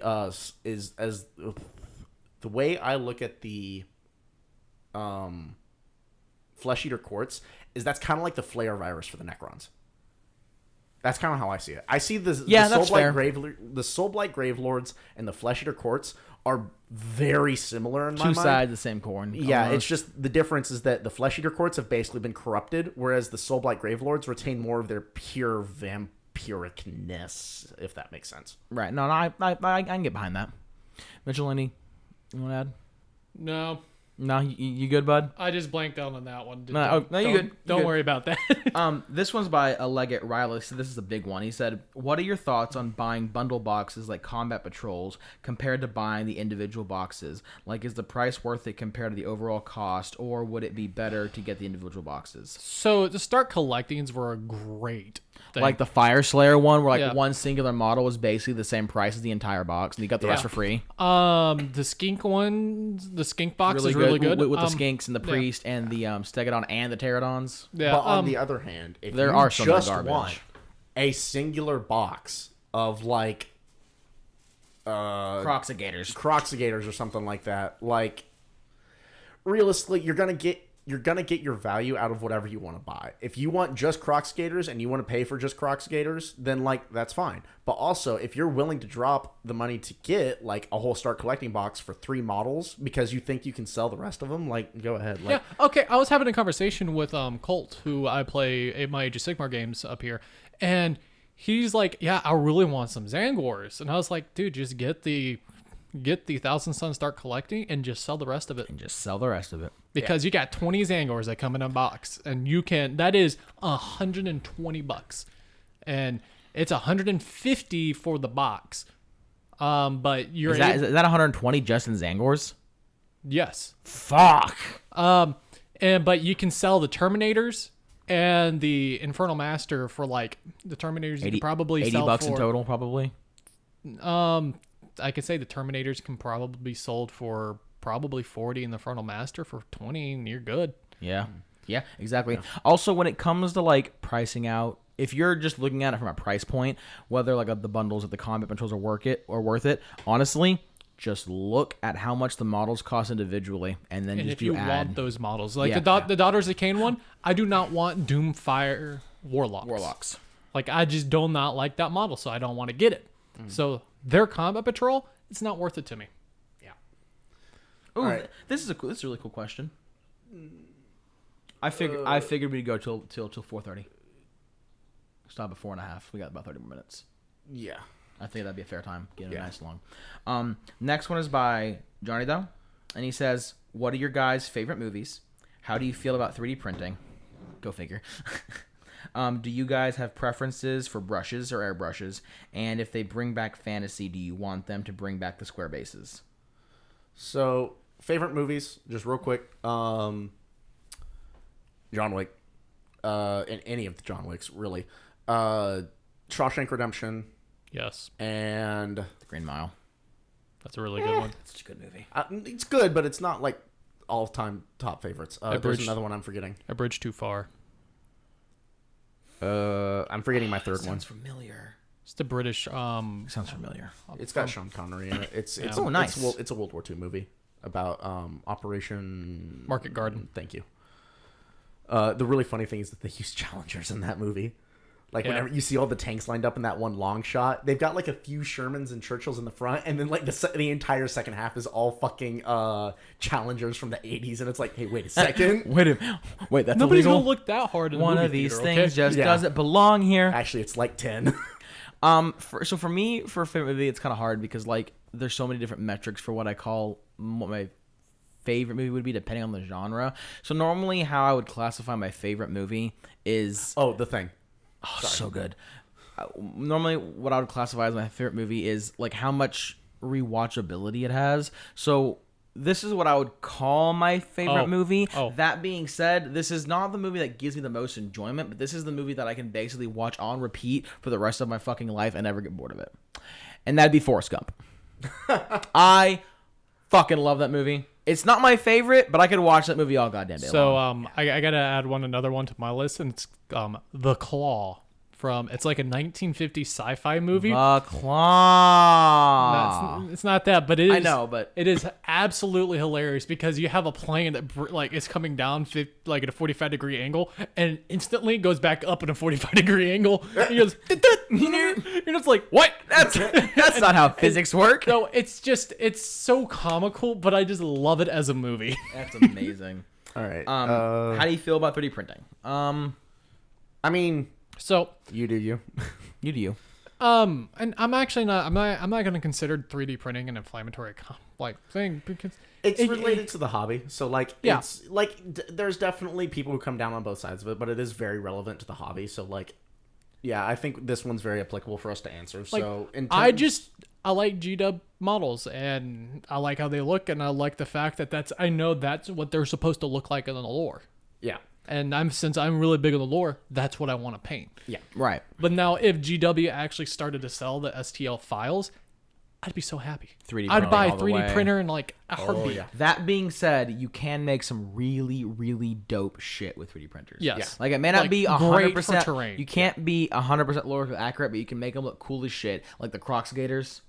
Like the 3D printed Crocs. They look so much better than the fucking models. And also, yes, terrain. Oh my god, it's so fucking good for terrain. Yeah. So honestly, I would say, like, I'm not for it or against it. I think it's neat, but like, I'm not here nor there. Honestly, you do you. Yeah, that's kind of where I'm at. Yeah. Next one is, do you have a preference on brushes? Me, or brushes or airbrushes? Me, no. I do not paint enough to have a preference. Whatever works. Does it soak up paint? Then I'm good. It's a tool. It's a tool. It's All a tool. This goes back to our discussion. Now, about okay, now if you're asking for like brands, I do not have a specific air. If it's like brush quality, I know like horsehair is really good, or like badger hair or something like that. Kalinsky hair. Kalinsky hair is a type of brush, not a brand of brush. Yeah, no, that's what I mean though. Yeah, that is an amazing. What the actual bristles are. That is a really good one, but like, bro, I got one Kalinsky brush that I paid like $20 for, and the thing fucking like exploded on me the first day I used it. And I was like, the fuck is this yeah, bullshit? dude, synthetic Really? brushes. I really like AK interactive brushes. Just going to Michael's, I find that their brushes are okay, but like the AK interactive one is probably one of the better ones I had. Honest to God, you Citadel? want some cheap ass brushes? Just like go to Hobby Lobby and get yourself a variety pack. Yeah, Citadel do not make bad brushes. Yeah, because they're just rebranded. I forget what the official brand is, but Julie looked it up one time, and it's literally just a rebrand of an actual paintbrush brand. Like literally, it's the exact same. Can they do that brush, legally? They just like purchase it from them, and they basically have an agreement of like, yeah, we'll pay you to make our brushes, but we get to slap our title, our logo on them. Yeah. Huh. All right. Yeah, It's contracted. it's contracted work is all it is. Next question is, if they bring back fantasy. Oh wait a minute, airbrush. I really like Pache airbrushes. Pache. Pache, yes. I have an Iwata Ninja. It works. Yeah, I had an Iwata. It just failed on me, and I got the Pache, and it's a workhorse. Yeah, just keeps on going. Next is, if they bring back fantasy, do you want them to bring back the square bases? They already are, and yeah, they already are. I don't really care for the square bases, but I don't care in general. Like, I have no preference, honestly. Yeah. Next is by Ozzy. It says, who is your favorite Black Library author, and why is it Aaron Dembski Bowden? So first of all, it's not, and I have never heard of this man before in my life. If the book good, I like it. Yep. Yeah, that's really where I fall on it. Like, I know Age of Reynolds and all that shit, but like, honestly, if the book good, I like it. I forget the author for. Well, there's a lot of. I really love reading the Horus Heresy series. There's a lot of authors in there that are just really good. Hey, I'm sorry, I don't mean to cut you off, but Johnny Doe is saying, please recommend us AOS books, and Ozzy's like, anything by Josh Reynolds. Yeah, that's pretty accurate. He will be missed. Wait, did he die? Is he dead? What? What? What? I gotta do the. Okay, Do the Googles. Yeah. Well, while Mitchell's doing the Googles, we're gonna continue. Next question is, Johnny Doe, do you feel Chaos Demons have a sufficiently large model range? If not, what demons from lore do you feel could be added to the existing range? I feel like we've got all of them, except for like some very specific outliers. But I feel like we've got the majority of them. I'm not gonna lie, I'm thinking back to Total War 3 and thinking of all the units. I'm thinking of like, we have all that. Furies, I guess, are the only thing that's really missing, but they're like an undivided unit. So they're kind of like, And I know we have we have Chaos Aligned Beastmen, so like we can have like Minotaurs of Khorne and shit. Yeah. Nothing comes to mind. No, honestly, He's not dead. He's not- probably ended a contract with GW or something. Yeah. Okay, I was like shooketh for a second. Yeah, My really. Tivers were shimmered or Yeah. were shivered. Yeah, Timbers shivered. My Timbers shivered. Yeah, I think that the demons in AOS, you specify in AOS, demons are in a pretty good place when it comes to model range. 40k, Yeah. not so much. Yeah. But we're not getting into that. Yeah. Next one is by Ozzy. Do you think Chaos Dwarves deserve another chance as a range, or would they be a representation of a time too silly for Warhammer standards? Nah, they need to come back. 100%. Yeah. What models? Chaos Dwarves. Chaos Dwarves. Oh, Listen, no, look at Skaven. They are rotted as shit. They're gearing up for them to come back. Yeah. But if you think about them being too silly, just look at Skaven. Skaven is rotted as fuck. Yeah. Johnny Doe asks, any races in lore you feel should be represented on tabletop that aren't currently? Shadow Elves and Chaos Dwarfs. Yes, thank you. No. Also, Shaggoths. Kragnos's. Oh. Yeah, Shaggoths. The Dracuth. No, that's the Dracuth. I mean Shaggoths in general. Well, that too. The Shaggoths are Beasts of Chaos. Oh, are they? Yes. Are they? Okay. But the Dracuth I really want as a model. I don't think they're alive anymore. I thought. No, they They've stayed been kind of wishy-washy on it. They heavily implied it, but they never stated it. So they could potentially. Oh yeah. Gotcha. Well, they'd have to be fucking massive though. Like not as big as Kragnos. They have to be big. When you really think about They're it, huge. the Kragnos model is really not that big. It's just he kind of stands up a lot. Next question is by Bones of Smite, which is what kind of Stormcast would you guys be? Stormcast kind. I want wings. Oh man, honestly, I would probably be if I could big thick boy that they hot drop and do the mortal wounds in the AoE.